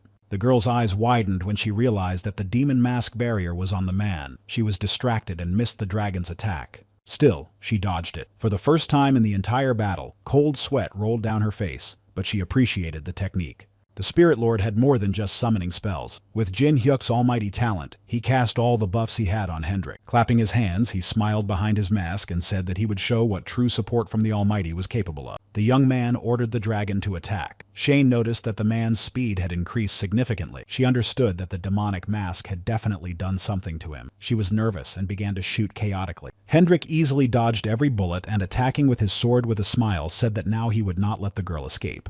A protective barrier appeared around the bounty hunter, and as soon as she opened her eyes, which had been squinted shut from the impact, she saw a huge golden dragon. The man smiled and attacked the girl with a lightning dragon attack. But when he took a step forward, he realized that he had stepped on some unknown object. Shane began to smile nervously with relief that the dragon had fallen into her trap. It was a gift for the one who had forced her to retreat. There was a nuclear mine under Hendrik's feet. Jin-hyuk ran to save his friend as soon as he realized something was wrong, but it was too late because there was a powerful explosion.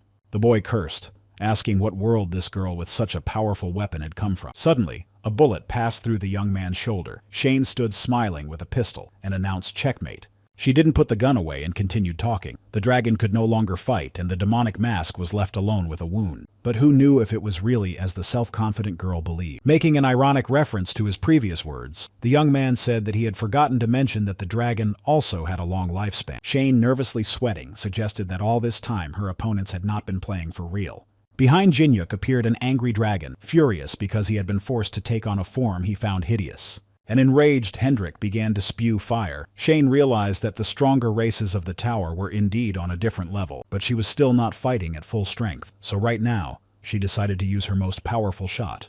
But in his full dragon form, he was indifferent to her attacks. For now, all these weapons were only good for tickling flies. Shane really started to get nervous, especially when Hendrik reminded her of their agreement not to destroy each other and asked him not to provoke her into breaking the terms. The girl began to fly back, and the dragon gathered power for the next volley of fire.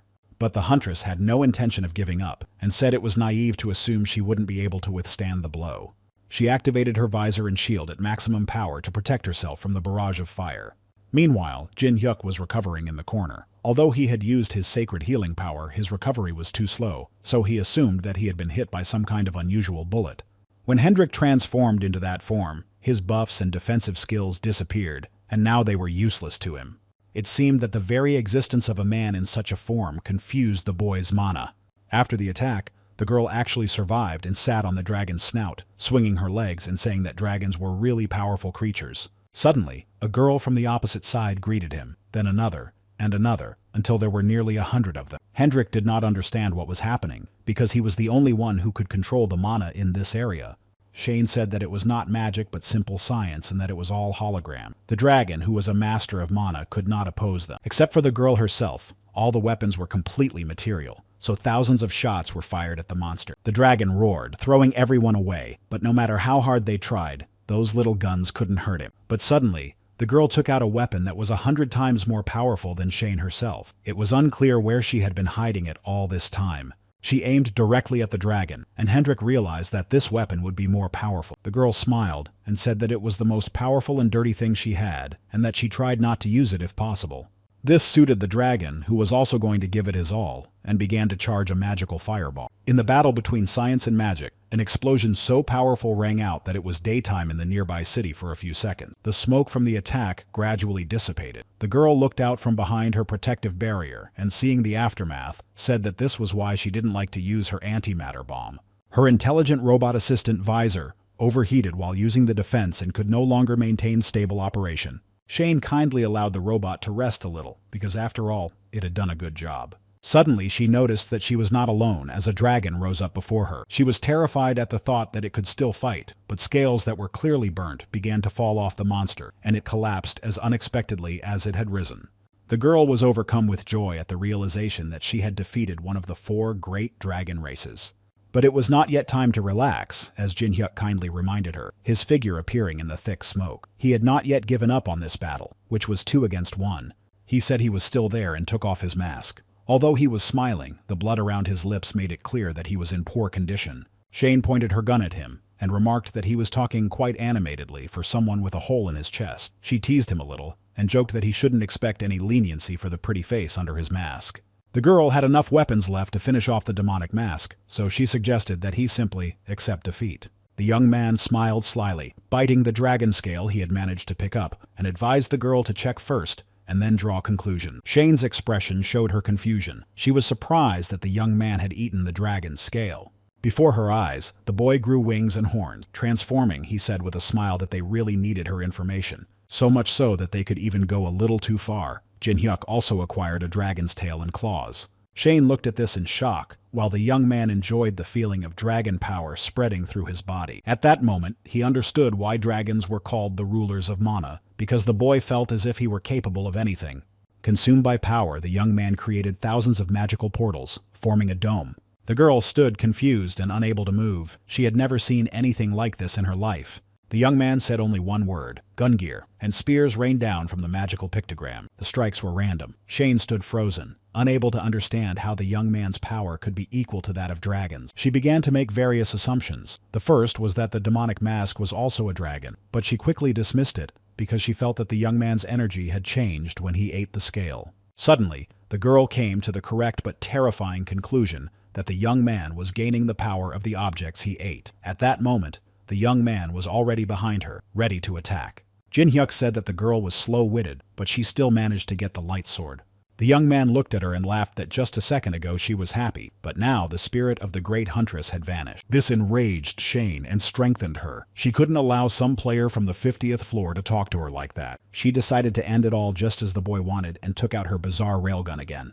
Jin-hyuk laughed and said that they would see who was stronger. The young man shocked the girl when he began to gather energy to use the dragon's breath. With one accurate shot, all of the girl's weapons were shattered, and she lost consciousness. Jin-hyuk landed softly on the ground, but the attack did not leave him unscathed as he began coughing up blood. He simply coughed up the dragon scale because until he could make this power his own, it was still too powerful for him, so the young man left it for later. In any case, he now had another problem, Hendrik, who had been badly beaten. After a while, Shane came to her senses. She quickly felt the effects of the powerful battle as her whole body ached with every movement. Looking around, she saw the demonic mask and the dragon sitting there, obviously waiting for her to wake up. She began to scream indignantly, realizing that the men had come to their senses before her, but she couldn't expect anything else from the dragon. When she looked around a little more, she noticed that the sky was an unusual color, and asked where they were. It was a barrier created by Jin-hyuk because Hendrik and Shane were unconscious, and the area was badly damaged, so he couldn't just leave everything as it was. The girl laughed nervously and said that they had strayed too far. Shane admitted defeat, although she had hoped to win, and considering that she had encountered a monster that had stolen the power of all 4 races, It was obvious that she had no chance from the start. The boy laughed at the fact that they had been underestimated, while the dragon didn't understand why they were arguing at all. The girl said happily that she just couldn't pass up such a wonderful opportunity to fight a dragon because she had wanted to for a long time. The man angrily shouted that they had staged such a grand epic battle over such a trifle. Shane said that of course she wanted to find out who was stronger, her or the dragon from the ground floor. The dragon agreed that this was indeed a valid argument and said that he had nothing to add, but this enraged Jin Hyuk, who had used all the mana stones from his spirits to support the barrier. In any case, since the girl had come to her senses, she had to tell them who had ordered her. First of all, the girl pointed out that she had been sent to hunt them down by more than one person. Shane said that the guild association had offered a reward for their heads. The young man did not want to believe what he had heard. The news was too bad. Hendrik had never heard of the guild association, so he asked what it was. The girl asked if the men had heard about the penalties that restricted high-ranking players from entering lower-ranking floors. Therefore, they circumvented this by defeating and supporting low-ranking guilds. These guilds seized power on the lower floors. In turn, those guilds would take over guilds from even lower floors, and so on, in a chain reaction that stabilized their power. This was called a guild association. There weren't many such forces in the tower, so Hendrik assumed that they could figure out who was behind it with a little investigation. But there was no need for that. Jin Hyuk knew one person who had the power and authority to do such a thing. It was the Guild Association of the Holy Kingdom of 9 Stars. Kane Pellin was certain that he was behind it. Meanwhile, Kane gathered the 9 stars at his mansion and thanked them for coming. The holy sword named Donat Taylor smiled and said he knew why they had been summoned. He had heard that the precious daughter guilds of the Holy Kingdom had been completely destroyed. Archmage Merlin assumed that it was a demonic mask, a powerful player from the 50th floor. The Poison King, Dan Cho, mocked that the man had been attacked by some puppy from the lower floor. An angry Carmen interrupted the conversation because she was tired of empty talk. Donut grabbed his sword with a smile. He was always ready for a senseless fight. Kane intervened with a question about whether the boy could guarantee that his daughter's guild would not be next. Pellin announced his decision, reasoning that the demonic mask was a weed that was spreading. With a devilish smile, he offered to weed out this annoying weed. Donato was not impressed by such statements, and skeptically asked how they would do it, because he did not really want to go down there himself. This was really not an option, because the difference in ranks was too great. The guy suggested hiring a mercenary because the one he had sent earlier had done an unsatisfactory job.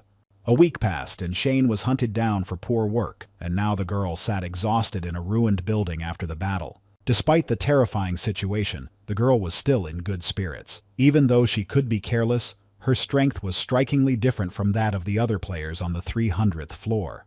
The royal ranked ascenders were truly on another level. Among her attackers was a guy in a strange mask and a blonde young man with a snake. The guy in the mask and hood scolded the girl for failing the task and giving information to the men. The traces of the demonic group weakened after their encounter with Shane, so they decided to feed her to a huge snake. She became dinner for the white snake Camille, who wrapped her body, squeezed her until she turned blue, and swallowed her in one gulp. Haru had a strange dream. She was in a dark space with blue lanterns and begged to be saved. Suddenly, she came to her senses on the roof. The girl held her head, which was spinning a little. Jin Hyuk and Miho, who had regained her human form, looked at her happily. Shaking her head to clear her thoughts, Haru asked what had happened to the woman who had attacked them and where Hendrik was. The young man said that the dragon had gone to find information, that those who were hunting them were very serious and would probably decide to investigate the information they had received from Shane. Realizing that the girl had recovered, the young man said that they could leave, but Tokobi had forgotten where they were going. Jin Hyuk smiled and reminded them that their next destination was the black market. The group arrived at the shopping district on the 51st floor, where there were crowds of people, street food, lanterns, and entertainment. Miho's eyes lit up when she saw cotton candy. She pointed to it and asked her older brother if she could have some. The young man did not object. There was still some time before the black market opened, so the little girl happily ran to the counter.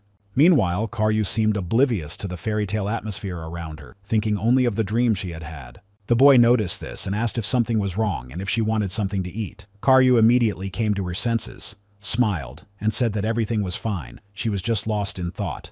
With shining eyes, Miho ran up to them, holding a pile of treats in her hands. The fox cub was beaming with happiness and offered her sister to eat everything together.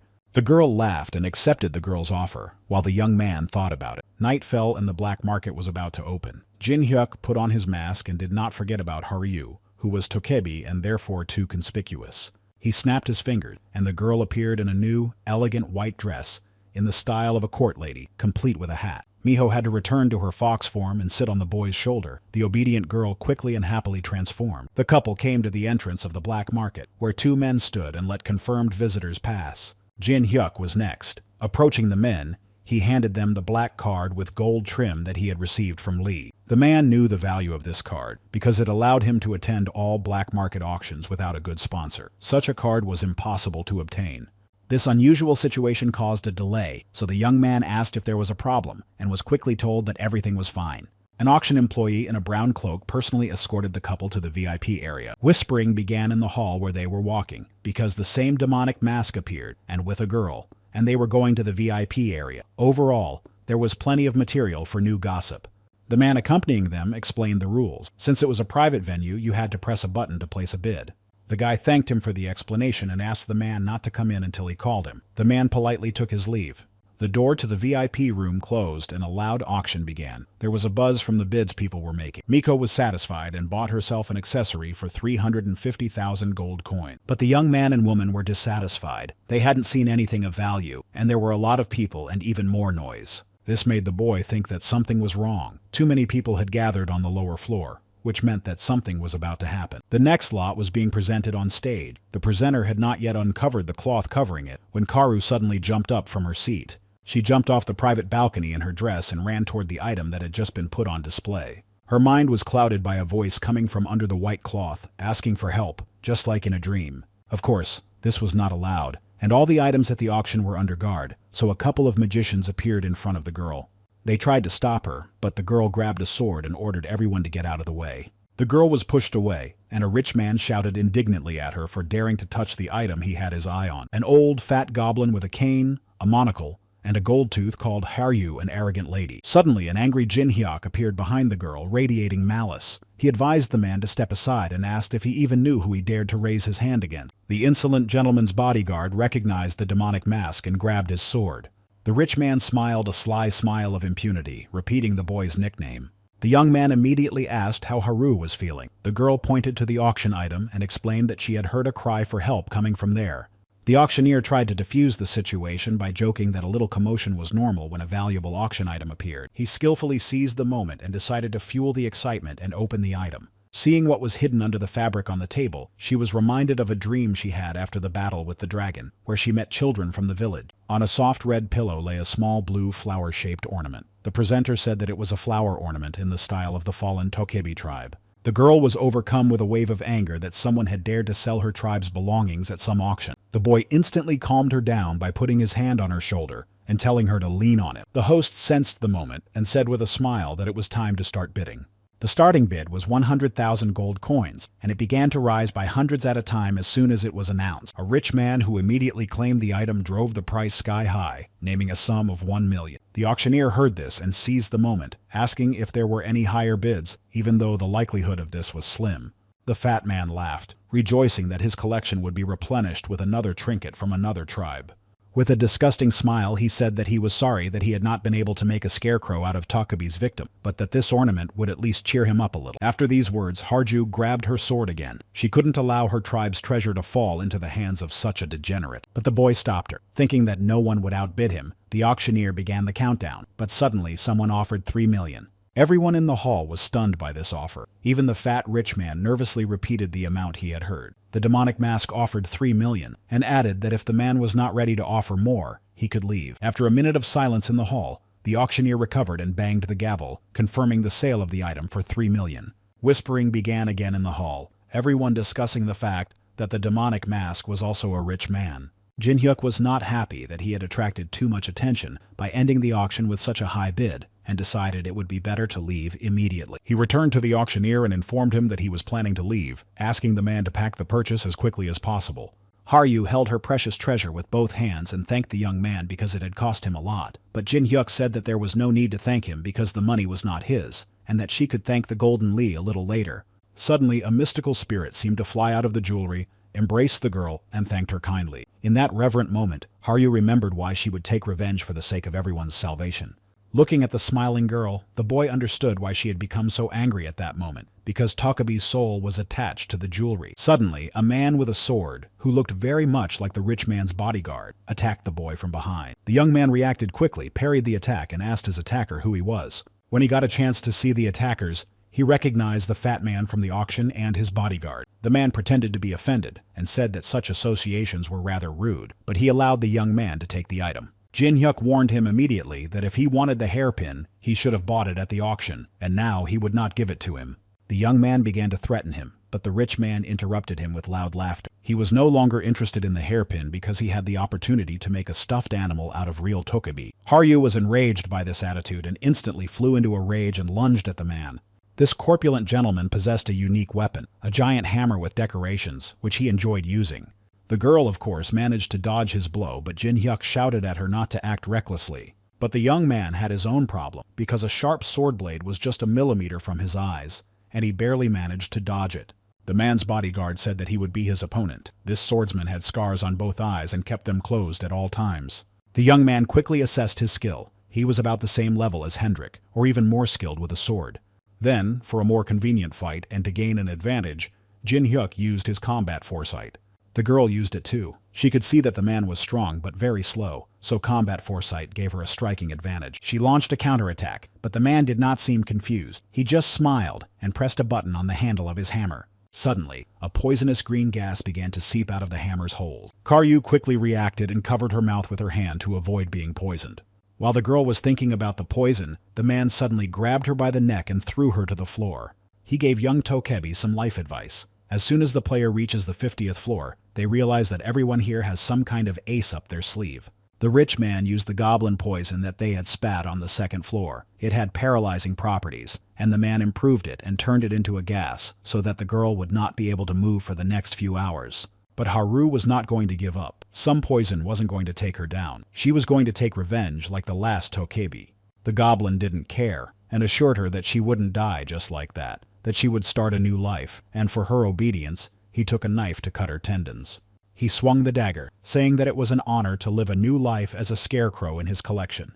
Suddenly, eyes lit up in the thick veil of poisonous clouds, and the man's hand flew away from his body before he could even get close to Tokebi. The man looked back in shock. The young man said that he was probably wondering why he could move despite the poison, but it was simple. It had no effect on him. The demonic mask said that the goblin was too disgusting to be a scarecrow, so he would simply destroy him. Only now did the pain catch up with the man, and he grabbed the place where his hand had been. Jin Hyuk advised him not to dramatize it, saying it was only one hand and now he would take the other one. A guard with a sword appeared instantly to defend his master and attacked the young man. But the young man managed to put up a magic block, but praised the man because the attack was really fast and he barely had time to defend himself. The swordsman did not look back. He felt that something had blocked his attack and assumed it was magic. Jin Hyuk quickly decided to counterattack and used a 5-finger spirit bolt. The man dodged and concluded that the boy was skilled with both sword and magic, which could indicate that he had some hidden class. He couldn't see anything, so he relied on his senses and felt pressure as if he was facing not a novice but a veteran of the upper floors.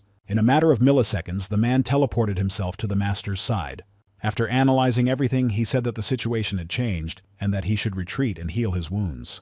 The goblin began to get angry and ask if this was some kind of joke, because in front of him was the real living Tokebi he wanted so much. Suddenly, the man put the blade of his sword to the rich man's face, stopping literally a few micrometers from his nose, and reminded him of the terms of their contract. The goblin trembled, looked away, and repeated them. They said that he would not interfere when his bodyguard was fighting. The man looked at the lord more seriously and angrily, and told him not to interfere and to run away. The rich man obeyed and began to run away, deciding that if he couldn't get the Tokebi, he would get the hairpin. He rushed towards the jewelry that Miho was bravely defending and pushed her away with a punch. He grabbed the glass cap under which the jewelry was and began to run away, rejoicing that it would complete his collection. Haryu got up, grabbed her sword and ran forward. She couldn't let the man get away. How much trouble fell upon the guard when the effect of the poisonous gas proved to be so short-lived. Guided by his senses, he swung at the girl because he could not allow her to pursue his master. But Jin Hyuk came to her defense. He said that since the man had started the fight, he had to fight to the end. A fierce sword fight began. The men wielded their swords so skillfully that the buildings around them shook. After defending himself from another attack, Jin Hyuk said that no matter how you looked at it, the man's skills were too impressive to be wasted in a place like this. The man smiled and said that this terrible place allowed him to meet strong people like the Demon Mask. The young man found this funny and said that the man was a rat who had run away because he was afraid to climb. Apparently, these words hurt him deeply because he struck with impressive power and launched a second attack, saying that the young man knew nothing. The man began to send shockwaves from his sword, destroying everything around him, but the young man suddenly appeared from the side and said that he was weak. With a quick, imperceptible blow, he struck the man, passing his sword through his body. At that moment, he remembered his entire journey to the 400th floor and saw the true appearance of the tower. Deception, fraud, and betrayal were the lowest manifestations of humanity. There he lost his eyes. He lost them after his friend betrayed him. That place was disgusting to him. The man flew at the boy, saying that at least here people did not hide their ugliness from each other. The young man dodged and said that he understood, because he himself had been betrayed and ultimately deprived of his life. But he said that the man was very weak in spirit because if he had been truly strong, he would have risen higher than the tower, and he would have destroyed those who betrayed him. Jin Hyuk struck such a powerful blow that the man flew away and left a dent in the wall. The young man would never run away like the man did. Releasing his spirits for the fatal blow, he said that he would go to the end and destroy his traitors. Meanwhile, the goblin who was running away with the ornament promised himself that this was not the end, and that he would make a demon mask and a tokibi scarecrow for his collection. He was just a short distance from the main street where he planned to blend in with the crowd. The goblin rejoiced as he looked at the city lights and imagined how he would reach safety, when suddenly someone ran past him, splitting his body in half. It was Haru with her sword. She said goodbye to her husband and told him that he wouldn't be able to collect anything in the next world. Suddenly, her attention was drawn to a gold card that had fallen out of her husband's pocket. Meanwhile, the battle between Jin Hyuk and the blind man took an unusual turn. Despite the powerful attack, the man remained alive and asked why the boy had not finished him off. The demonic mask suggested that the man had unfinished business with those who had done this to his eyes. The blind man was shocked but smiled and said that when he was done with them, he would find the boy and make him regret not finishing him off today. Jin Hyuk was glad to hear this, said he would wait impatiently, smiled, and moved on. Upon learning all the details, Balkan teased the young man, saying that he had behaved coolly and, in the end, had even shown mercy and pity for his avenging colleague. Jin Hyuk tried to shut him up every time. Haru caught up with them. The young man immediately asked if she was all right and what had happened to the rich man. Balkan was also interested in this question, and the girl quickly replied that she had simply destroyed him. Another interesting thing was that she handed him a gold card that had fallen out of the goblin's pocket. The man thought that this card looked like the one the young man had used. The guy explained that it was most likely connected to the auction house, but it couldn't be used to make deals. Usually such things were just passes, said Jin Hyuk, looking at his reflection on the card. Under his mask, he began to smile wildly. It was a pass that allowed him to participate in high-ranking auctions, which meant he could buy valuable junk. Haru suddenly spoke, apologizing to her father for not controlling herself, getting angry, and almost ruining everything. The guy gently put his hand on her head and said that everything was fine because he understood how valuable this jewelry was to her. So the situation was not terrible, but he reminded Tokebi to keep in mind that sometimes you have to be cold-blooded to get revenge. The girl blushed at the unexpected touch but agreed with the young man with a smile. They all returned to the auction, and now Jin Hyuk shocked the concierge by handing him the gold card he had found, which was a secret pass. Taking it back, the young man expressed his hope that the level of the auction would match the card. The man, of course, began to assure him of this, and said he would show the guests in. Balkan noticed that there weren't many people at this auction, which wasn't surprising because not everyone had such a card. On stage, the spotlight shone on the presenter, who solemnly announced the last lot of the day. The man skillfully kept the audience in suspense, delaying and announcing the moment when the valuable item would be revealed. The hall was filled with the voices of eager auctioneers, who were already drooling with anticipation to see the last lot of the auction. The young man noticed the commotion among the people. He found such excitement strange and became curious about what was hidden under the piece of cloth. The noise grew even louder when a cage covered with a red cloth began to descend onto the stage.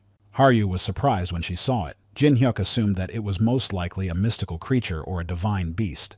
The host emphasized again that this was the last item in the auction, and that a special finale had been prepared for everyone. When the red cloth was lifted, Jin Hyuk was stunned by the madness that unfolded before him. The insane auctioneers were selling a slave girl who had captured a dark elf. The young man felt a mad desire for destruction from the girl. It was logical that she had not ended up here with a good story. The young man felt something strange besides a striking desire for destruction. He sensed a mana from her somewhere on the level of a higher elf. Dark elves were a race whose ancestors had been exposed to demonic energy, and the pure mana of the higher elves was its complete opposite. They could not coexist. Balkan said that theoretically it was possible if someone forcibly exposed a higher elf to demonic energy. Something like this could happen. But a higher elf was not so easy to find. Jin Hyuk suggested that the girl was the result of the brutality of the four races. The hall was buzzing with people placing their bets, which started at 1.5 million and rose steadily. Suddenly, someone shouted a price of 5.5 million. It was an angel who appeared with a smile. Her name was Hamiel, and she was of the Natsak rank. The elf instantly became angry, grabbed the bars, and began to yell at the angel. The girl shouted that she would never sell herself to an angel, and that if she was lucky enough to get out, she would be the first to die. Hamiel smiled disgustingly and told the girl not to get so angry and to think about it. For some reason, she called the elf a princess. The angel began to manipulate her, saying that the girl could become a toy for nasty old men who were already drooling greedily at the thought of the ransom. Or she could become their pet, which Hamiel presented as a wonderful choice. The auctioneer, pleased with the amount named and hearing no new bids, wanted to bang the gavel and end the auction. The elf girl closed her eyes, tears welling up from the hopelessness of the situation. It was painful to realize that it would all end this way. When the hammer was a centimeter from the board, a voice rang out, saying that another 4.5 million would be added to the amount. The angel was outraged and surprised, not understanding who would pay so much, a whole 10 million. Hamiel turned toward the sound and looked up at the balcony where the demonic mask stood. The young man managed to laugh subtly at the angel and said that she counted well for a bird. The administrator was visibly nervous because it was the highest bid on the entire 51st floor. The lot was sold, and the audience in the hall was buzzing because they couldn't believe something like this had happened. The elf in the cage slowly raised her eyes and looked at her new owner. She did not know who he was. Despite her good nature, the angel was furious that the demonic mask had dared to buy the girl. She couldn't stand it when someone touched her thing. Angels are scary when they're angry, and the girl raised her wings and glared fiercely at the young man. Jin Hyuk immediately raised his hands and dramatically announced that the girl was using her abilities against him to make him withdraw his bid, which was forbidden. Hamiel went on the offensive and told the boy to stop this nonsense because she was sure he couldn't pay such a sum. Angel versus demon, an eternal struggle. They just stood there and glared at each other. The host on stage was confused and didn't know what to do in such a situation. The angel sighed heavily, raised her hand, and said she would bet more than 10 million gold coins. Then the guy shocked everyone by naming the amount of 20 million gold coins. Even Bakan and Haru were stunned. Jin Hyuk simply mocked the angel, looking down at her from above, smiling and saying that she could leave if she didn't have the money. He made Hamiel very nervous. She realized that this was not an auction trick, and that the young man really wanted to buy her item. Jin Hyuk tried to understand why the angel was looking at him like that, and he wanted so badly to gouge her eyes out. He knew that one day he would destroy the four great races, but with his current strength, he couldn't do it. But while they were engaged in a battle of money, he could win here, so he decided to settle for that for now. The angel grimaced, realizing that she couldn't spend more money so easily, and didn't believe that the boy had that kind of money in his account. While Hamiel hesitated and thought, the host said that there were no more bids and loudly banged a wooden hammer, announcing the end of the auction. After the auction ended, the guy was asked to wait a little while they brought him his prize. In addition, he was given a magic key that would unlock the handcuffs if he approached the cage. The administrator, overjoyed, wanted to ask something about the young man's next appearance, but he abruptly reminded him that he was waiting for his purchase. Suddenly, Haru gently tugged at the young man's sleeve.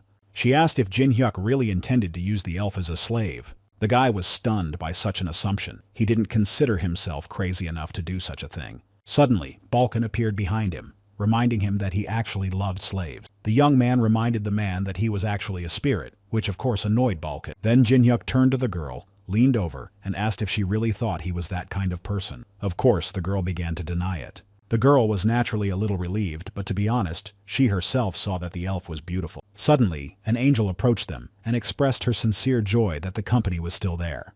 She pretended to be friendly and politely introduced herself, saying she was glad to meet them. Jin Hyuk immediately warned her that if she had come to take his purchase, she shouldn't count on it, because the last person who tried something like that was now feeding the worms. The girl smiled, pretending that she hadn't even thought of that, and delicately asked why he had decided to buy it. The guy came up close and started scolding Hamiel for asking a question even though she knew it was rude, and hinted that she shouldn't expect special treatment just because of her race.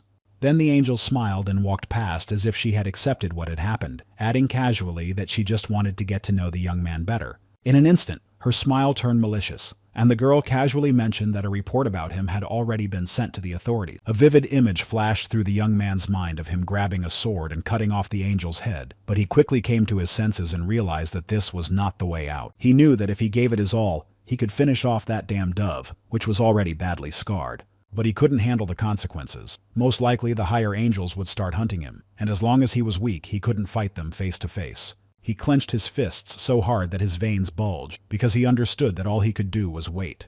As a farewell, the insolent Hamiel clung to Haru's hairpin, saying that she was beautiful, and that she regretted that she would not be able to see her anymore. Her smile was full of malice and mockery when she added that she was even a little ashamed that she had burned them all herself. The young man turned abruptly, struck by the thought that she had not come to rescue the elf, but to provoke Haru. He was afraid that she would fly into a rage again and cause trouble.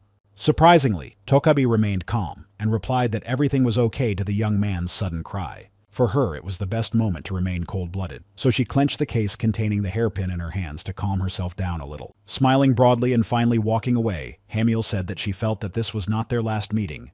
But as she was leaving, she turned around and, with her nasty, insincere smile, said that she would be waiting for them on the 100th floor. Suddenly, Jin Hyuk shouted for her to stop because he wanted to ask her how much she knew. But it was too late. Instead of an angel, only feathers remained. Now the young man did not know what she was planning, but he was sure that the time would come when he would come for her soul. Jin Hyuk and Haru came out to the edge of the 51st floor, while Balkan and the ghost soldiers watched from above and made sure no one disturbed them. The spirits brought the cage to the young man, and now they were in a place where no one could hear them. The elf calmly asked what would be done to her. The young man told her not to worry, because if he had anything strange in mind, the nine-tailed fox cub and the last Tokebi would not be there. Lowering her head, the girl sighed and said that they were all doing the same thing, and she saw no difference between him and the children nearby. Jin Hyuk did not force her to do anything, and said that it was her right to believe him or not, but asked her to introduce herself. The girl looked at him seriously and said her name was Elione von Yggdrasil. The boy's eyes nearly popped out of his head when he heard her surname. Yggdrasil was the royal family of elves, named after the sacred elven tree. Standing before him was a true member of the royal family of elves. Meanwhile, a group of people was already wandering through the forest, trying to find company. Elione was a high elf, but since she belonged to the royal family, she had room to grow. The demonic energy she had gained from becoming a dark elf also had potential for development. It was clear that Hamiel was her enemy, and therefore so were the other four races, so the girl would fit perfectly into their team. The elf herself was thinking about how to escape. The chains were suppressing her abilities, and even if she escaped, she would not be able to use them for some time. She was already thinking about what she would do to the boy if he decided to touch her, when suddenly he opened the cage, surprising the girl. Jin Hyuk asked Elione to stand up because he wanted to ask her something. The girl immediately rushed for the key in the boy's hands and tried to grab it, but he simply raised his hand, and she flew past him along with her primitive plan.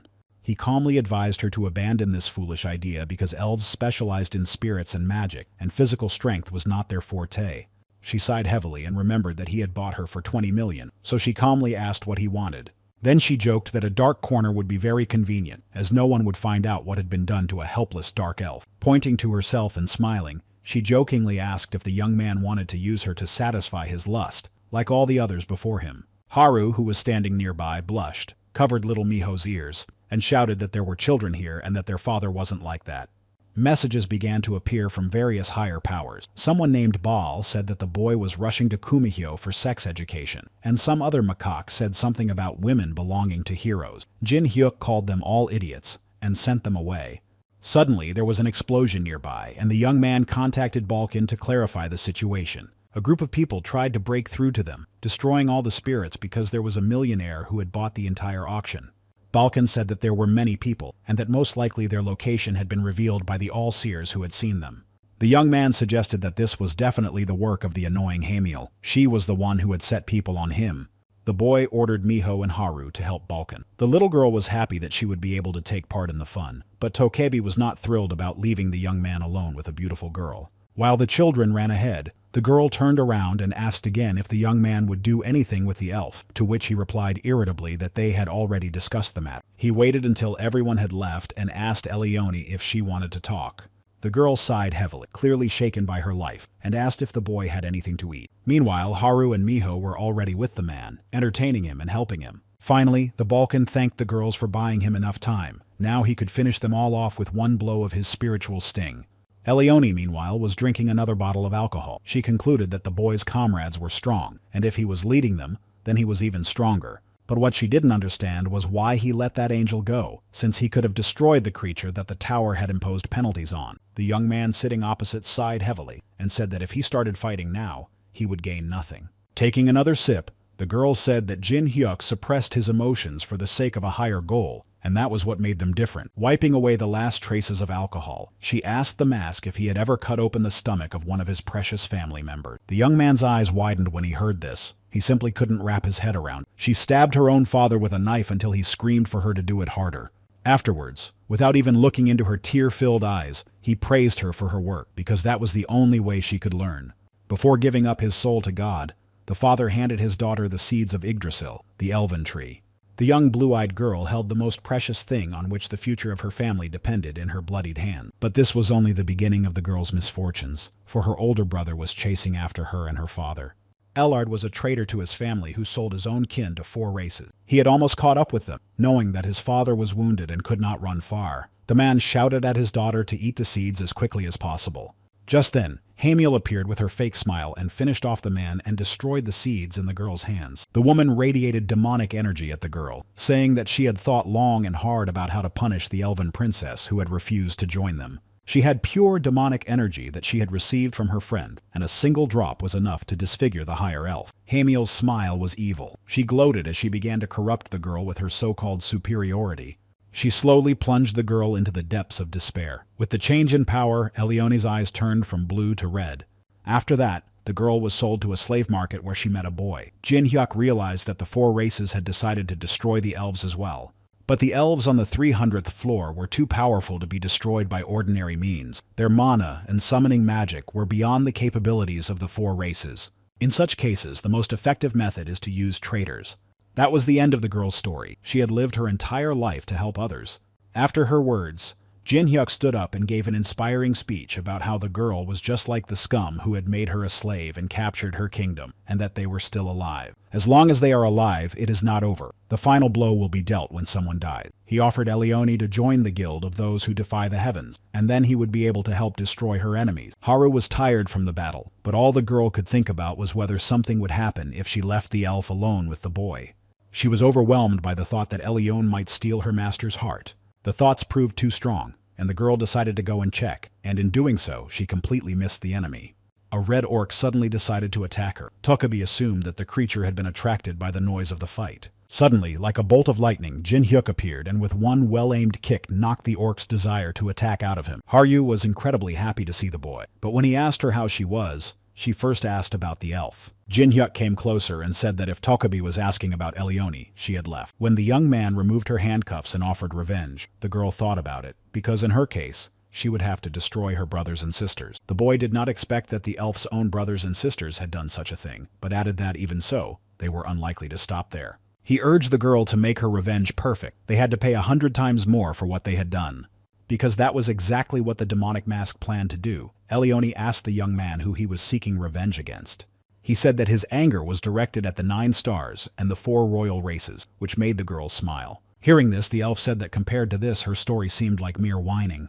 The next moment, she flew away, leaving only a trail of light behind her. The boy asked if this meant that she would not join those who rebelled against the heavens. But that wasn't quite the case. She was going to leave to achieve a level of power worthy of a demonic mask, and she would return when she felt she had reached the required level of power. Under the mask, the young man smiled. Eleone turned around one last time and asked if the boy could tell her his real name. Jin Hyuk did not hide anything from her and said that he was the Star of Destruction. The girl turned pale. She had heard the story of the Lord of Spirits, and it had always seemed dubious to her, but now everything became clear. After thinking for a moment, the elf smiled and allowed him to use her soul or sacrifice her as he wished if she died. Having said that, the girl disappeared into the dark night sky, flashing like a bright star. Meanwhile, Balkan picked up Miho and said it was time to go, because rumors were spreading and there would be more and more people wanting to attack the rich boy. It was indeed dangerous to stay on the same floor, so Jin Hyuk decided to set his next goal as reaching the metropolis on the 60th floor. Golden Lee had just said that he would be on the 60th floor. The man was indeed there, but he was in serious trouble and had to fight off his attacker. Leech would never have thought that his enemies could bring an army with them so easily. The city on the 60th floor was burning. The shop that belonged to Lich and was registered under the false name Avantgarde was already on fire. The puppet was defending himself, and men with spears and slogans for the Holy Kingdom were already flying at it. They had opened the avant-garde shop to financially support those who rebelled against the heavens, and if the 9 stars found out about their connections, they would surely be doomed. The puppet could not allow the Golden Lich to get involved, so he defended this place at all costs. His puppets fought skillfully against their opponents and provided the man with substantial assistance. But it was impossible to fight ordinary soldiers for long, and a thug with a huge sword attacked the puppet. He praised the puppeteer for his quick reaction, as he managed to dodge the blow.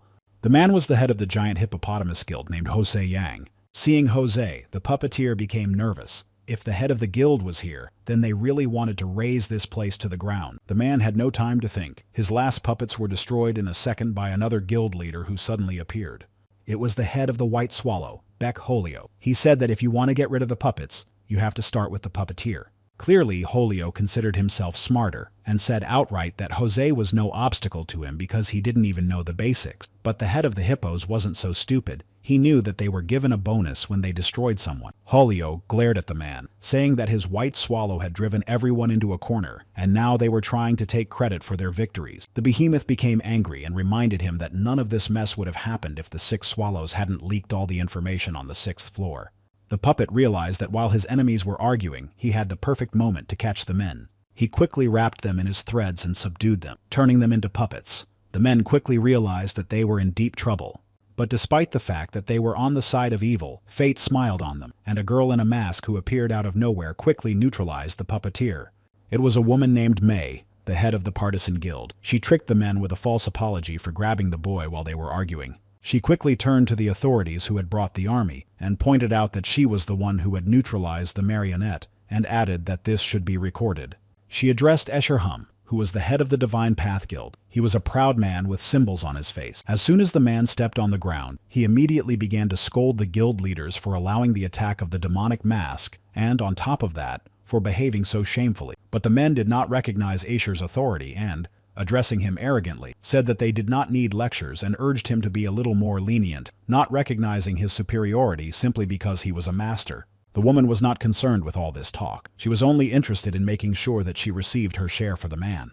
While they were talking, Marionette recovered from the blow. He could not allow this place to be taken over, so he decided to take radical measures and used a self-binding technique. May and Jose were surprised when they saw that the man had used the technique on himself. Marionette gathered his strength and used it. He would not let anyone pass, even if it meant dying. Holio realized that the man had turned himself into a puppet and was using powers beyond his own capabilities, so he shouted for everyone to get out of the way. There was a loud explosion, but then the man realized that something had blocked his incredibly powerful blow. It was a huge white snake. It did not even consider eating the man, but simply pushed him away with its body.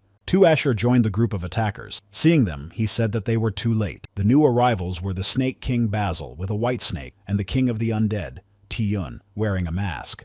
Jose and Holio were surprised when they saw representatives of the royal rank from the 300th floor and did not understand what they were doing there. Basil was friendlier than Tiyun and waved his hand with a smile in greeting. El reported that the kings were mercenaries for this strategy and would lead the guild leaders away. The men shouted in unison that they had not signed up for this and would not listen to some green, immature mercenary. The man sternly informed them that this was Cain's order and asked if they had decided to go against the 9 stars. The company was not interested and simply left. May was still indignant that she had wasted her time. But things don't work that way. They hadn't gone a few meters when they heard the crunch of a huge white snake biting off Jose's head. Although Holly managed to jump out of the way of the next attack, he lost a leg.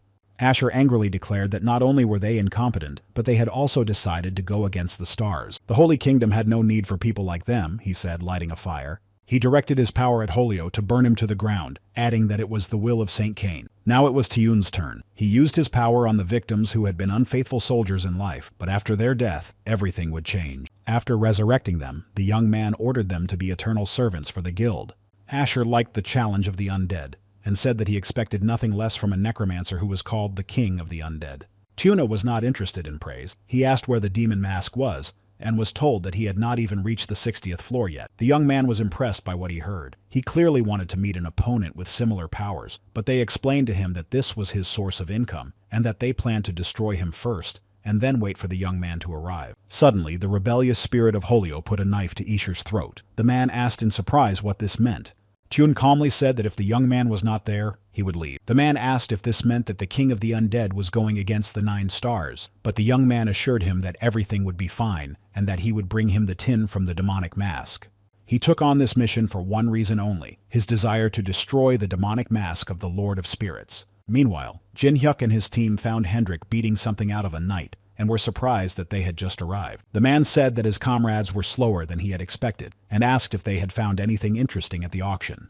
The story was too long and complicated to tell, so the dragon did not receive a specific answer. Suddenly, the sky above them cracked and a bird flew out, illuminated by a golden aura. It was a carrier pigeon that could walk between floors. It belonged to the Golden Lich. With its help, the man sent a message to his friend, telling him to urgently go up to the 60th floor as a matter of priority. The alarming message continued with the news that the base of the rebels had been attacked.